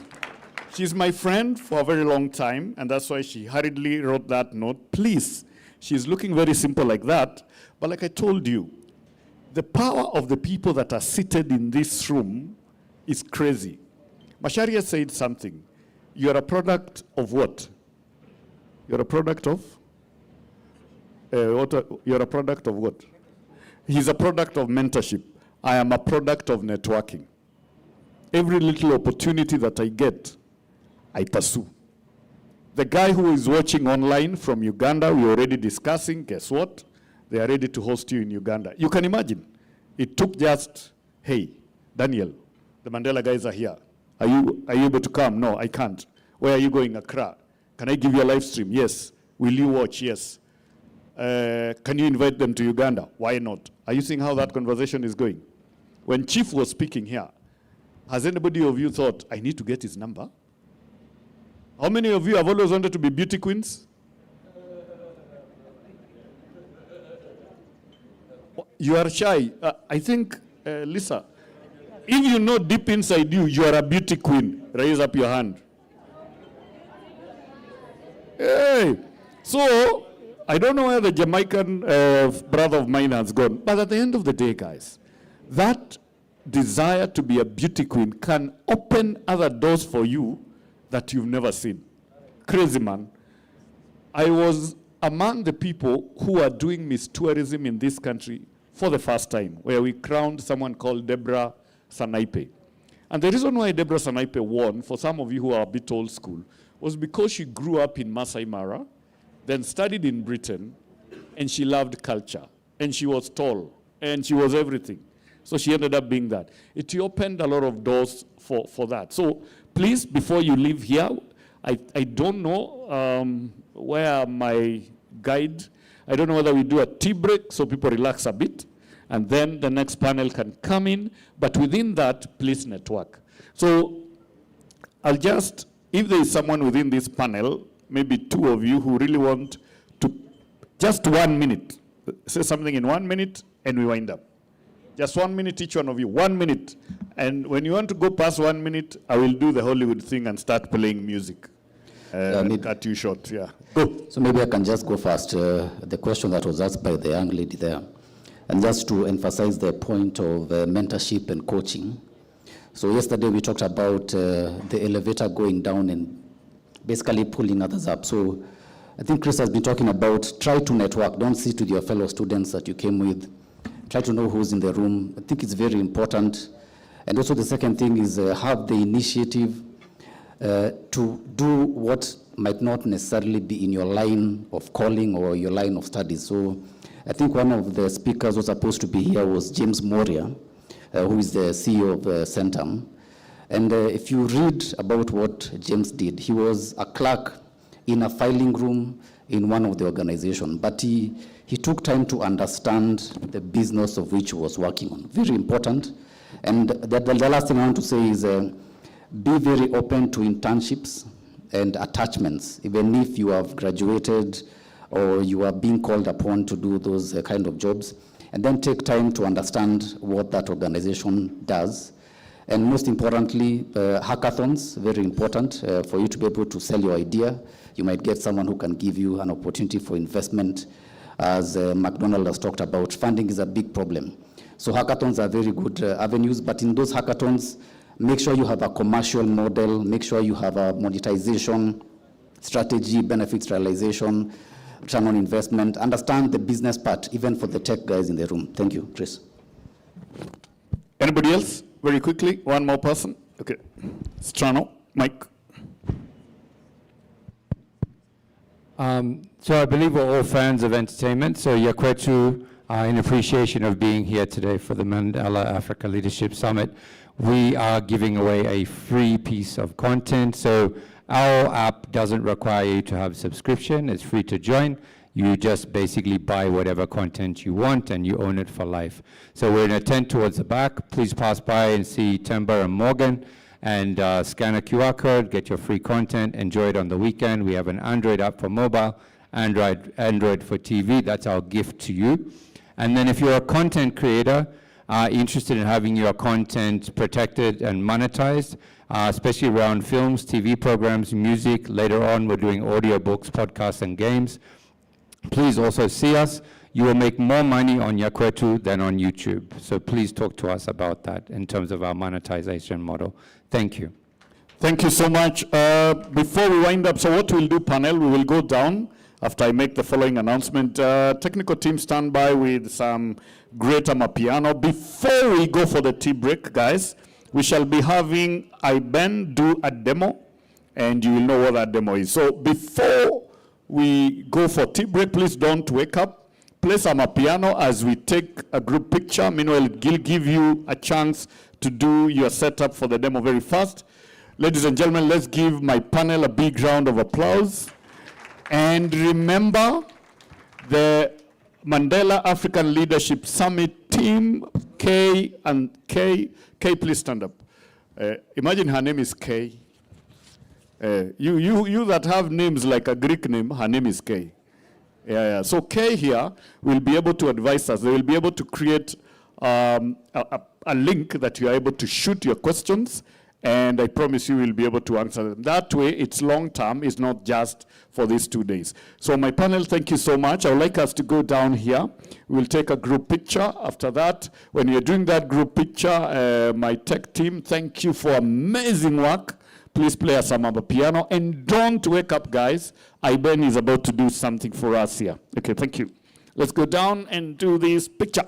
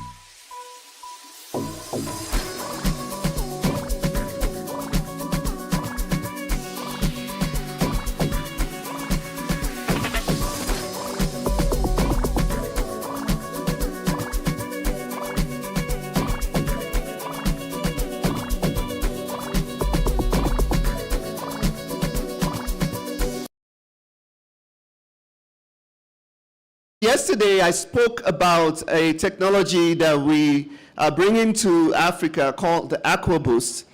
And a lot of people came and asked me a lot of questions about the AquaBoost.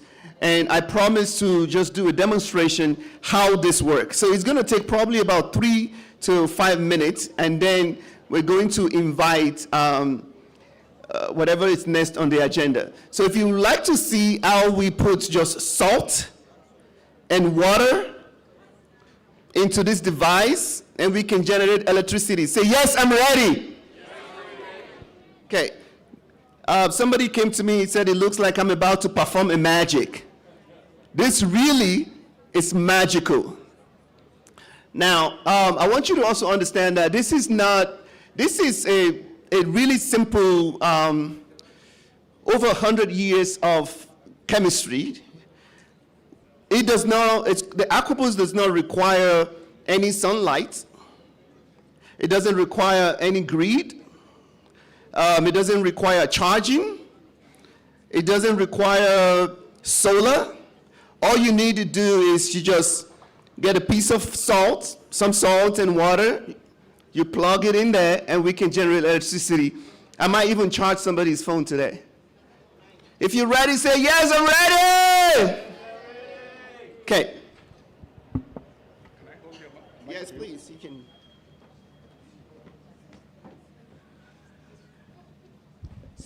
So inside this is magnesium plates. And we have found out that this is a resource that's actually available in Africa. So I'm not going to answer any questions. You guys can come talk to me later. But you know, this is basically your candle. It's reusable. This AquaBoost can last for, if it's not used at all, you can keep it for over 25 years. If you use it every single day to generate power, you can use it for at least about 10 years. The reusable, the magnesium plates, you can use for, basically when you put the salt and water in, the salt heats up this magnesium plate, and you can always renew that and buy another one and put it back in there. It's kind of like getting oil in your lantern, so to speak. Okay. So now I'm just going to pour the water, and I'm going to pour the salt, and do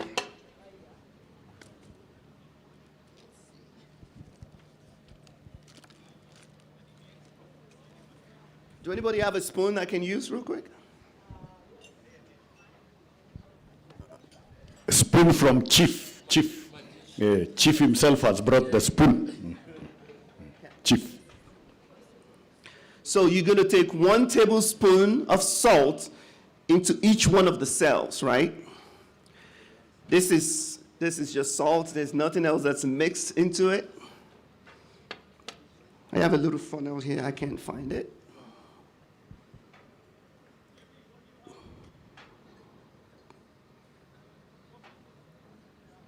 I feel like I should be saying something like abracadabra.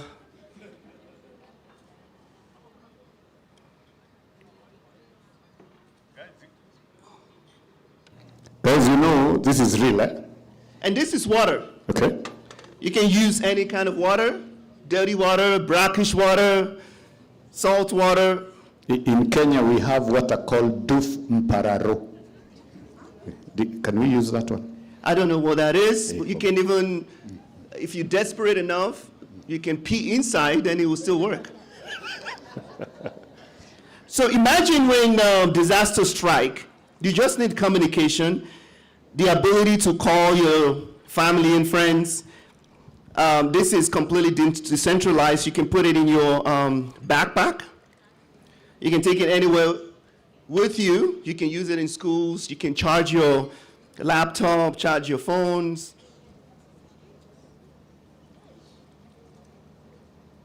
Okay, let me just put a little more water here. Now, George, are you watching this? you then close it.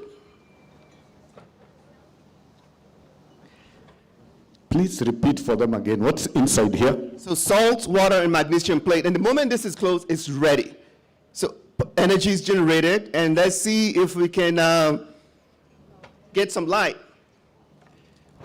So these will power anything that you can plug. It's a USB power. It's about 6 watts of power, and it will last for about 12 hours. After 12 hours, you just dump the water, you dump the salt, you clean it, you add another salt and water, and you're good to go. So close your eyes. Let me add something else so that the light, I'm just kidding. So let's plug this. Everybody say 1, 2, 3.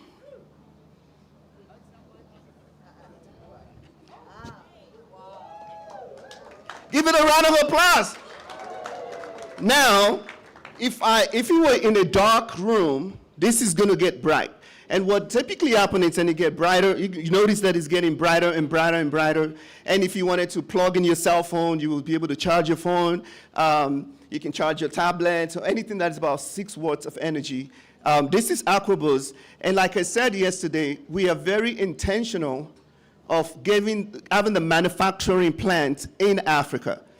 Okay, we are in conversation in Nigeria, we're in conversation in South Africa, but I'm feeling like Kenya is, yes. So this is a light.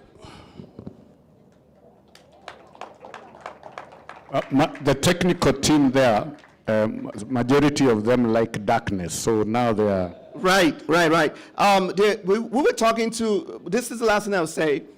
There's a lot of gender violence that happen at night in the refugee camp, and where they said that just having, and most of those gender violence happen at night.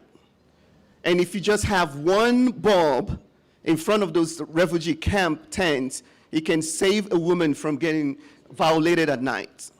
A doctor in one of those camps told us that for 35 years he's been there, and a lot of those stabbing and all those things that are coming, when they come, he operates in darkness. He's trying to figure out what the organs is. And he goes, listen, Aquabus would save life. Just having one bulb in the theater room can make a whole lot of difference. So this is why we're doing what we're doing. We're passionate about this. This is real. This is live. We're going to manufacturing this month. And we're inviting, this is going to empower the youth of Africa. We're going to have our people be the distributors in different places. Just like we have people that are selling recharge cards, they will be able to charge the rechargeables and make money off of this. Somebody asked a question about exploitation versus investment. This is real investment. We're really bringing this here to really empower people. It's not something, it's not China coming in to take our money and go away. We wanted to come in and create relationship and work with NGOs and work with government officials to make this a reality. Thank you very much. And just a minute. You know, and they will tell you, it's very hard, even when you're coming from the airport, to see a billboard advertising salt. Salt is one item that you rarely see it being advertised in Kenya. Is that right? But because of you, I predict that in 1 month's time, salt will be moving so fast because people have just discovered Sikolia. Where is Kisaka? Tony Kisaka.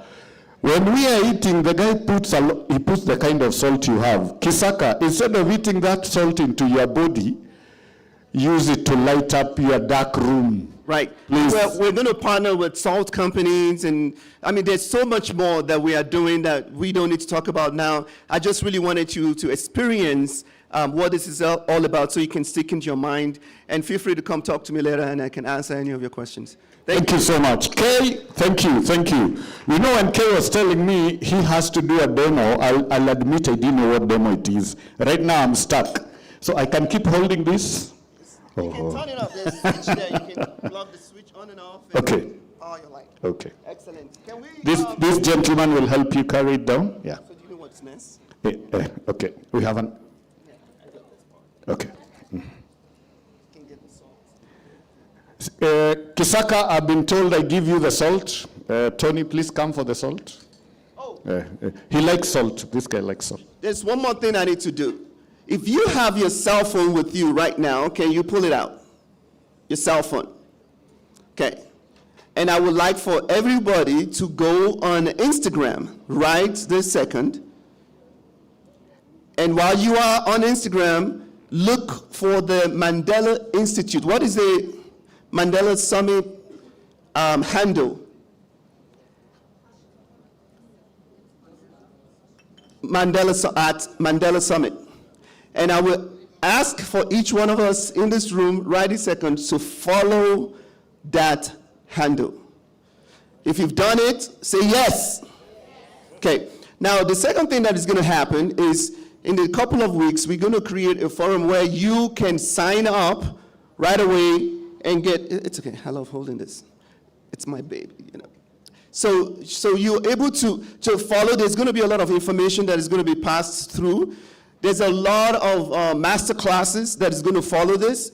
There's a lot of back-end training programs that is going to happen.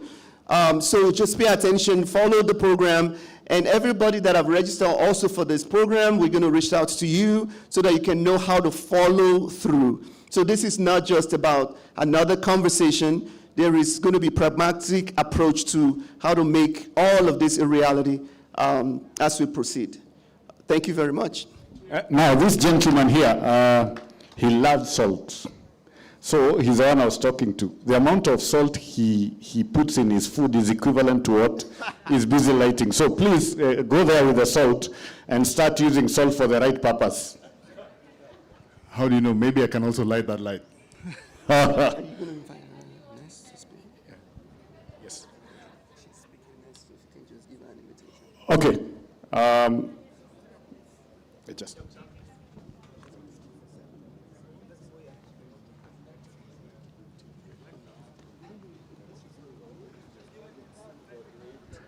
Okay, please come over. I've been told to invite you, Dr. Agnes, please come over. Do you want to do it down here? You want to do it down here on the podium? Okay.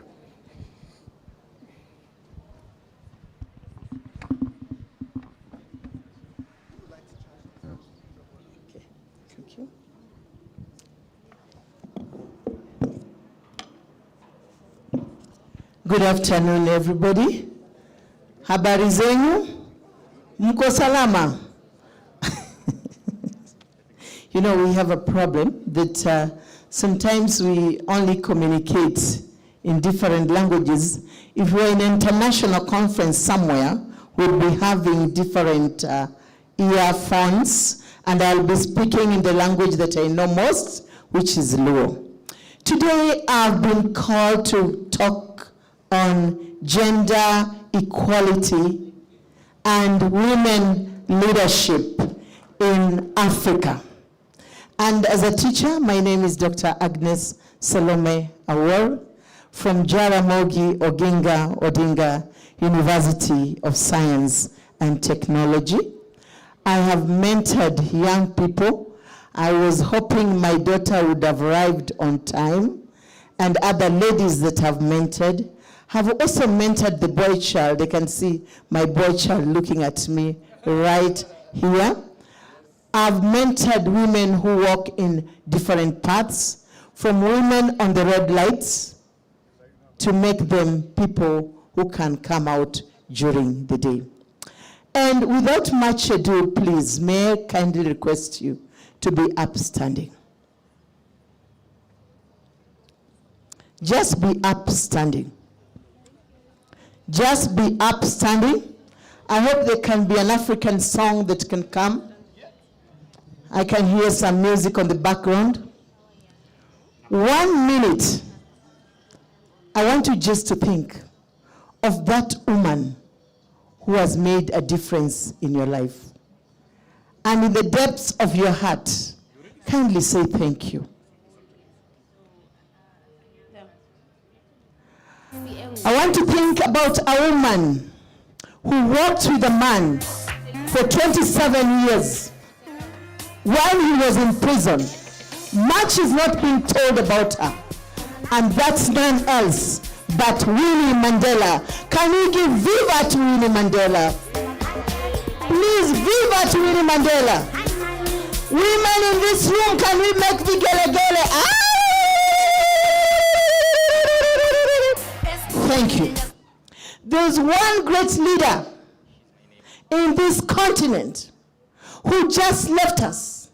That man walked the path of gender equality and is none else than Nelson Mandela. Can we say viva to Nelson Mandela? Papa, they have heard you. There's one man in this continent whom we just buried 3 months ago. He is a leader in this country, in this nation, who fought the path of gender equality. Can we say viva to Raila Amolo Odinga? Viva Baba. Viva Nani? Baba. Have a seat.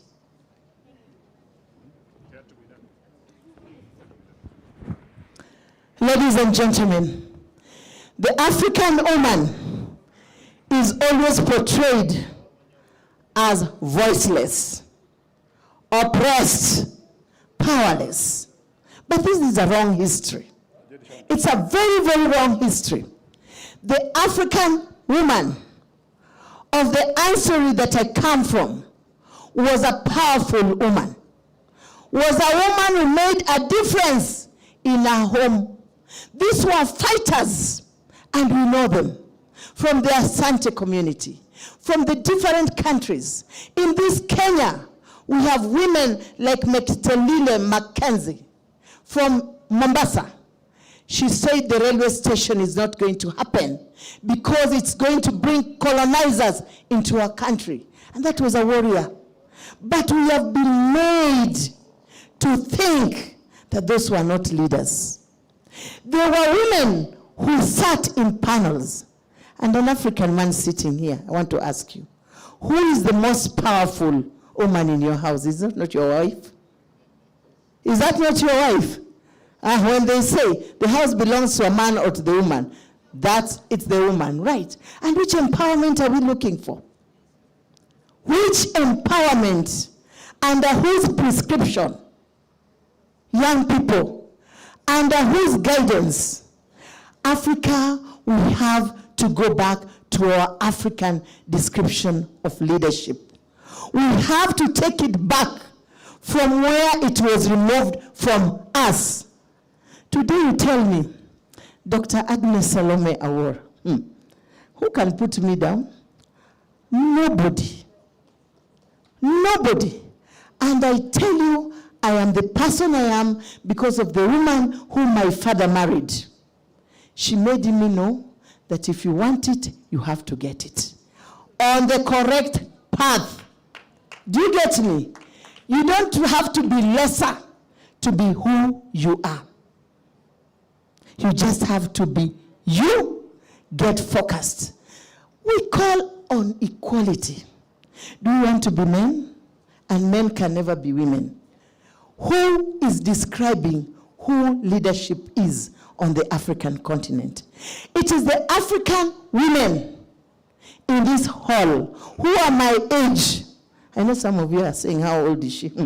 I have 1 year old to 60, and I'm still a spring chicken, ready to dance, ready to mender, ready to go partying. Do you get me?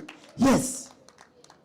But these young girls, on whose policies do you describe equality? Every person in the African village has a place in the society. And let me tell you, my African sisters and brothers in this hall, it begins with family. And if you kill families, we have even killed that gender equality. We knew women had to do this. I grew up as a firstborn in a family of 6 girls and 2 boys. We knew that the boys would cook ugali. Who know ugali? As we prepared the vegetables. This hat that I wear symbolizes an African woman as a go-getter, the one who feeds her family with her own hands. Since when did we begin to become beggars? waiting for funds. If this hall was filled with some founders whom I don't want to mention their names, will be full everywhere. Do you get me? Because we have been taught to beg. We have not been taught to be able to search. We have been taught that if you are Dr. Agnes Salome Awori, the society holds you high. But if you are a merchant in the village, you are low. No. That woman is richer than me. Do you get me? That woman who does dye of clothing is richer than me because she gets it from the earth and returns it to the earth. I am very proud today. I'm wearing like a Nigerian. This is kente, woven in Africa. But all of us in this room,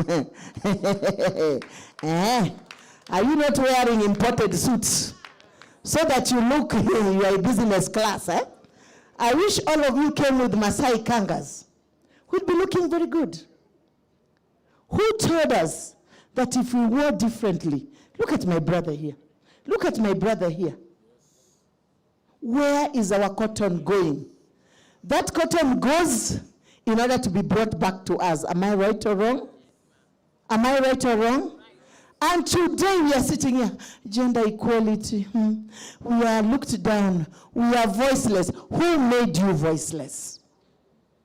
If you can command from your house, you can command to the church and you can command to the state house. Right or wrong? Yes. I have worked with women leaders. I ran for the Senate in this country.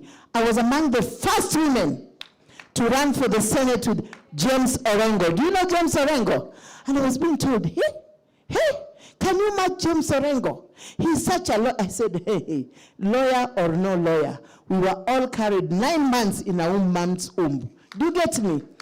And this woman's womb is where you don't pay rent for 9 months. Who lives in a house 9 months without paying rent? It's only in the secure place of a mother. And then you tell me you're oppressed. By who? By who, my friends? We are oppressed by the ideologies that we feel in our heads, the leadership positions we describe, because some of us, leadership is about being in parliament. It's about being in Congress. It's about being driven in big cars, living in big houses, where you can look at your brother and push dust on their faces. That is not leadership. Leadership is mentoring. Leadership is being able to walk the journey of a fisherwoman. Leadership is being able to walk the journey of a fisherman.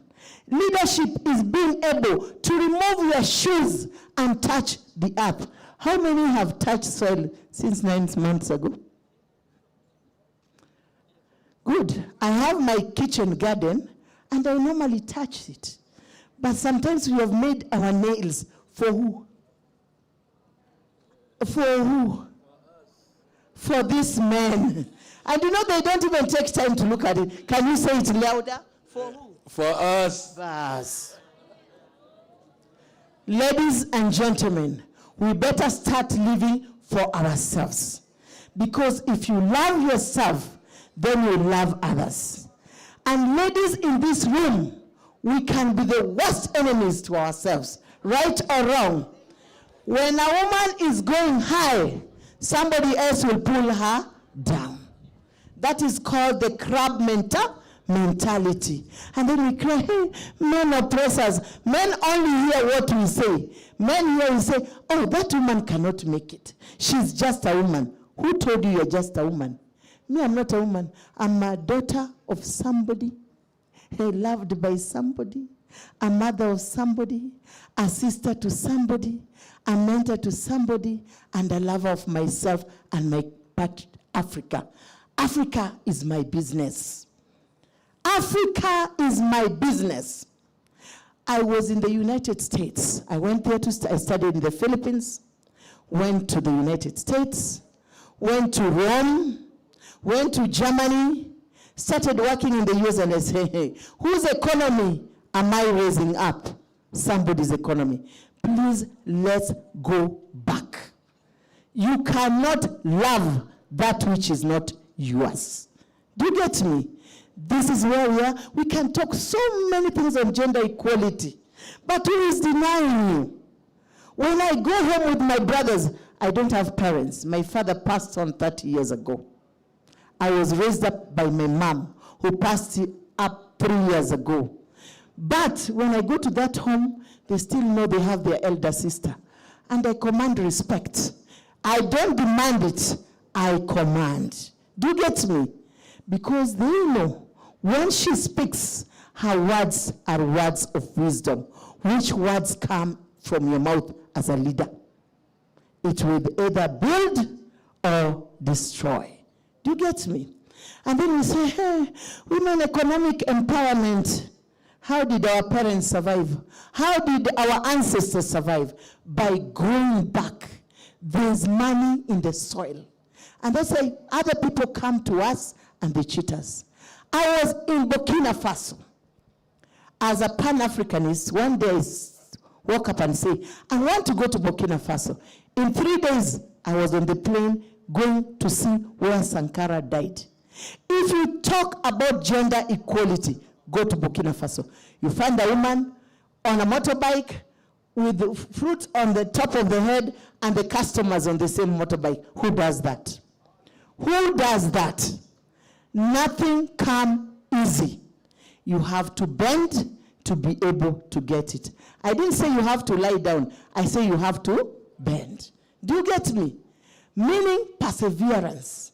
You have to be patient to the process. Do you get me? You have to bend in order to get it. You don't have to lie down.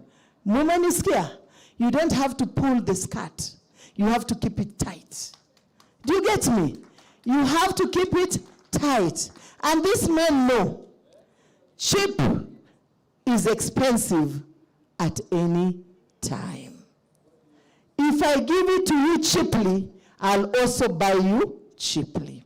And that's why you can be rotated around ideologies, I don't know what, feminism, lesbianism. I am mentioning them all here because that is not African.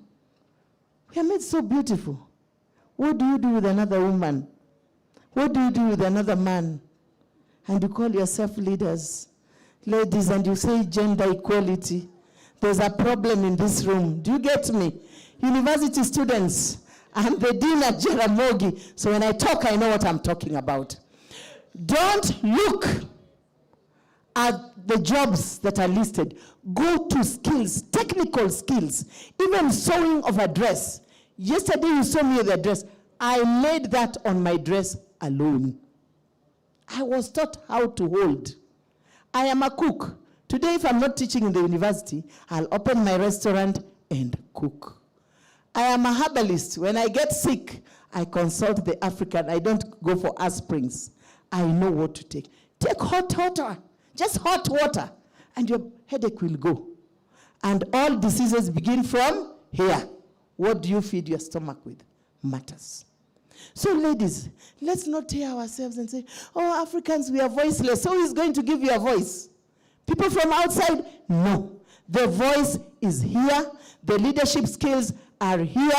And it is here in your own country that you can make it. But we can't make it unless we are united as women and we don't pull each other down, but we hold each other and adjust the crown of each other. Thank you very much and do have a beautiful day. Let's give her another big round of applause. Powerful. Okay, so the next panel, please, because of time, I'd like to invite you, if you know you're in the next panel, led by our beautiful sister. Oh, you're not part of that panel? Oh, it's who? Faith. Tafadhali twende. Please come over if you know you're part of the next panel. Yeah, thank you. Yeah, because of time, please come. Yeah. Okay. Okay. Mic check. Thank you very much. I want to, just hold on. I want to introduce you. I know we have an issue with time, but it's very important that we close out in style. My name is Faith Ngogoyo, and I'm going to be moderating this panel. Can you be upstanding, please? let's stand up very quickly. I'm also an educator and a teacher. So, Brenda, where is Brenda? Where is Brenda? Brenda. Please come. Let's do this activity together. Now, we are talking about uniting Africa as one, and I think this has been a very big conversation all throughout the last 2 days. And I want us to do a very brief activity, okay? Now, we have bananas coming out of where? Where do we get bananas in the continent? Uganda, we have the matoke from Uganda. We have bananas from where else? Nigeria, we have plantain, is it? And banana too. Where else do we get bananas? Ghana, Kenya, the west of Kenya in Kisiland. And so when I say bananas of the world, you clap up and you say unite. Are we together? Brenda, please help me here. So when I say bananas of the world, you say unite, okay? When I say bananas of the world, you say unite. Bananas of the world? Bananas of the world? Okay, if you want to eat, when you have the banana and you want to eat it, what's the next thing you do? So we are going to peel this banana in style, okay? So when I say peel banana, you have to peel it in style, okay? Can you see what I'm doing? So you peel banana, peel banana, peel banana, okay? Bananas of the world, unite. Bananas of the world, peel banana, let's go. Peel banana. Okay, very good. Now the last one. And I'm going to ask the Gen Zs of Kenya in the house to help me. Now, after you've peeled the banana, what's the next thing you do? You do what? So what do we call eating in Nigeria? My people from Lagos and Abuja. We chop. So we are not going to just eat. We are going to do what? To chop banana. And now because we are in Kenya and we have the Gen Z, there's something we call Anguka Nayo. Gen Z's in the house. There's something we call Anguka Nayo. And it's a dance that, you go down. Anguka Nayo, it means you go down low, okay? So we are going to chop banana this way. Chop banana as you go down. Are we together? Do we have it? So bananas of the world. Bananas of the world. Let's peel the banana. Peel banana. Peel banana. Let's eat it now. Chop banana. Chop banana. Bananas of the world. All right, we're not sitting down. We need to invite these people in style. And Sam, if you have my track, as I call my people, please play for me that upbeat track so that they can come on. Just lower the volume a little bit. Lower the volume, and as they come up, first we have Brenda Onono, who's a fashion designer. Come on, ladies and gentlemen, help me.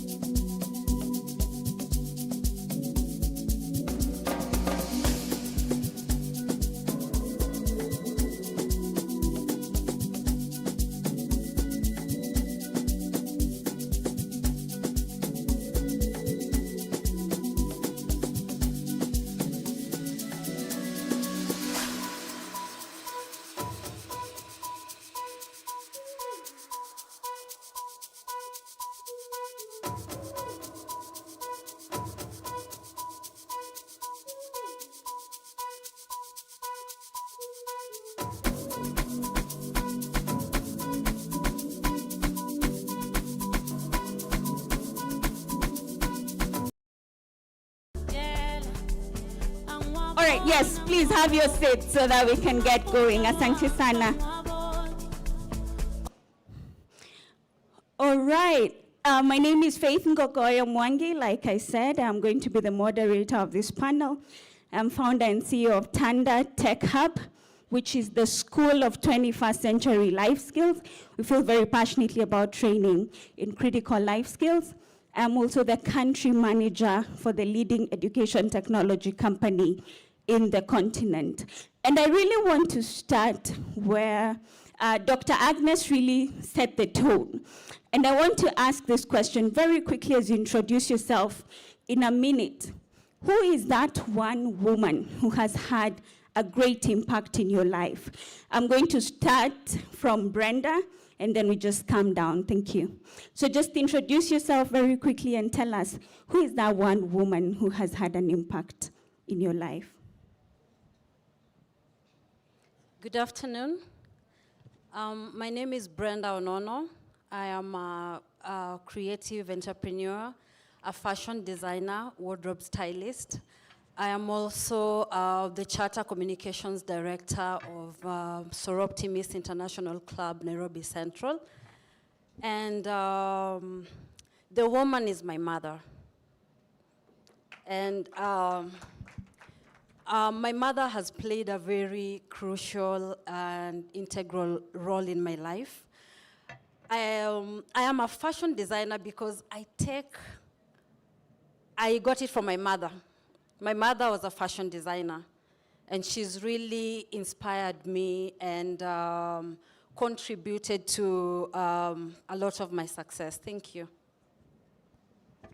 Thank you very much. Ms. Eileen, please introduce yourself and tell us about the woman who's had an impact in your life. Good afternoon, everyone. My name is Eileen Florence Akinyi. I am a 13-year-old model, a charity ambassador, a charity champion, a girl child ambassador, and the CEO of the Senior Pass Charity Foundation.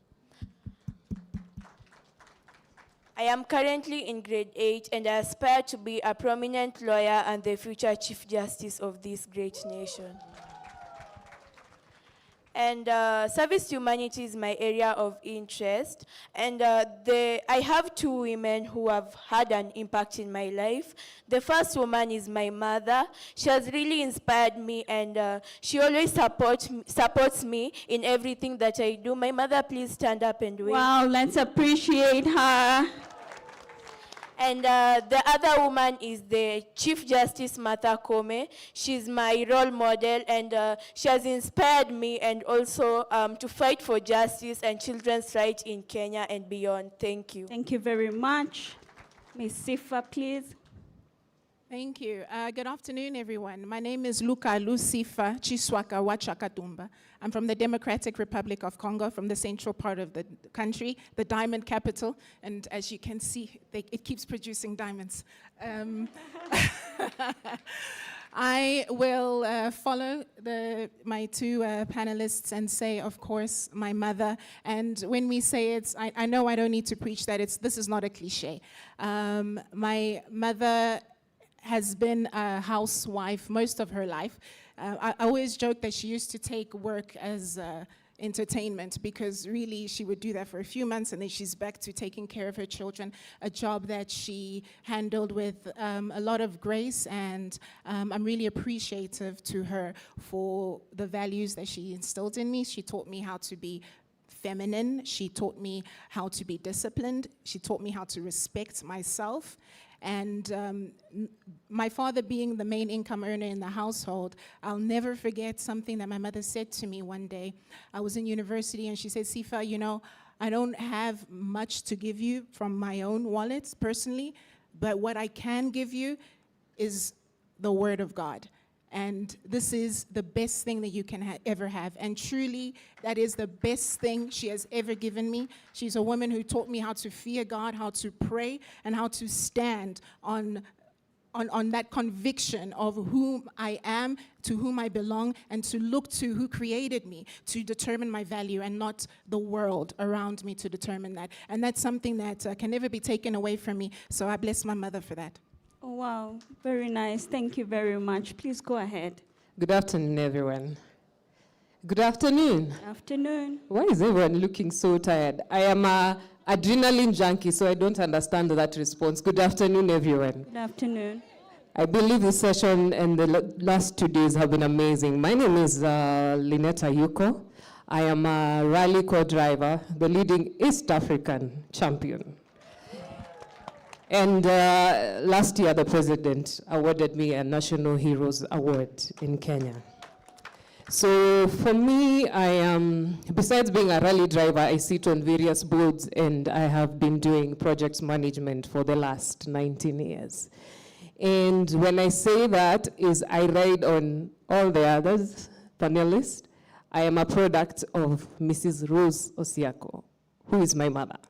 She's been a single mother for the last 38 years after my dad died, and I had a phobia for cars. And if the irony of me getting into motorsports was to overcome fear of cars, and here I am every year receiving awards, and she wonders, is this the same child who used to scream in my car and break the armrest?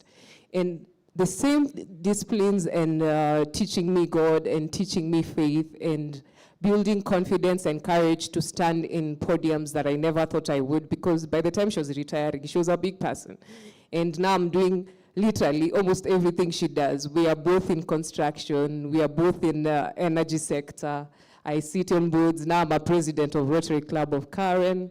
And I'm just doing things, and half of the time is, if I think back, it's the foundations that she's put, the faith in God, the courage and confidence in self, and just to be able to sit and inspire other people to also be better than what I am, or change a space I've been put in to make it better. So yes, I am because my mom is. Wow, thank you very much, Miss Catherine. Good afternoon, everybody. Good afternoon. Catherine Musakali is my name. I am a lawyer by profession, but I've focused more on corporate governance, which is what I love, love, love, love to bits. I am the chair, co-founder and chair of the Women on Boards Network Kenya, which is about making sure that boards are more diverse than they are. And just before I speak about the woman I admire, my dear panelist, what's her name? The second, the 13-year-old. Eileen. Eileen, we welcome you to the Women on Boards Network Kenya. I would love to mentor you because we have a junior wing, and we will pay your subscription for 2 years. Wow. Thank you. So, the woman I admire most is really my mother. And that is because my mother was the vice president and minister for home affairs in our home. We run a tight ship of governance, and that is where my governance journey starts from, and that is where it was groomed. Please allow me to talk about two more. The second woman who has shaped my life is my father. My father. And that's because my father believed in us as girls and told us just to be ourselves and to go out there and to conquer. And then, of course, Wangari Maathai, because of her hummingbird story. Whatever little you can do, do it, and it will make a change. Thank you. Thank you very much. Kimberly. Hey-oh. Everybody say, hey-oh. Hey-oh. First of all, my name is Kimberly Hickok-Smith, and I would like to begin by thanking you for welcoming me here as an African. Because actually, I am an African, and I'm an African by choice. So I'm like a reverse diaspora. I had a big life of riches and power and fame in Washington, D.C., and I did a lot of work in Africa, and I came here one time and I realized that I wanted my daughters to grow up with a different set of priorities. So I dropped everything and I moved to Kenya 35 years ago. And so I'm here by choice because I believe in Africa. And I've spent that last 35 years working to eradicate poverty and hunger all over this continent. And I hope I'll get a chance to talk about some of the different ways that we've done that.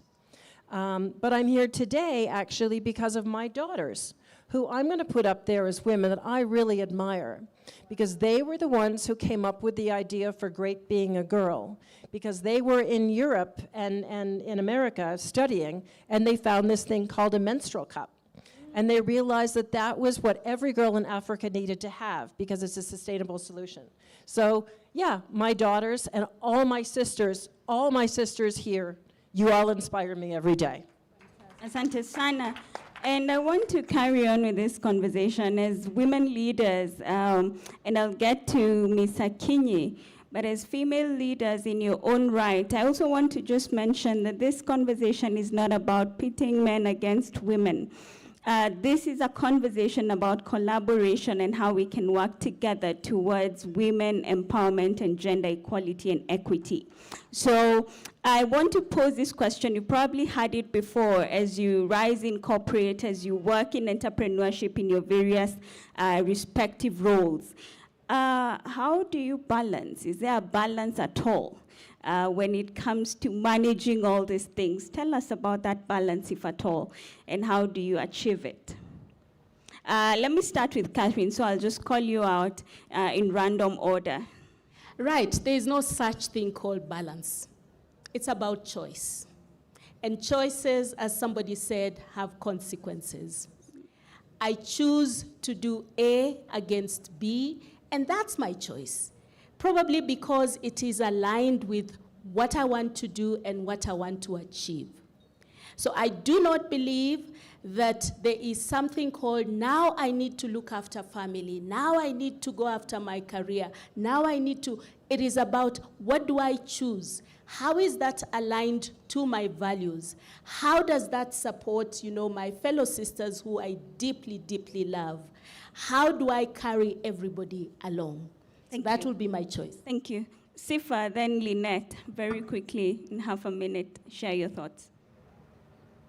I think it's more about what your priorities are and being very clear on that and not confusing what's important with what's priority. And number one priority, first of all, is my faith, my relationship with God.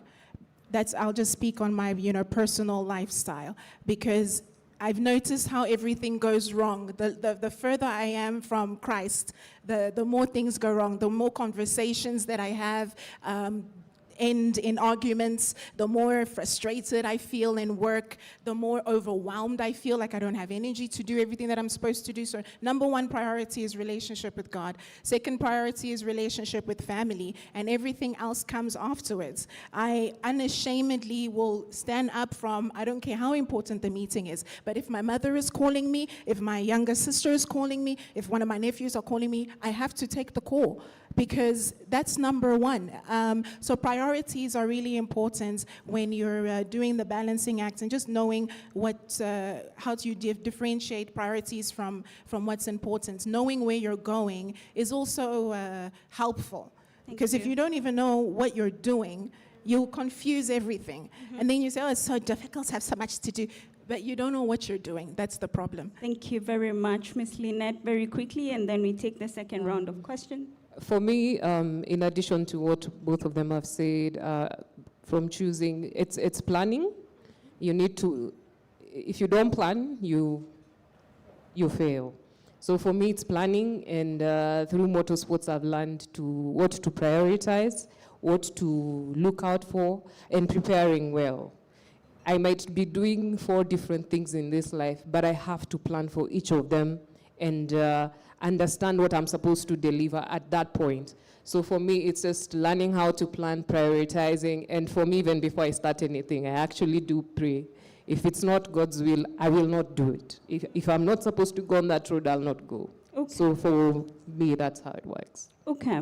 And I'll pose the other question to the rest of the panelists, but just to circle back on what you have said, I strongly believe that in life, and if you've had this analogy, there's 2 types of balls that you're always trying to juggle.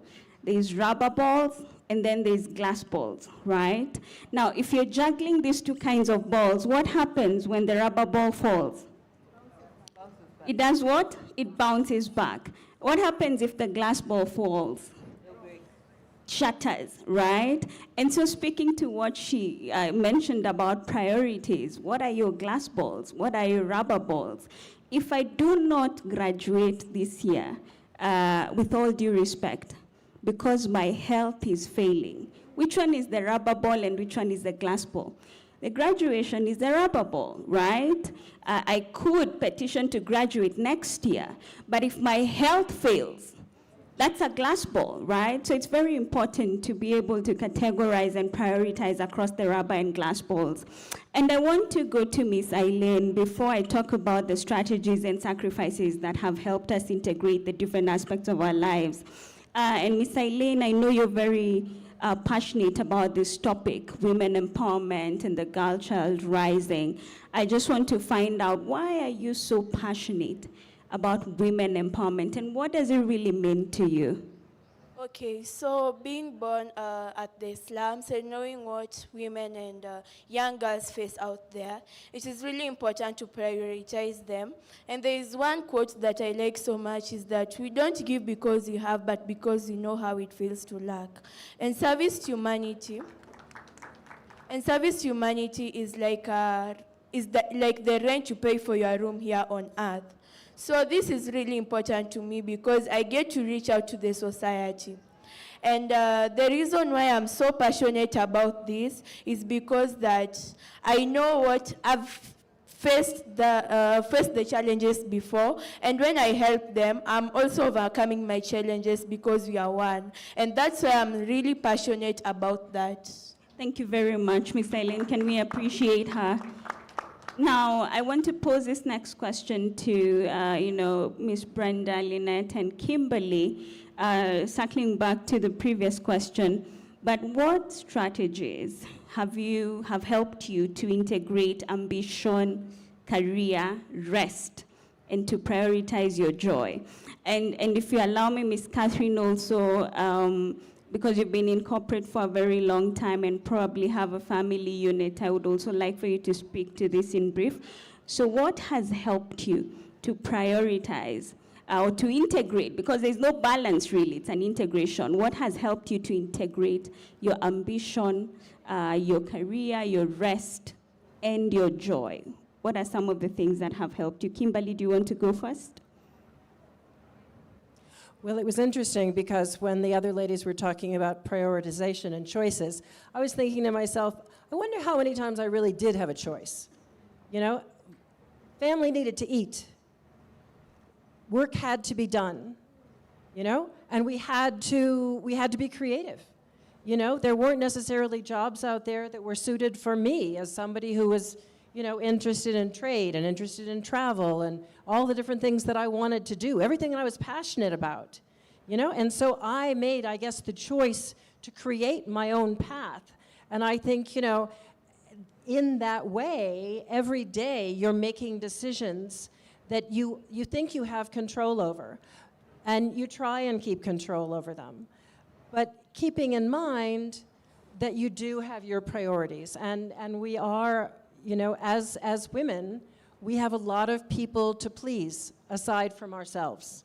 And so as you think about your day, you know, what does my husband want me to do today? And what are my children going to expect from me? And what about my employees? How am I going to keep them, you know, well fed as well? And how are we going to keep everything rolling? So it's a real juggling thing, and I don't think that's necessarily, you know, any different for men. And we need to appreciate the fact that everyone is in these situations. But when it comes down to it, you know, you just have to do it every day. Ms. Brenda, please go next before we get to Lynette and Catherine. First of all, I'd like to put it straight that I'm a multi-potentialite. And I suffer a lot when it comes to, not suffer a lot, but I used to suffer a lot because I came up with a solution on what to do at what time. Before anything, I'm a mother. My child needs me, my business needs me. I do private classes, I have to go for meetings. So I came up with a time blocking schedule where I just don't have a to-do list of what I need to do, but I have a time blocking that tells me exactly what I need to do at what time. Yeah, that's how I've been able to overcome it. Thank you. Miss Lynette? Okay, to balance. Integrate. To integrate and to... being a co-driver, you're a jack of all trades. You are the mechanic, you are calling notes, you are the guidance and counselor for your fellow driver in that car. The organizers are expecting you to give them information, and you have to ensure that your driver is calm enough for you guys to get to the end. And at that point, everything is moving in seconds. So you literally have to compose yourself, literally. So I learned a few things that made me find my balance around that aspect of motorsports, and I bring it back to the board that I lead, and balancing it also in project management. So for me, it's number one is competence, and when I say you have to build your competence, is understand your craft.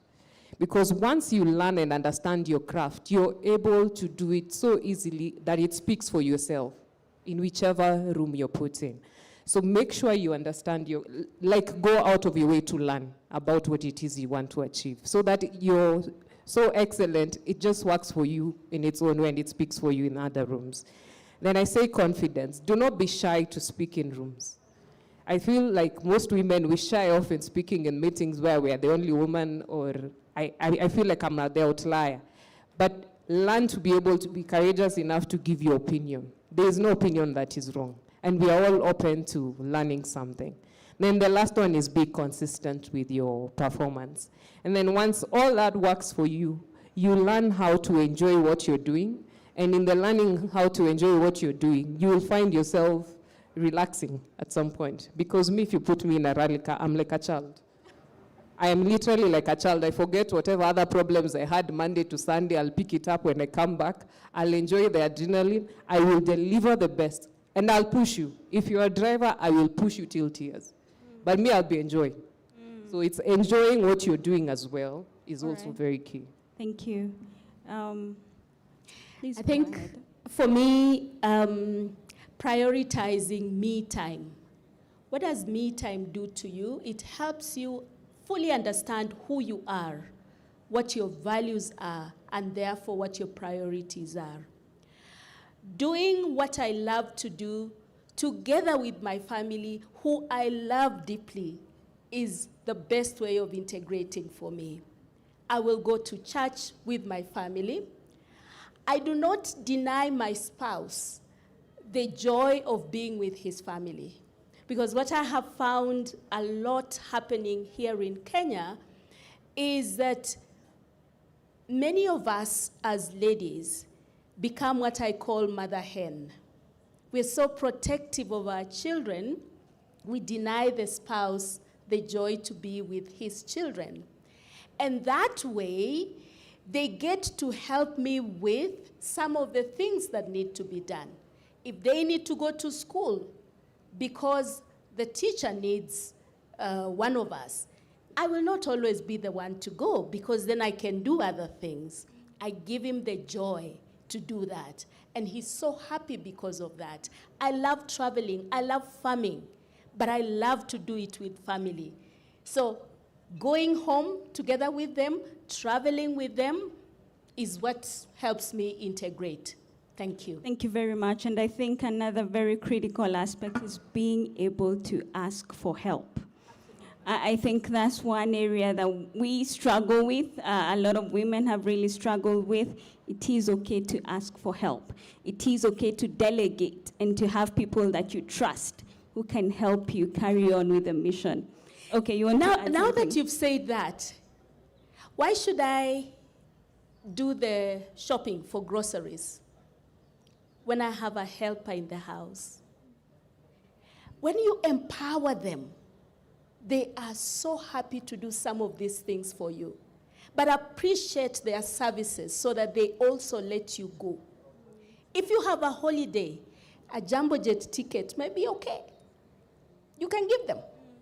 What that does to them is that it builds loyalty and it allows you to do the priority things that work for you. So yes, ask for help, be able to tap into the resources that we are lucky to have here in Africa. Family, helpers, so on and so forth, but appreciate them. Thank you very much. And I want to go, let's appreciate the panel for that session. I want to go into the question of integrity, and as Dr. Agnes was speaking, she lifted her skirt a little bit. I don't know if you saw that. And she said you don't have to do what? To lift your skirt. So I want to go into the issue of integrity and rising in leadership as a woman. And I want to start with Eileen. What do you believe integrity is? What does it mean to be a leader of integrity to you? Okay, to be a leader of integrity to me means that you should lead with exceptional leadership, because where exceptional leadership is your actions, not just the titles. And the fact that my organization is based on empowering girls and women in the society, I wanted to show you a sample of what we give to girls in the society. This is called the Dignity Kit. We give them to young women and girls in the society. So, with me here, I have the Dignity Kit.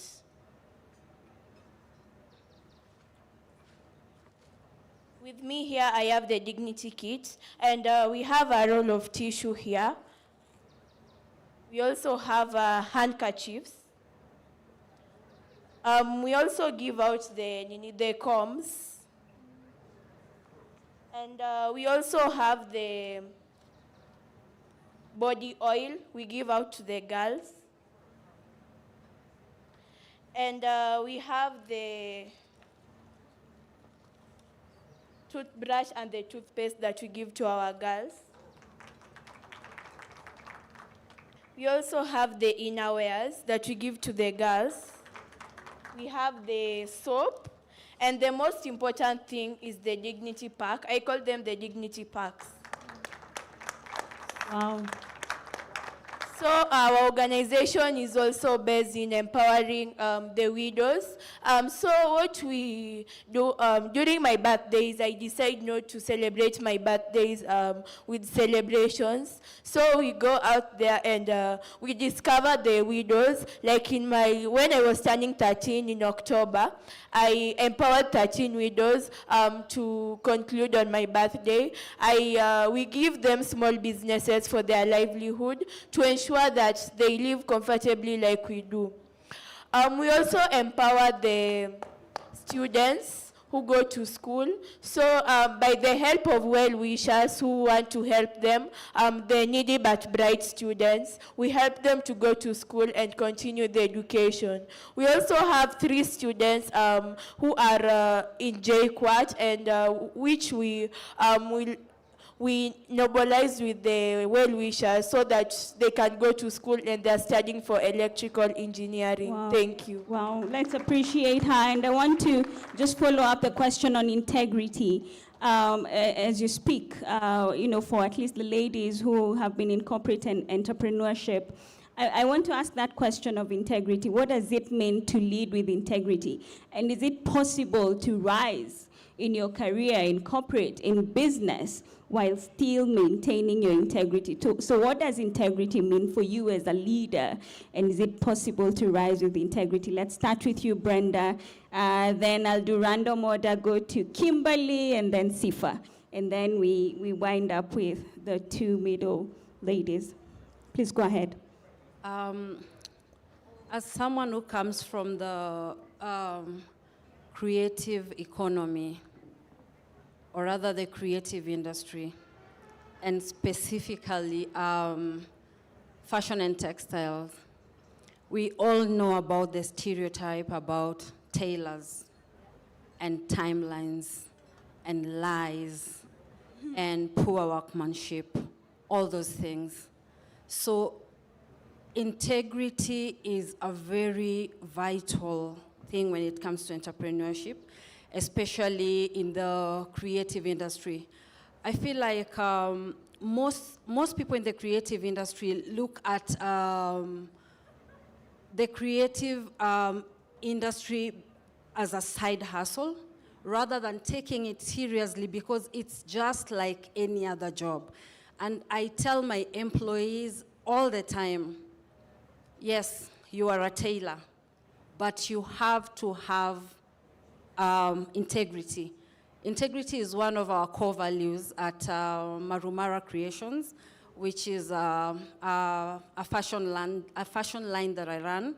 So you have to be very integral. You always have to do the right thing, because when you do the right thing, then you attract the right people. People trust you with your craft. People know that when I go to Brenda, my outfit will be delivered in time. And also, one thing I always tell people is, you know, sometimes they say, oh, you are a leader, so you can get away with anything. When I say when you talk about integrity in leadership, it means even in integrity with your own self, being honest with yourself. Yeah, thank you. Thank you. Kimberly, please go ahead. Thank you. I was thinking about the different roles that I've had here on the continent, and one thing really stands out, which was a program called Africa Lead. And we were working in over 50 countries, and we would do a week-long training session, really developing what we called champions for change. And it was about empowering men and women in all different, you know, from finance to agriculture, all different types of practices and services, and looking deeply at ourselves and at our integrity and how to lead with integrity and how to have courage. As Mandela said, you know, courage is not the absence of fear, it's the triumph over it. And I find that, you know, in general in Africa, it's difficult to find the confidence. And so in those 5 days, we really worked on building the confidence of these champions. And that, to me, was really the way to build that integrity and to get people looking at their lives and their abilities and their capacity in a much different way. And additionally, I'm the chairman of the board of several different NGOs and some companies. And of course, that's where your leadership and integrity is really important. You need to make sure that from the top down that you're really doing things the proper way. But really be champions for change, which includes being, you know, keeping your integrity. Thank you. Ms. Sifa, what does integrity mean to you, and is it possible to rise with integrity as a female leader? Certainly. You can definitely rise with integrity as a female leader. It will be a slower process. It will be a more difficult process, but I'm standing here as an example that you can rise with integrity. When I went on the mission to form the first Chamber of Commerce between the Democratic Republic of Congo and South Africa, I led myself there to the Ministry of Entrepreneurship, Small and Medium Enterprises in the DRC. I went on my own.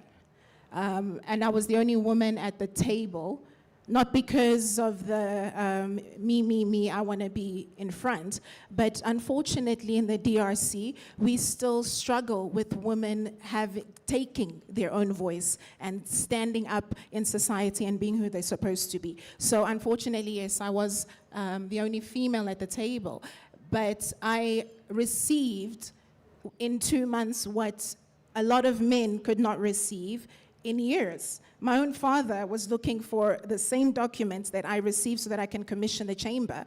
And he sat there and looked at me in amazement. With all his connections, with all his experience, with all he has done in his life, I was able to get something that he couldn't get in 2 years. And I play on that. Play on your femininity. Absolutely play on that. It is a power, and use it. It is a gift that God gave us, use it. But like Mama said, you don't need to lift up your skirt. People can talk, but you know the truth.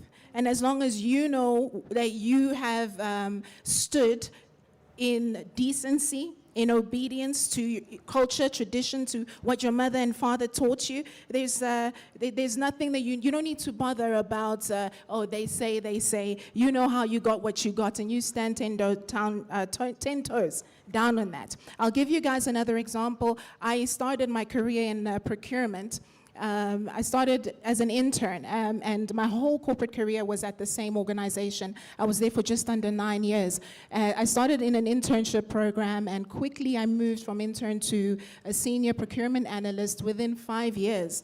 And I got there because of integrity, because my managers knew that my word was my bond. What I say I'm going to do, I do. And I did that in spite of treatment, in spite of working with a bunch of white men who are already judging you, not just because you're female, but because you're a black female and you're younger than me. Who do you think you are? So you're dealing with all of that. And you look at your payslip and you're like, it's not even making sense. Why am I taking all these insults and all this drama? You know, and then you look at the portfolios.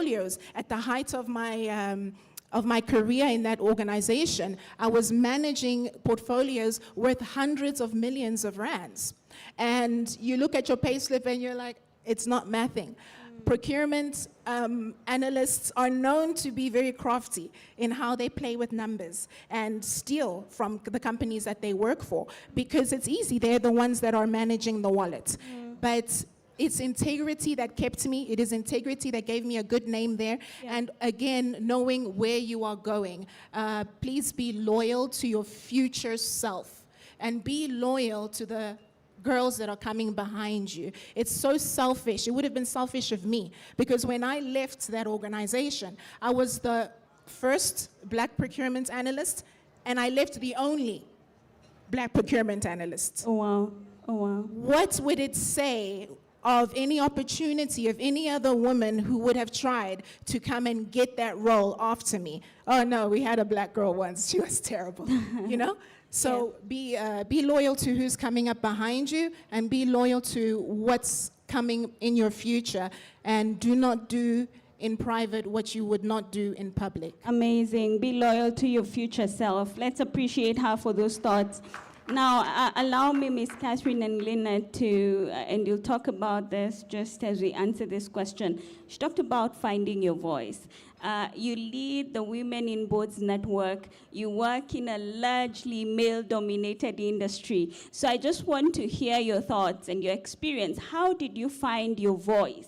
Number one. And number two, because this is about collaboration, like we spoke about earlier, what was the role of men, the men in your life, in helping you find your voice and really uplift you to the place, or help you get to where you are? So how did you find your voice in a highly patriarchal society, in male-dominated industries, and what was the role, or what role did men play in allowing you to thrive? Thank you very much. I started off with my father, and it is my father who taught me governance. It is my father who said, if you want to sit at boards, first become a lawyer. So that's how I started finding my voice, because I was fully mentored at home. I spent all my holidays sitting around the fire with my father, being, debating. And that's why I said my mother was the minister, vice president and minister for home affairs, right? Because we used to have parliamentary sessions at home.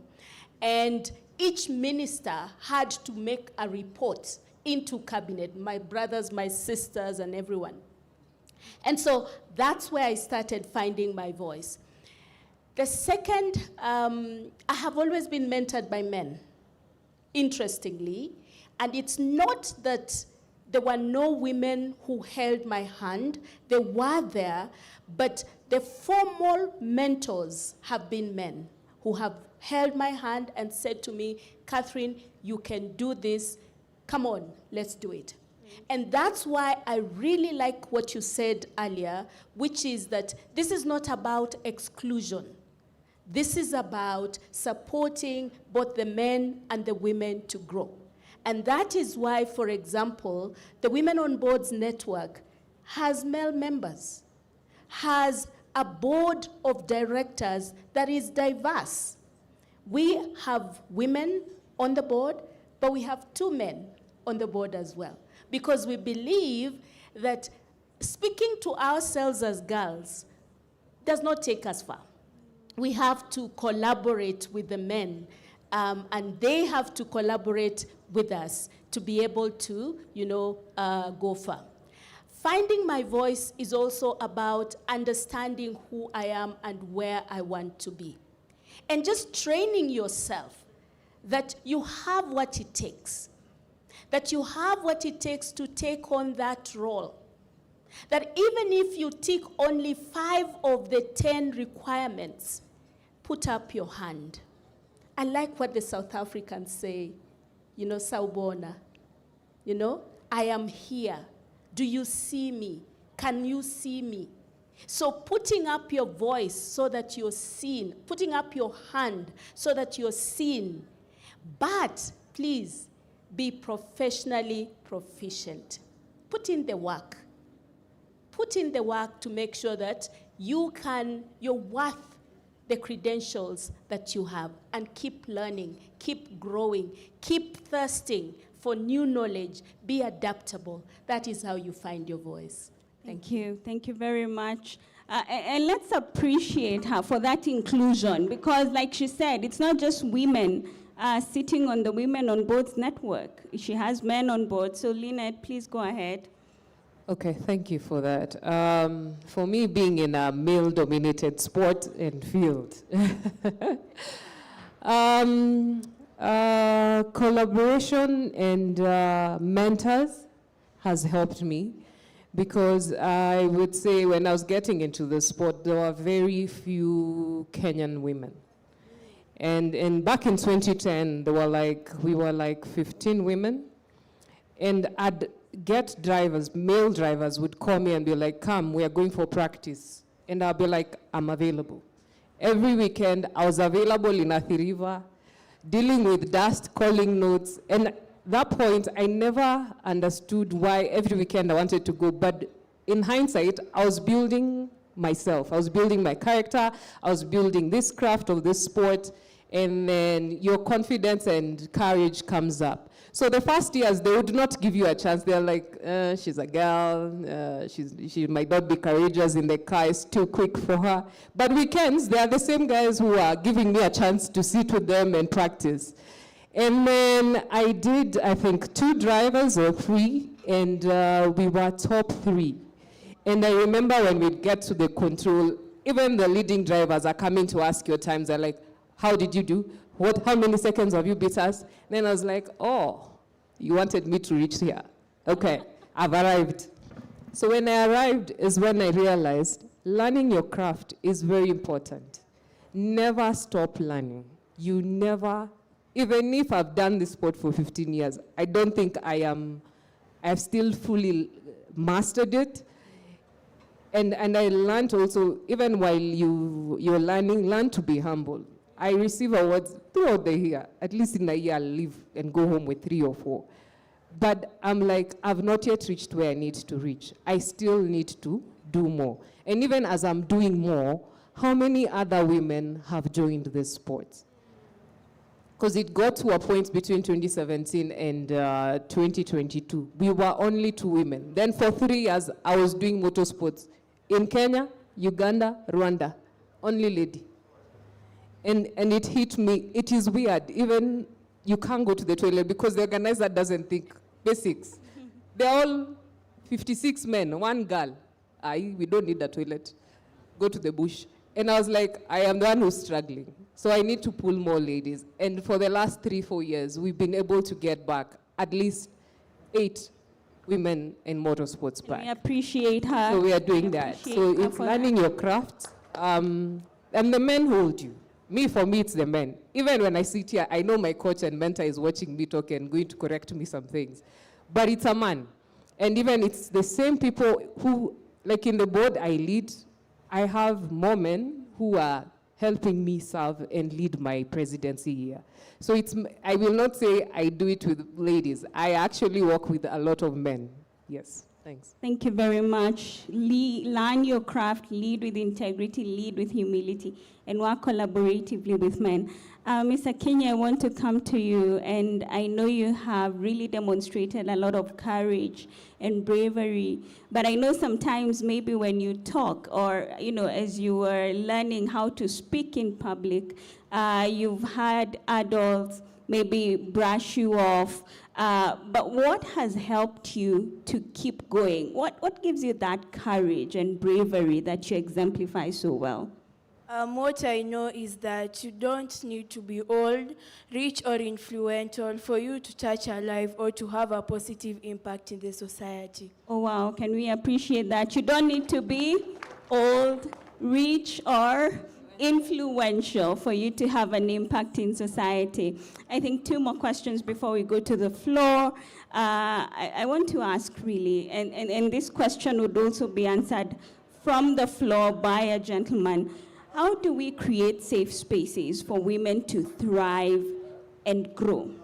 And this is really a mentorship question, yeah, a collaboration and mentorship question. How do we create safe spaces for women to thrive and grow?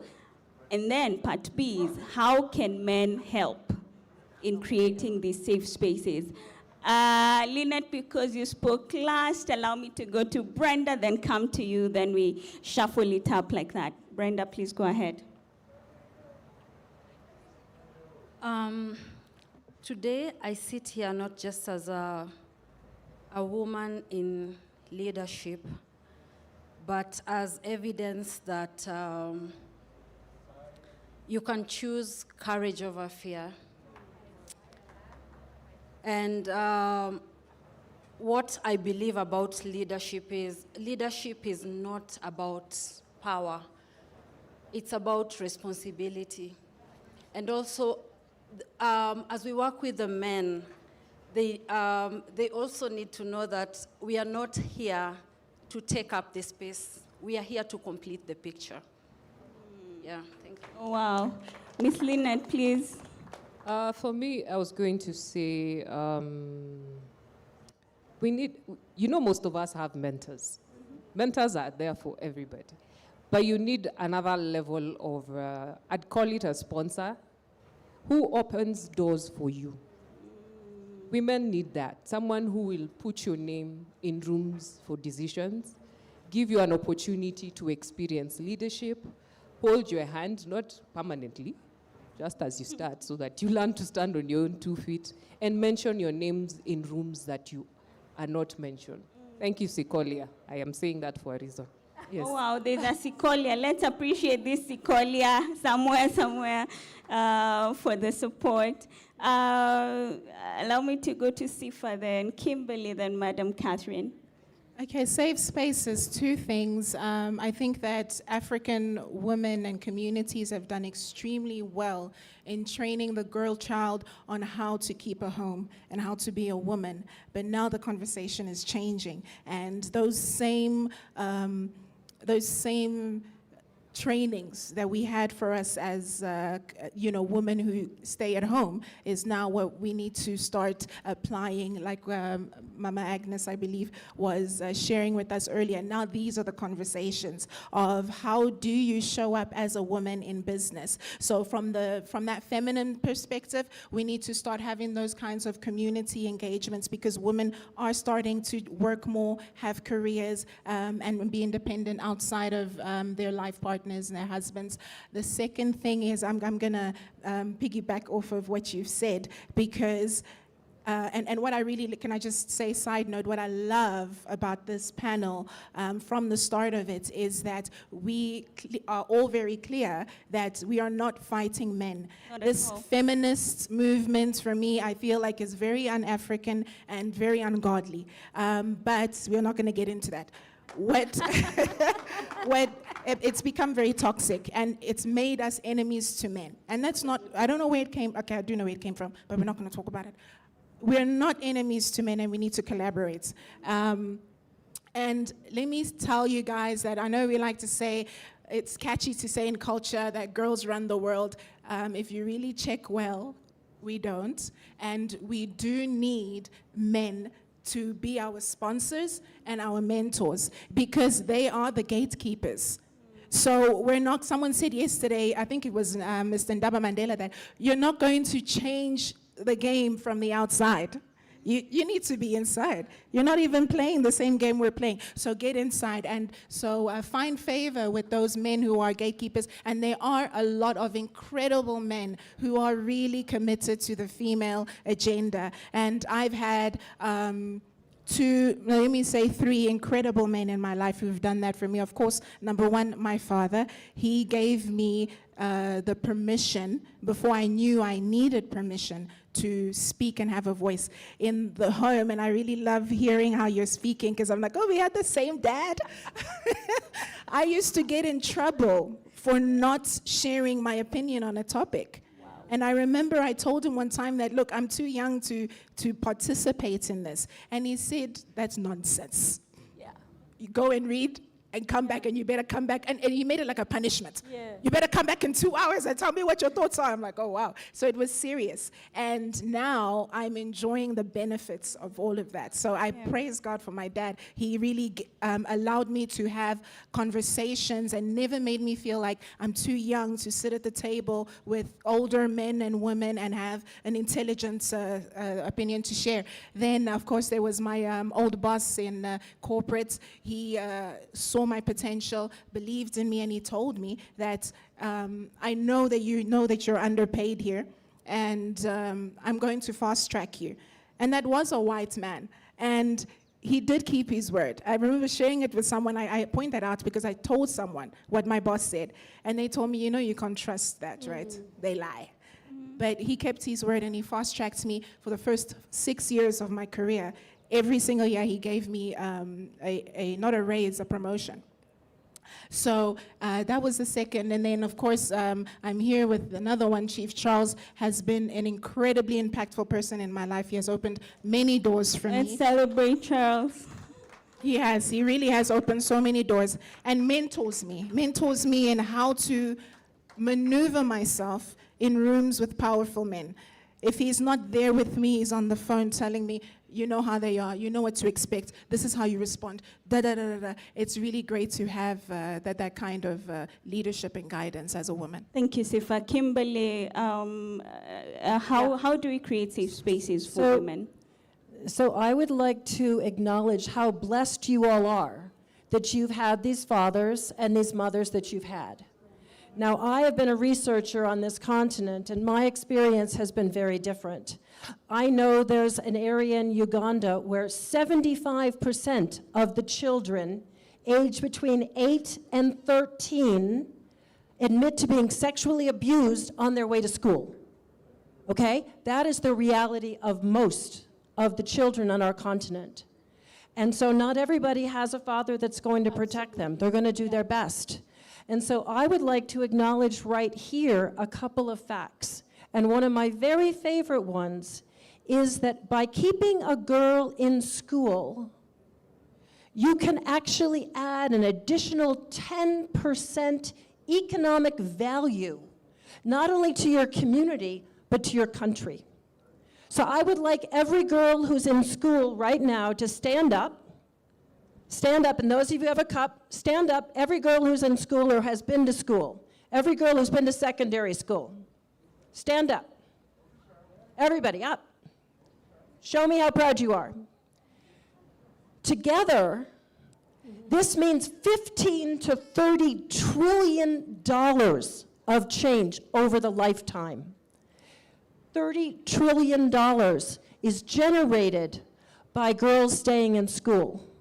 And one of the ways that we're doing that is we're supplying these menstrual cups. Now, imagine if you didn't get to be in school. When you get to stay in school, it reduces child marriage, it improves health, it improves your family life.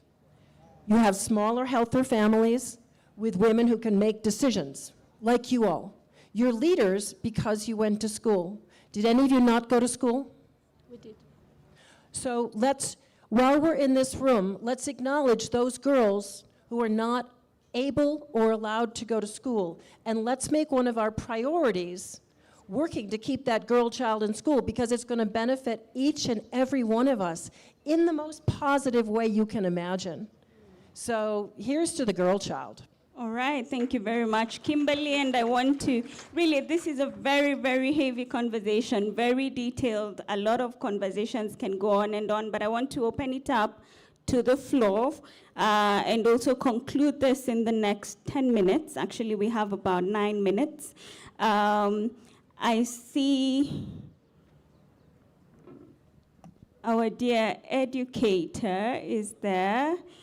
I do want to have a gentleman speak, so I will give Charles next. Let's start with, is it Noella? Miss Noella, please. And then we go to Charles.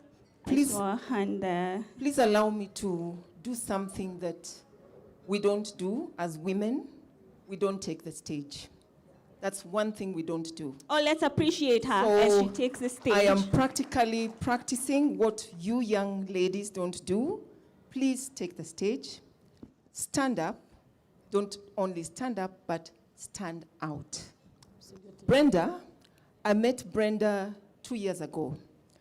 I was going out to work in the Gambia as an expatriate in education. And I was introduced to her as a stylist. And when I met Brenda, I was very impressed because she is a graduate of art from Kenyatta University.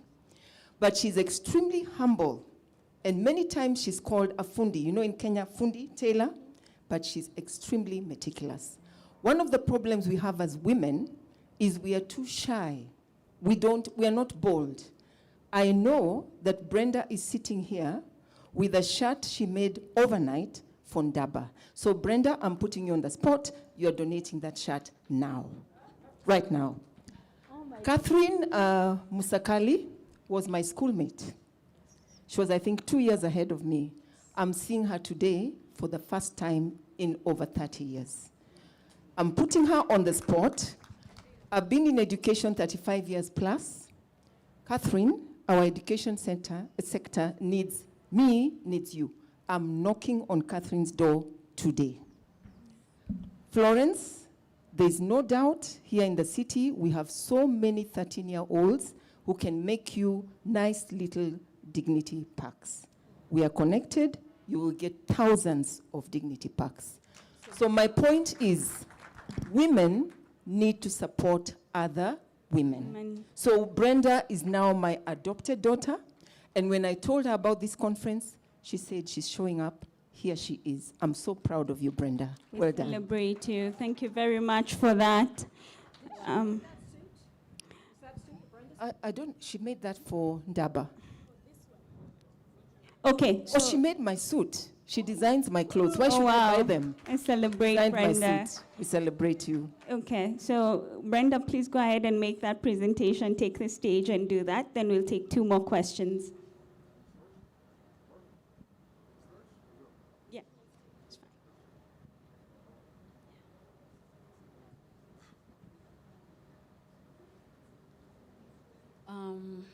Ndaba, I met you yesterday. I was having a little chat with my friend there, and I told her that you ambushed me to be a panelist. And she was telling me, oh, okay, it's okay to feel the fear, but you have to go and do it with courage. So congratulations for putting this together. This is what Africa needs. And Chris said severally that he's a product of networking.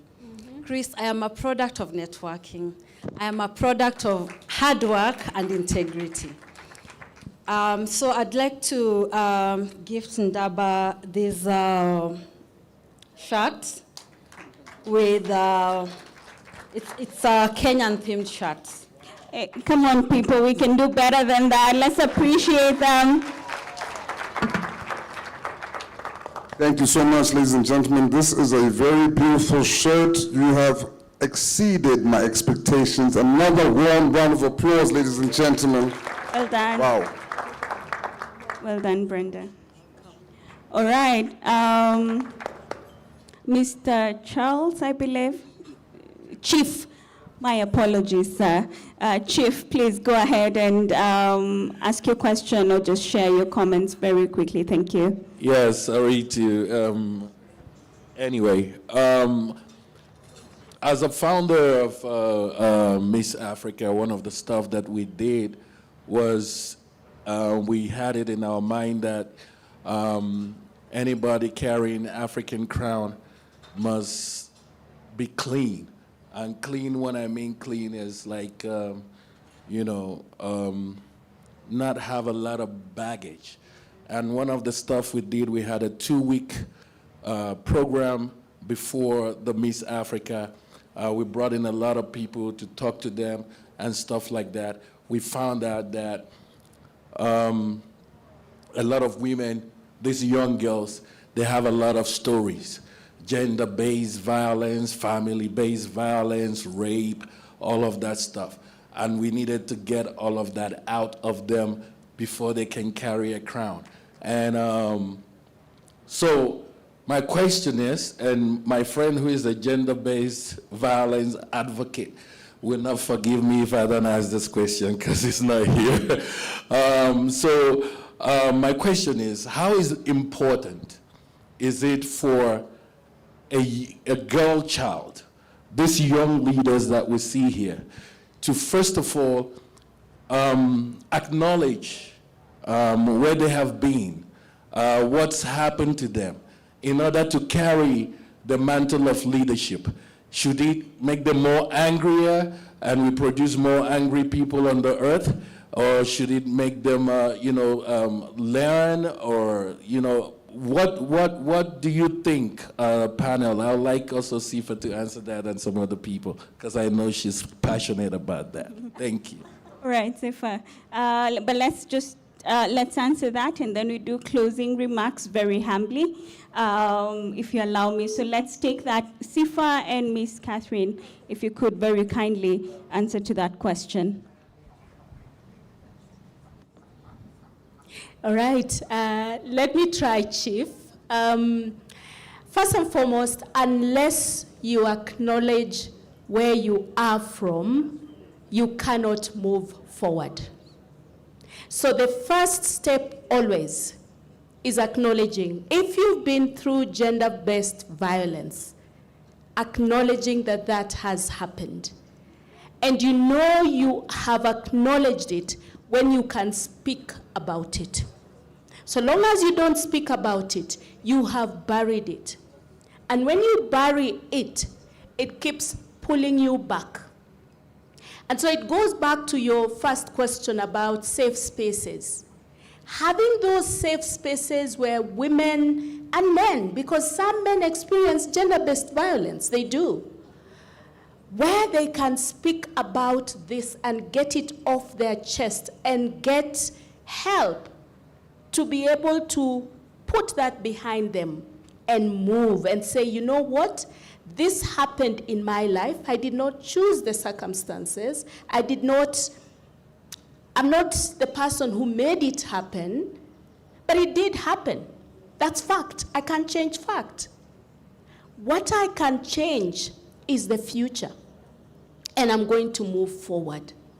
But that will not happen unless we avail those safe spaces for people to speak and to speak comfortably, to cry, because that's therapy. Cry and get it over with, and then say, what do I need to do to move forward? Thank you. Thank you very much. Sifa, do you have anything to add?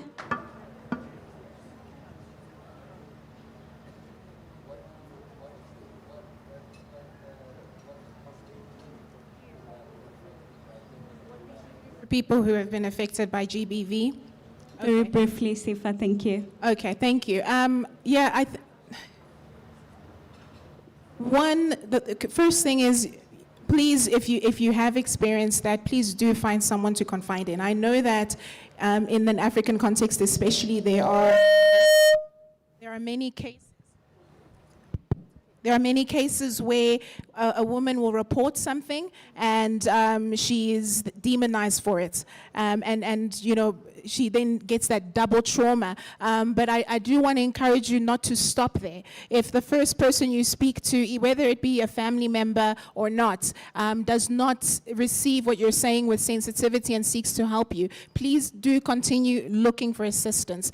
You really do need to cry. You need to break down completely so that you can build yourself back up. It's not something that you have to bury, like has been said here, because it's dangerous. It's going to affect you in the future. Please do reach out and keep trying. If you can identify organizations, maybe you don't want to speak to someone close to you, identify the organizations that do deal with this so that you can be helped, because those kinds of traumas, they have their way of stagnating your future if you don't take care of it early. You have to share and find someone that has love enough and you know, humanity enough who can assist you in that. It's a painful thing to go through. Please do find assistance. Please. Thank you very much. Thank you very much. I will invite each one of us to give our 30-second closing remarks. Very kindly allow me to start with Miss Eileen. Can I not address that question? Very quickly. Please go ahead, very quickly, as you make your closing remarks. Perfect.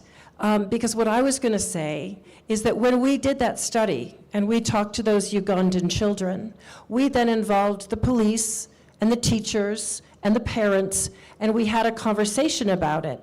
And you know what happened? The violence stopped. Those children were then able to walk to school. That's what boys and girls, that's 75%. So what you have to do is you have to have that conversation early. And it can't just be in your house. It's important to have it in your house to say, these are the rules, this is what's impossible, but you also need to involve your community and you need to know these facts. You can't just ignore them. And when you address the issue, you solve the issue. We're here about solutions.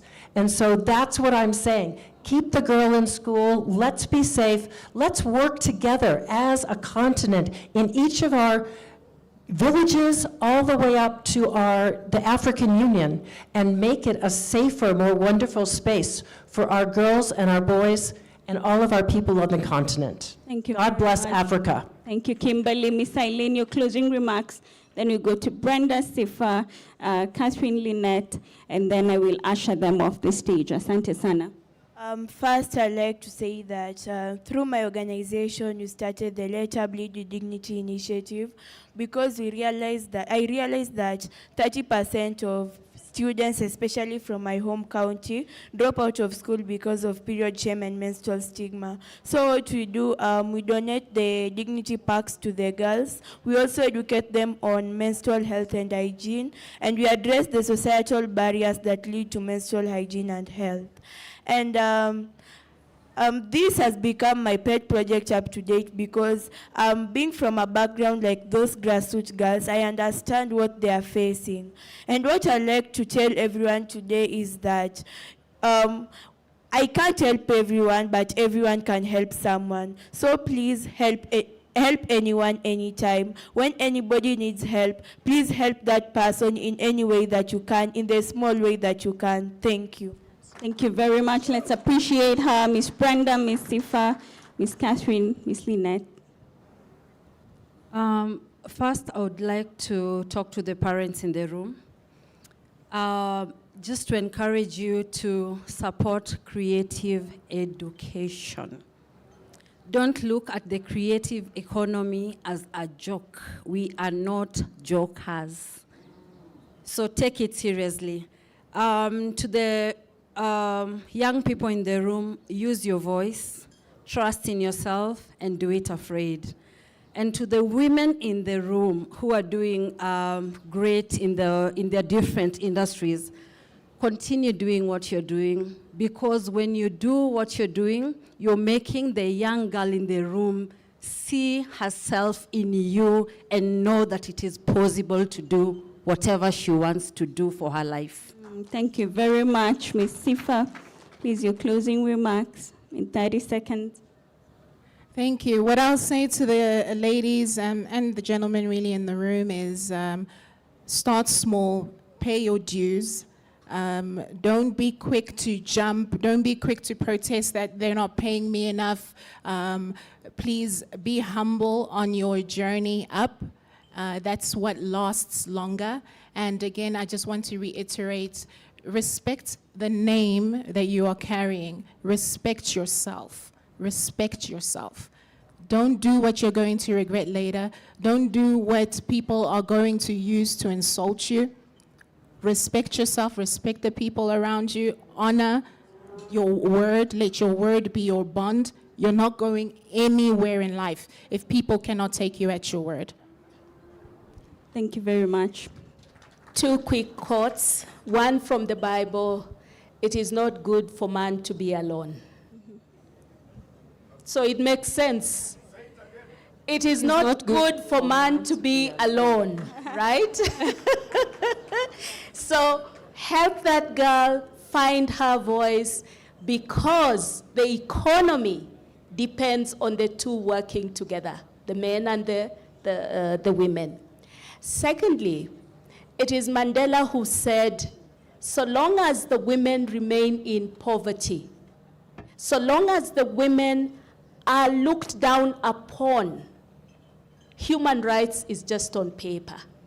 So this is a question of human rights.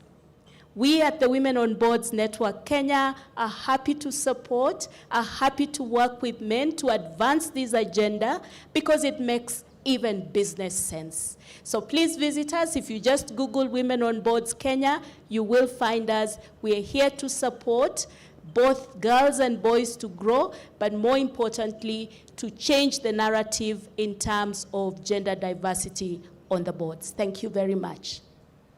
Thank you. For me, my closing remarks are, I think, twofold. Number one, it's to the women and the young girls. We do not lack the ability to lead. We lack visibility, we lack access and sponsorship. I will just say, I did not get where I was without the men. It's the men who held my hand to get into the point of becoming a national hero. So I would say to the men, you are the gatekeepers. Open doors for the women who are out here. Go beyond mentoring into sponsorship. Mention them in names, in rooms they have not yet entered, and give them opportunity. Because if we build more women, we are building Africa and we are building the world. So thank you, and it's been a good day. Thank you very much. And as we stand up, I invite my panel to stand up. I want to share something. Yeah, we're coming down, Chris, just now. I would always tell my 5-year-old, you're beautiful. You're beautiful. Every other day I would tell her, because we really believe in affirming her and building that value system within her. And then one day I realized that she really knows what it means to be beautiful. And so one evening I asked Lisa, she shares a name with Lisa. So I asked Lisa, what does it mean to be beautiful? So I had already told her, you're beautiful. And I asked her, what does it mean to be beautiful? And if I pose that question to this floor, I would get very varied answers, okay? But this is what Lisa said, and I want to pull it into context today. Lisa, the 5-year-old, said, to be beautiful is to have courage. And now this evening, as I invite us to stand up, as I invite all of us to stand up as we conclude this session on this Friday, I really want to call out this evening that our beauty as a continent lies in our courage. Can we say that together? Our beauty as a continent lies in our courage. Ladies and gentlemen, this has been the Women Empowerment and Gender Equality session. Help me appreciate Brenda as she goes down. Help me appreciate Miss Eileen, Miss Zifa, Miss Lynette, Miss Catherine, Miss Kimberly, and I have been your host, Faith Ngogoyo. Thank you very much.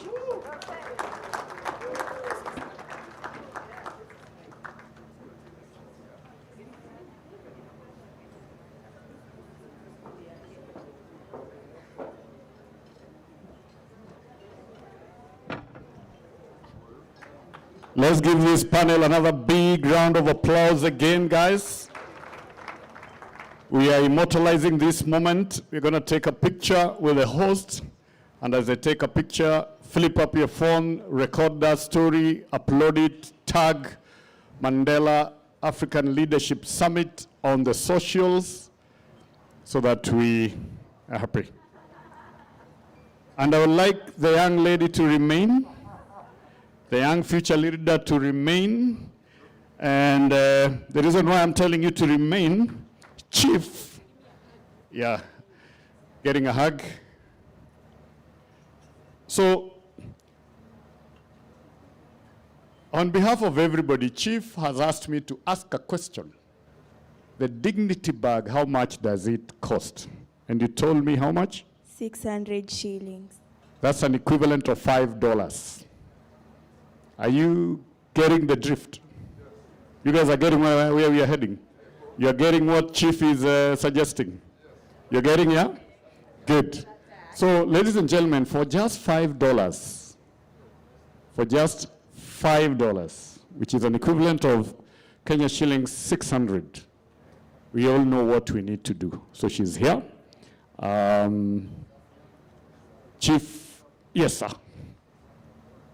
My brother Ndaba asked us before to make a contribution to you, and we needed to get the figures right. So on behalf of Soil, my company and myself and my people, we're going to be donating 20 bags to you today of this dignity bag, okay? Thank you, sir. So that can be replicated by all of us here. Buy a dignity bag for them. Now, quick one, as this happens, allow me to do this very quickly. Mandela leadership team. There is someone, you know, you do not know how much you're inspiring people until you walk around and meet someone who they tell you what they did. I have someone who raised funds. Immediately they heard that the leadership will be in Nairobi. They started putting together their little funds. A young lady who is studying diplomacy in the University of Tanzania. She jetted in on Wednesday. She looked for a place to sleep. And then she has been here promptly every day. And when I asked her why, she said she needed to be in this room. And even if she doesn't meet the Mandela grandson, at least she was in this room. So what I'm going to do is to call her here. Please, my dear, come over. Her name is Sheka, H-U-W-E-L. This is her. You remember when I was saying anybody from Tanzania, she was the only one who raised her hand. So I'll ask you, sir, just come and take a picture with her. That's what she wants.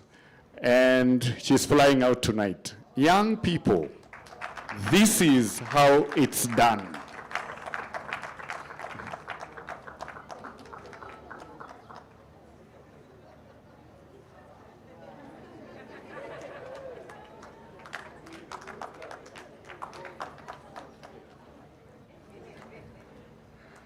Yes. Thank you. You want to say what? Something on one word. Hata kaka ni Kiswahili tuendelee. Okay. Shikamooni. So I'm going to educate a few people who don't know the meaning of shikamoo.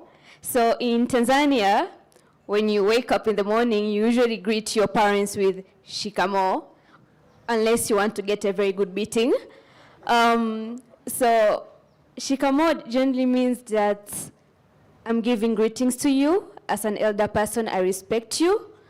And from Tanzania, all I can say to everyone here is shikamooni. Thank you so much. Let's give a big round of applause. You say marahaba.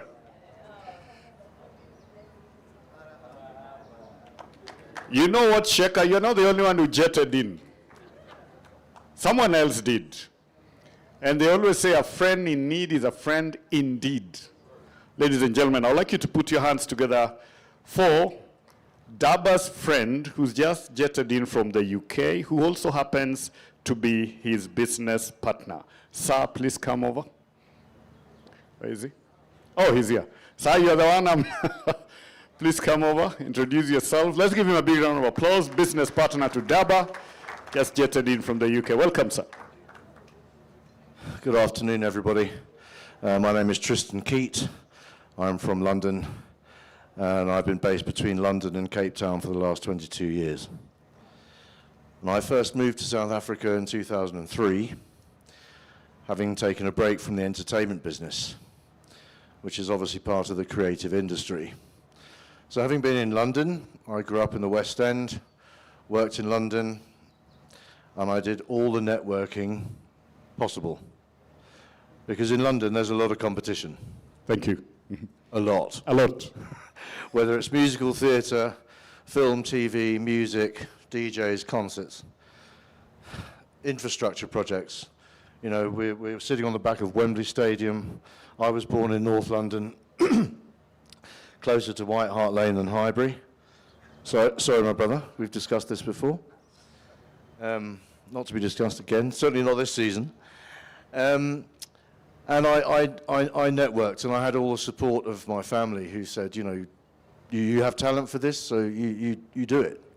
It wasn't, at that time, a real job, being in the music business, but it is a real job. And I've been lucky enough to work in entertainment throughout the last 35 years. And hearing what's been said today, I'm massively honoured and grateful to be so close to Ndaba and the two of us together. We've known each other for over 20 years. It's a huge honour to be here. There's no way I was going to miss it. Absolutely no way. So I took a break in 2003, having had many, many years of entertainment in London. And I went to go and work in prison. I was bored of the champagne and loud music. And I wanted to go and do something tangible, really tangible, with people that really need the help the most, that have been thrown away by society, whether by default, their own fault, didn't matter to me. So I spent 5 or 6 years working in different prisons in Cape Town and in different psychiatric units. So I studied to be a specialist in the treatment of dual diagnosis disorders, specifically gun crime, gangsterism, and domestic violence. And I saw over 6,500 inmates in that time across 8 prisons and 2 hospitals. And it's the same the world over. It's a failure of the family dynamic.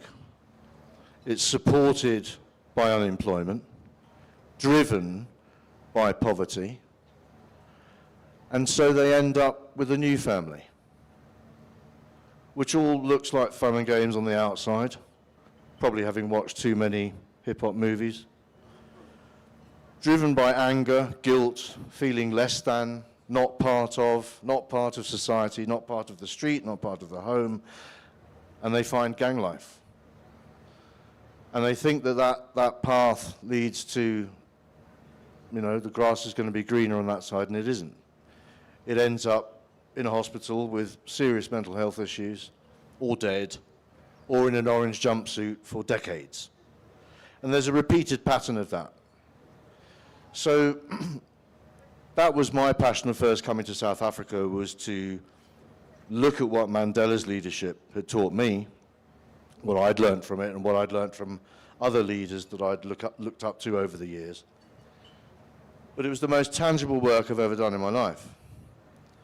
And I then went back into entertainment in 2010 to see how can I make entertainment work to help those that need support and who are still impoverished. So Ndaba and I have been working overseas. We've been working with the UN. We've been in New York. We've been in Europe. We've been in London, trying to use the tools that we have and the network that we have to do good. On the face of it, lots of private jets and nonsense. I don't do that stuff, but that's what's shoved down your face on Instagram. But I find it quite distasteful to do that in this day and age. in a country with so much, in a continent with so much unemployment, and in a world that is just so driven by greed and absolute dishonesty. And when I was working with prison inmates, it took me a very long time for them to trust me. Chief knows, I'm the colonizer. I am. So why would they listen to me? What on earth have we got in common? Nothing. But we do. So you can only meet somebody as deeply as you've met yourself. And I made it very clear to them that I didn't work for the department, I didn't work for the case management committee, I don't work for the parole board, I haven't been sent here by anybody to do this. I'm doing this because I want to be in this room. And I went back again and again and again and again. 783 days in Polesmoor prison. I used to go in there and sign my life away at the front door. And investors still talk to me about risk. Whatever. So I would speak to them and say, what's happened in your life? Why are we here? Have you got family that have been in here before? Of course. I can't help you if you're not truthful with me. And this is where the leadership starts. We have leaders in positions all over the world who I haven't seen tell the truth on television in a really long time. On any channel. Period. And that's where the problem starts. So I would say to these inmates, they're just people, we're all just people. Born somewhere else in a different circumstances, you know, here we are, dressed, we've had some lunch, we had a wonderful, couple of days, and here we are. And here I am in front of Mandela's grandson. How mad is that? Look at this. Mandela African Leadership Summit. That's it. The clue's in the title. So I said to them, I said, look, if you've murdered loads of people, just tell me. Was it 10, 20, 30? Have you lost count? Let's start with the truth. Because unless we've got the truth, we've got no basis to move forward. And I'm tired of being in Africa for 22 years, listening to the excuses. You see, when I worked in a hospital, I was paid to listen to excuses. So if you want to lie to me, that's no problem, I'll get paid anyway. But when you're doing voluntary work, I care deeply about people. Really deeply, because I want people to do well. I don't want them to suck and not have a future and not have a vision. So I want the youth, all the wonderful, beautiful people in this room today that are from the universities that were mentioned, to do the networking, go and meet everybody, research everything. We're so lucky to have Google now. You could look up all of your favorite people and what books they did and what films they're in and what roles they had and what music they used to listen to. I was absolutely obsessed with that. I needed to know. Who produced the Bond film? Who directed it? Who was the first assistant director? Who was the DOP? Who was the stunt coordinator? And who did the music? And where was the music recorded? Where was it mixed? Where was it mastered? I want to know everything. Because then I'm informed and I can give you a professional decision in the same way that working with trauma. To me, and I know that we're really out of time and everyone's really tired. I can see we're really tired. This is the colonial, it's the last thing. It's the last thing. I've got to have the last say, right? I mean, I've earned it. Haven't we earned it? Yeah, the colonizer. So, I think to finish off, I see the world in a state of trauma. And in hospital, for those of you that have worked in hospital and for the security and the medical teams here, you know that you have to deal with the sickest patients first, the ones that are going to die the quickest. And I believe that it's apathy that is the greatest disadvantage to where we are in this continent. We need to do things now, right now.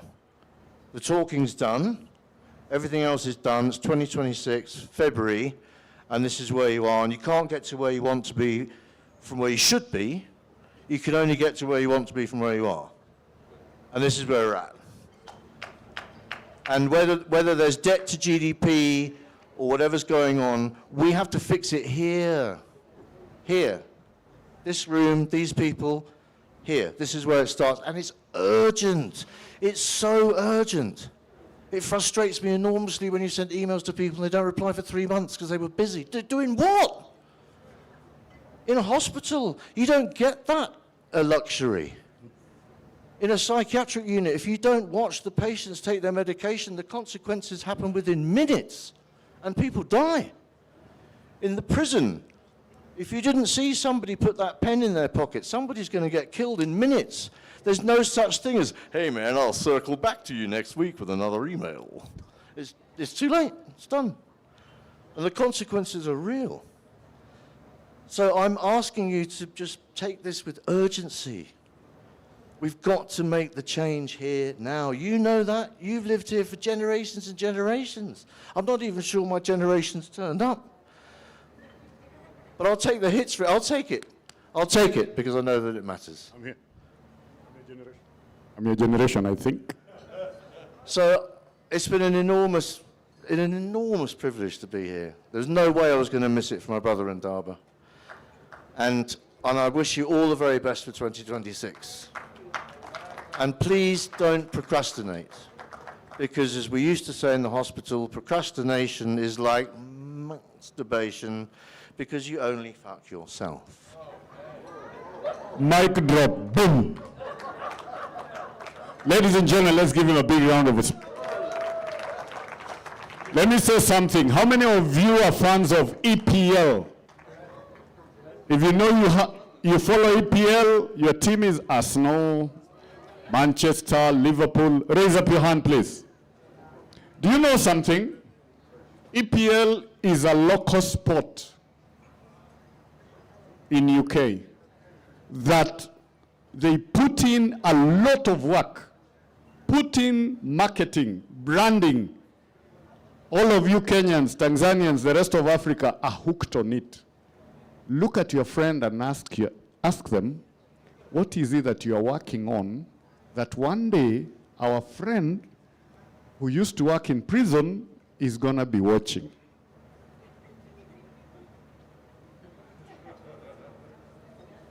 You guys are hooked on EPL, isn't it?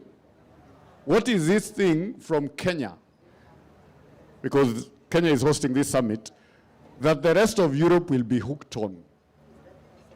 Mandela leadership team they didn't do this, they decided they'll do it in Kenya. The way things are going, they might slide to Uganda. Next minute they are in, I'm sure they're going to Nigeria at this rate. You understand? Nigeria first. I hear Nigeria first. Nigeria first. Please stand up, madam. Just stand up. Just come. Just come. Hey! You should have been playing that soundtrack. I love your style. You're saying this leadership should go where first? Nigeria next. Yeah. And if you guys think it's a joke, these guys don't joke. When they've decided like that, Ugandans are in problem. Daniel, if you're still watching, these guys are bidding for it. Thank you, madam. What's your good name? Grace Ann. Grace Ann. Meskeyo jina. Grace Ann. Some of you ask your name, you say, Waidera Wairimu. No. You have to pull it. Grace Ann. Thank you. You've learned something there. Okay. Now, when I was talking about sports, allow me to introduce someone who is a CEO of Skeia. She heard about this leadership summit. I'm in her board, and she decided, you know what, Chris, let me come. Please, our CEO, Siombua, please stand up as I read who you are. She started a commercial sports company that curates sports events and intentionally creating pathways for international events to be hosted in Africa. Guess what? The first e-bike competition in Africa will be held in Kenya thanks to her. Okay? And one day, now let me tell you the story. One day I woke up and I was in a board without being consulted. So I called back and said, who are you guys? They told me who they are. I said, how did you pick me? They said, we decided you're going to be part of the board because we know what you do. Look at your friend and ask them, when was the last time you were included in a board without being consulted? No, seriously. So, guys, like Masharia was saying, the phone you have in your hand, build your brand. Communicate what you believe in, and be aggressive as Grace Ann and Chief, and you will go very far in life, okay? To all the panelists that have been here, thank you. I'm going to call Daba to be able to do the vote of thanks. Before that, I'm going to call few people who have been behind the scenes, because for this event to be where it is, allow me, Kay, allow me to call some guys who've been behind the scenes. They wake up at 4:30 a.m. to come and clean up the place. Thank you. So guys, come in.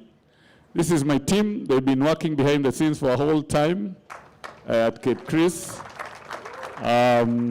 This lineup, they requested they want to take a picture with you. I told them, okay, if I don't do this, these guys are going to shut me down.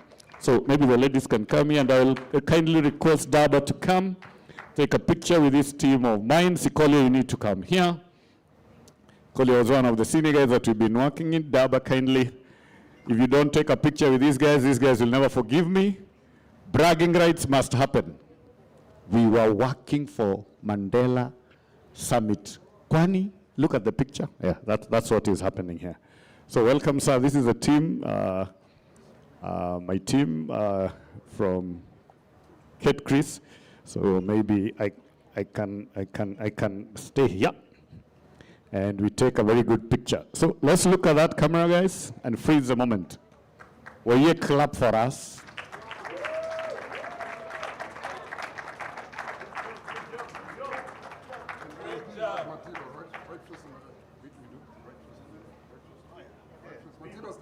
Okay. So we do Madiba style, guys, this way. Madiba style. Now you understand why Madiba and Muhammad Ali were friends. Thank you so much. Now, this is the only team that can come here. Remember, we have a whole technical team seated in that tent. We'll also be doing an amazing job. We have a team led by the PR, Comms, Ekrion, Abanas. Abanas, raise up your hand, please. That's Abanas. He's been doing all the communication. The live stream team, please raise up your hand where you are in the tent. I know you can't leave your desk. Cameraman, raise up your hand. The guy who's been doing the live streaming, the great live streaming, they are there. Anybody within the security team, raise up your hand. We have the security team around. The fire brigade were introduced.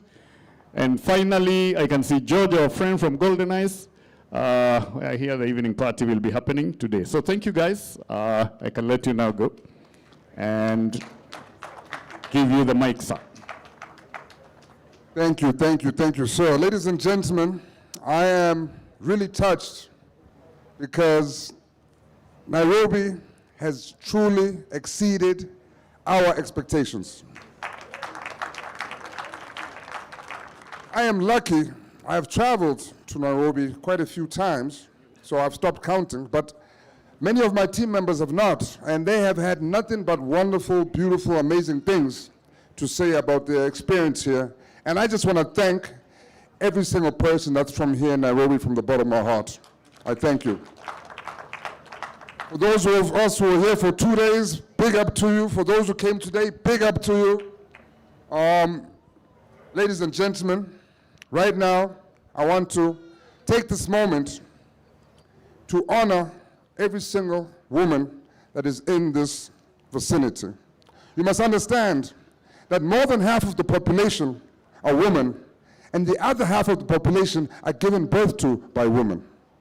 So women are at the center of our universe.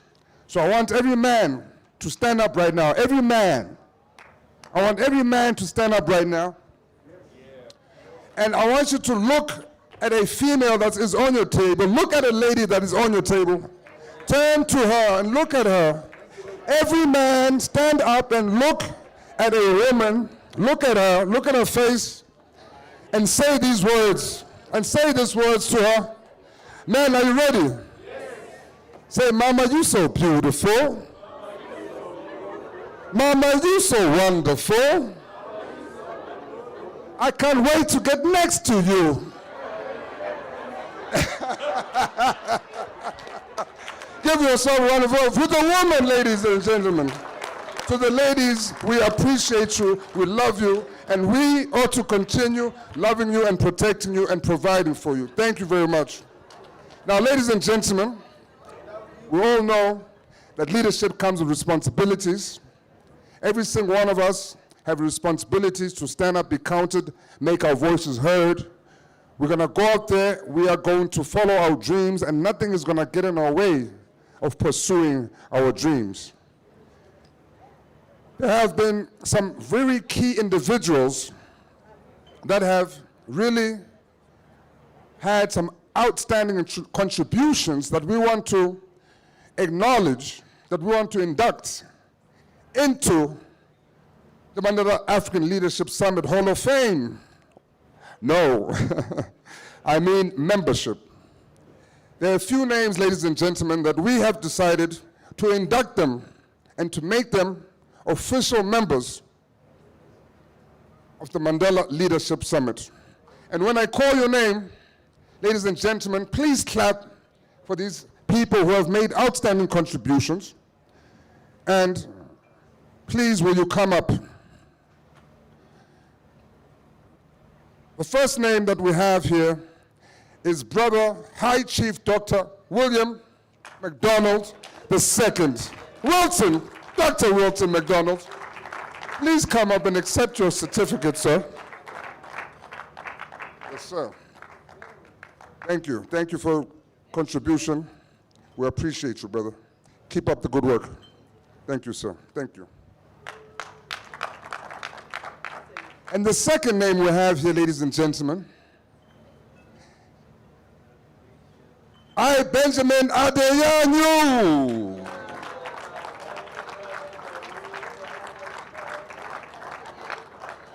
Our second member to be inducted.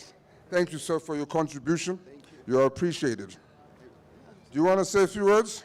Absolutely. Very short.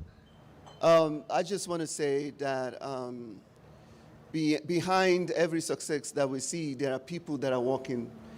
And I have gone to see Ndaba put his heart and soul to the Institute when there is no camera, light, or action. And it's an honor to us all to experience this happening. And I'm privileged to be official member of the Mandela Leadership Institute. Thank you very much.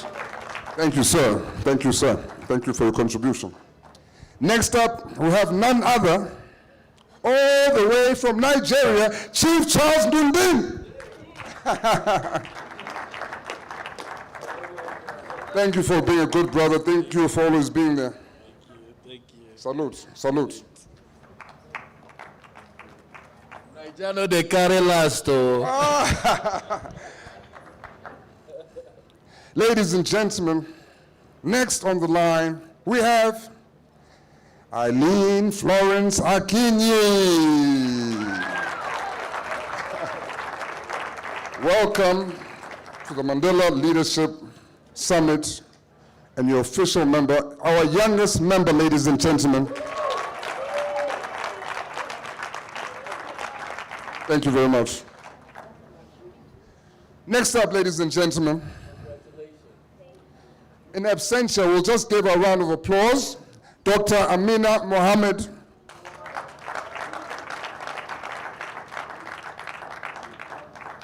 Last but not least, ladies and gentlemen, is none other than the lady who has driven race cars for 15 years, Lynette Ayoko.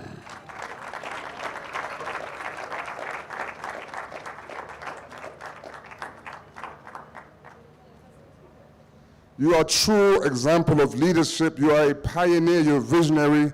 We honor you.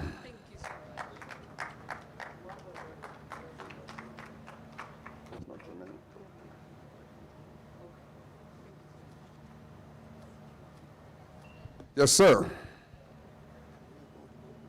Yes. And we're going to take a last picture, which is going to be consisting of all the members. Please come up on stage. And we are going to close out loud, ladies and gentlemen. We're going to give a salute. All the members, please join me on stage, who will receive certificates. Please, you can stand behind me. Now we're going to give a salute to our heroes. When I say Viva Nelson Mandela, Viva, you say Viva. Are you with me? When I say long live the spirit of Nelson Mandela, long live, you say long live. Are you with me? Okay. Let's go. Viva Nelson Mandela, viva! Viva! Viva Jomo Kenyatta, viva! Viva! Long live the spirit of President Moyo, long live! Long live the spirit of Winnie Mandela, long live! Long live! Ladies and gentlemen, and finally, we want to stand up, all of us, and give those words of affirmation, as we are all leaders. We are all leaders in our own right. And these are the last words as we close out. Are you ready to say these words? Hands out. And repeat after me. I am a leader. I am a leader. I am a leader. What I can dream, I can achieve. I am proud of my parents. I am proud of my history. It is in our hands to work together to make this world a better place. I thank you.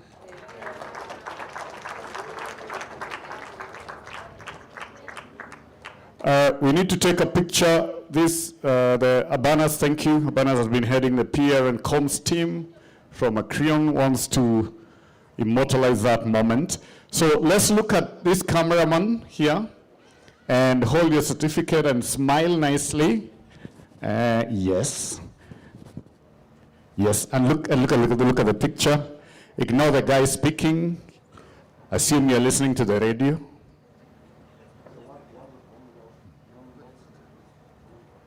And then one without certificates. Protocol-wise, let me find out where we are going next.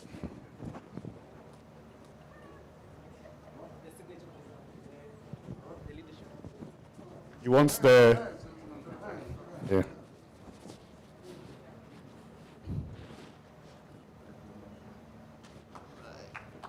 Thank you, ladies and gentlemen.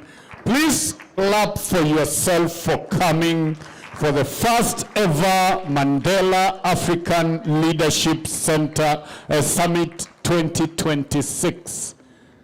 If you know you are a group of guys who've been discussing from tea time, please stand up.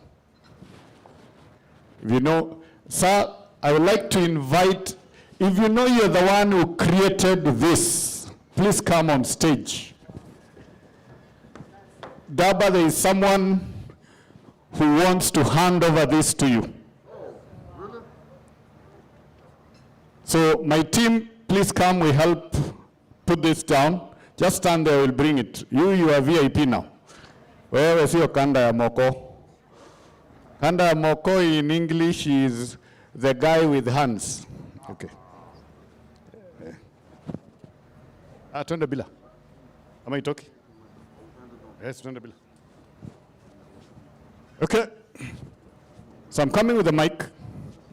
Then you will tell us in 1 minute why you're handing this over and what it is.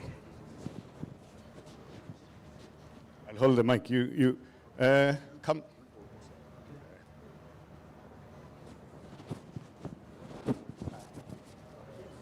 I say hi, everyone. So in this, hi everyone. This is Usaili Art. We are advocating for mental awareness, environment conservation, supporting disability community. So the story behind, I sent an email to the people decorating the event. Then they said, please come for the exhibition.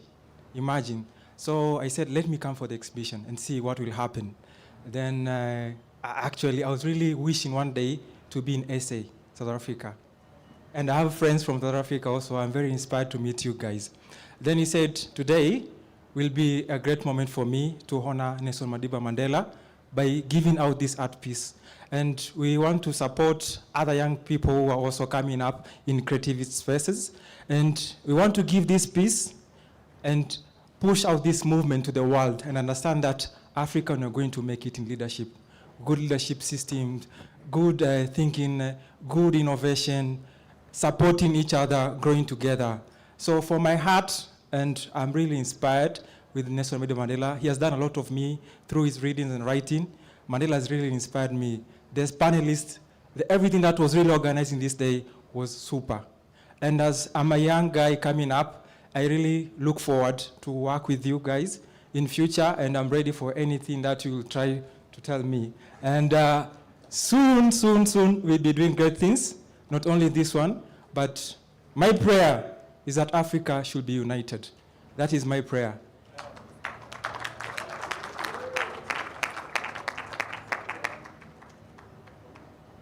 Okay, so you can hand it over. Give me the mic. Did you say what it's made of? Yes. You did? Are you sure? Yes, this art pieces is made of waste materials, plastic, and the lady behind this art material was a lady who could not walk. He got an accident. He worked in Dubai, and he got an accident. He said, okay, we are an artist. We cannot do a lot. We don't have enough funds, but we can educate our community with the little thing we have. Then we say, let us boost pocket ourselves. We gave funds. We collected the plastic materials. We create this art piece. So we have been showcasing, exhibiting. No one trusted us. Said, you guys, will you make it? No one trusted us, but you are really pushing hard. Let us go there.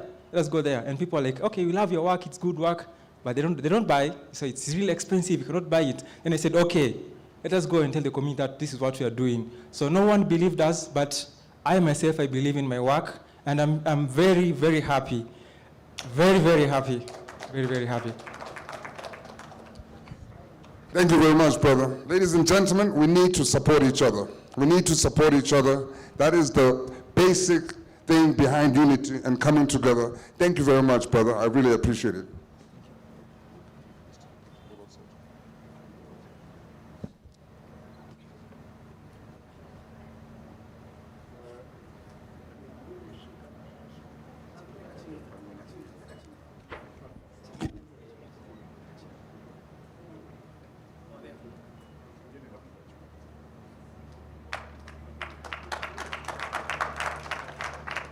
Thank you.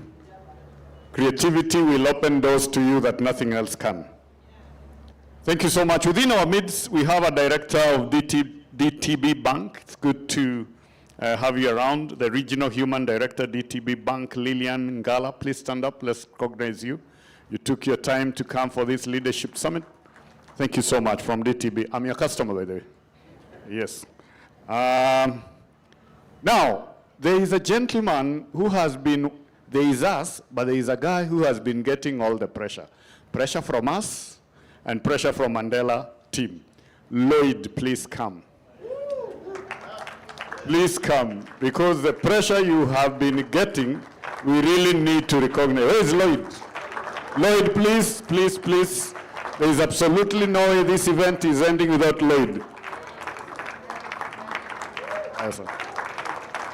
Ladies and gentlemen, put your hands together for Lloyd, and you have to take a picture. This man is the man who put this together and has been dealing with us, and trust me, dealing with us is not easy.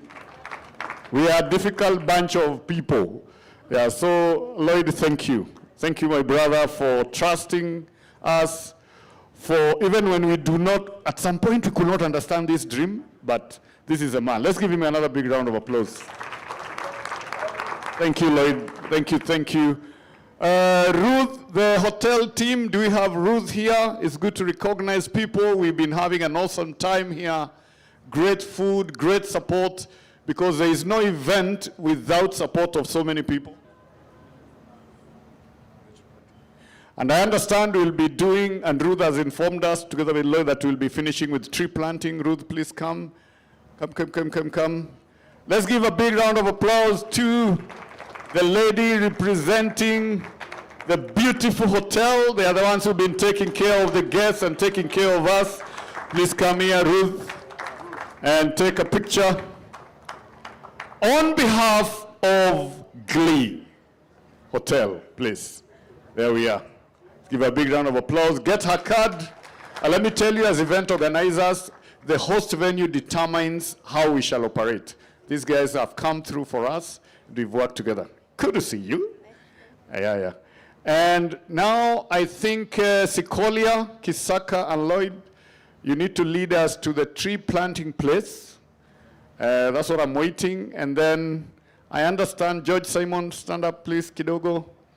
George Simon is saying Golden Ice is where the party is happening tonight, just right here at Kiambu Road. So if you want, come with us. So we do that. Masharia, thank you for being around. Each and every one of you, thank you for being here. Brother, let me thank you too for being such a beautiful host. Everybody give hands for Brother Chris. Yes, indeed, Brother Chris.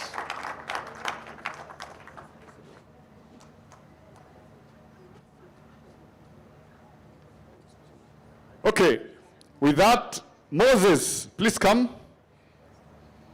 Guys, have you been welcomed by the dance troupe that was welcoming you? This is the man behind it. Okay? And when he heard the Mandela leadership team was coming, I told him, curate something. And I didn't bother until they showed up yesterday. Yeah. So thank you, Moses. He represents a company called www.africa.com. Kibet. And someone from Team Parrot. Please come, quickly. Run, guys. Hey, run. We have a young man, very young by the way, I think he's 25 or something like that. He's been doing the live stream, part of the team, and then we have the technical team. It's very important. You guys have done an excellent job. We can be here and you think we are the ones doing all the work. No. Yeah, please. I know this was a surprise. Please take a picture with the host. Thank you, Parrot Group team, and together with the live stream, start with that one and then we go. Kibet, thank you so much. And then Parrot Group, behind the technical stuff. Who else am I? Who else is here? Nobody? Okay. Brand Plus, the branding team. Brand Plus, please. Where is Jennifer? Where is Agri? Jennifer, Agri, please. Where are they? Please run. It's not for point. Run. You know Kenyans are running. We run. My mother ran. My sister ran. We are racist. So run. Come. That joke some of you will catch tomorrow. Yeah. Come. Take a picture very quickly.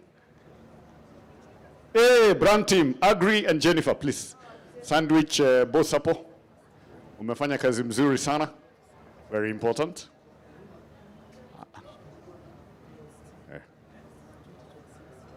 We need to take a picture. Yes. Take a picture with Bosapo, the brand team. Okay. Great. And then hashtag the photographer, please come. I will be the photographer now. You go there and take a picture. This guy in his entire life, nobody has ever taken a picture of him. So today, Mandela leadership, Kirwa, jack of all trades, now he's a cameraman. Guys, I hope they are focused. If they are nice, you pay me. You see, I'm good. Yeah, I'm good.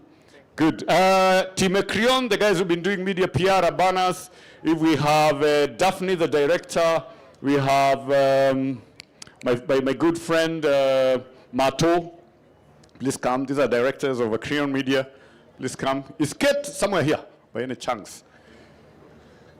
Kate, in case you're here, run to the stage. Kate Akweri.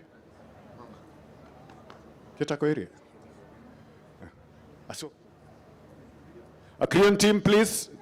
I'm not calling anybody else after the bosses, so if you're here, please run here.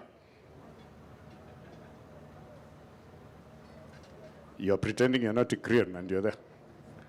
Okay. Okay. Any other team I'm forgetting? Thank you so much. Ladies and gentlemen, will you please all stand as we finally give a sad but exciting closing because, of course, this was just one of many, many, many to come, not just in Kenya, but across the continent of Africa, ladies and gentlemen. We are now officially closed, ladies and gentlemen. God bless Africa. One, two. DJ, please, some music. I'm a piano. I'm a piano, baby. On the ones and twos, let's go. What's 3 steps? Is that the name of a song? Old man, guys. Stop taking meeting notes and let...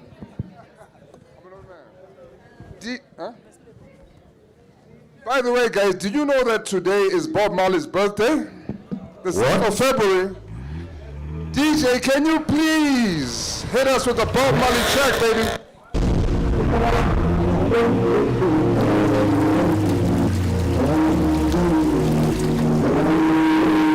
So kindly, let's allow Daba to go plant a tree before it's too dark. Before it's too dark. Sikoli, where are you? You should be leading us to there. Okay, come and take your